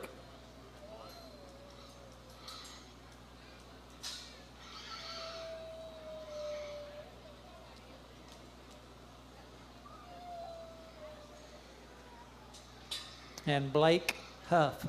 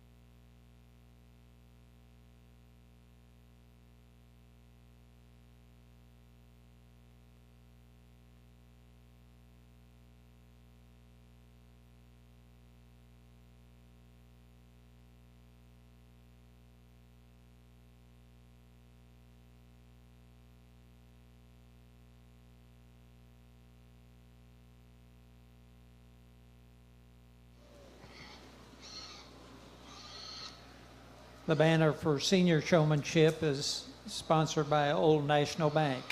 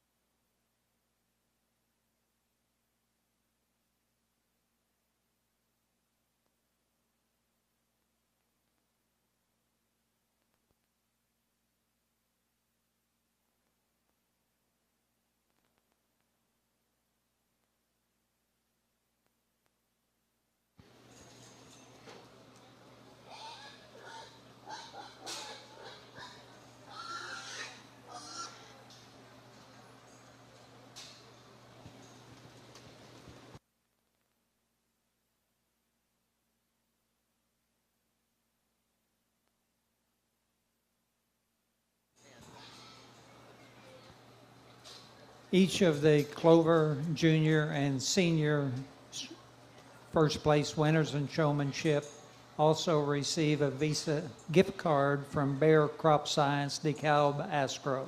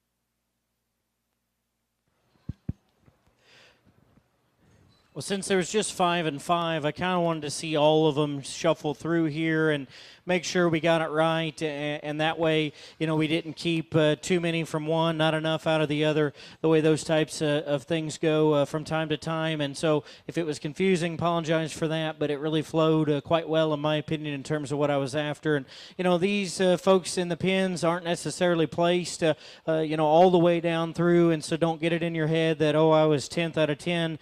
Okay, we just I wanted to see how things went and how you shuffled through. The two young gentlemen down here did a very nice job in terms of keeping those hogs moving. It was just tougher for you guys to get them off the rail as we come back out here. Wish we could have seen you to the center of the ring. The young guy there in pin 6, really nice job all night long in terms of giving me a side profile with this barrow or any hog that he drove. I wish maybe the longer we went out here, that barrow would have stuck with him a little bit longer because he was right there in contention. Young lady there did a nice job. Whenever I pinned her the first time, you could tell maybe she thought she was getting placed a little lower, and maybe because of that, lost a little bit of intensity. Make sure you keep driving. You never know exactly what that judge is asking of you. You weren't necessarily placed at that point. Wish, though, maybe you could have stuck right in there and stayed focused just a shot longer. We would have had you up a couple spots higher. The young man with the Berkshire gilt, she just played out on him. That's another young man that does a nice job with eye contact and intensity. Young lady there with the calico really does a nice job showing me some different views. Wish maybe at times didn't cross over quite as much. The young man there has shown some really nice pigs all night long. That white barrow just wants to get a little more slow on him, and because of that, we maybe don't get to the open spot. These three, to me, were the three that surfaced in terms of every time they've come through the ring, the game face has been on. They've been driving to win. They're young ladies that do a really nice job in terms of eye contact, yet still keep the right type of ring awareness. And I think the longer that we've went, this young person that's going to be third, in terms of being really smooth and really cool, calm, and collected, I appreciate that about him. Just maybe at times this hog gets a little more stop and go. Your third place exhibitor is the young lady here in the yellow. Congratulations to her. 1 and 2, very, very tight in my opinion, very close. And, from the very get-go this evening, some of the first classes that we were in, I remember both these young people, they were driving good hogs all night long, but ultimately what gets them out here is whether it was a hog that they, won a class with or went, middle of the pack with, every time they came out and tried to present it to the best of their ability, and I appreciate that about them. The longer that we've went and all evening long, the one that just suits me extremely well in terms of style is ultimately going to be your champion. It's splitting hairs. I think you could go either way. Second place, young lady in purple. Winner, young lady in black. Congratulations. Excellent set of seniors to work through.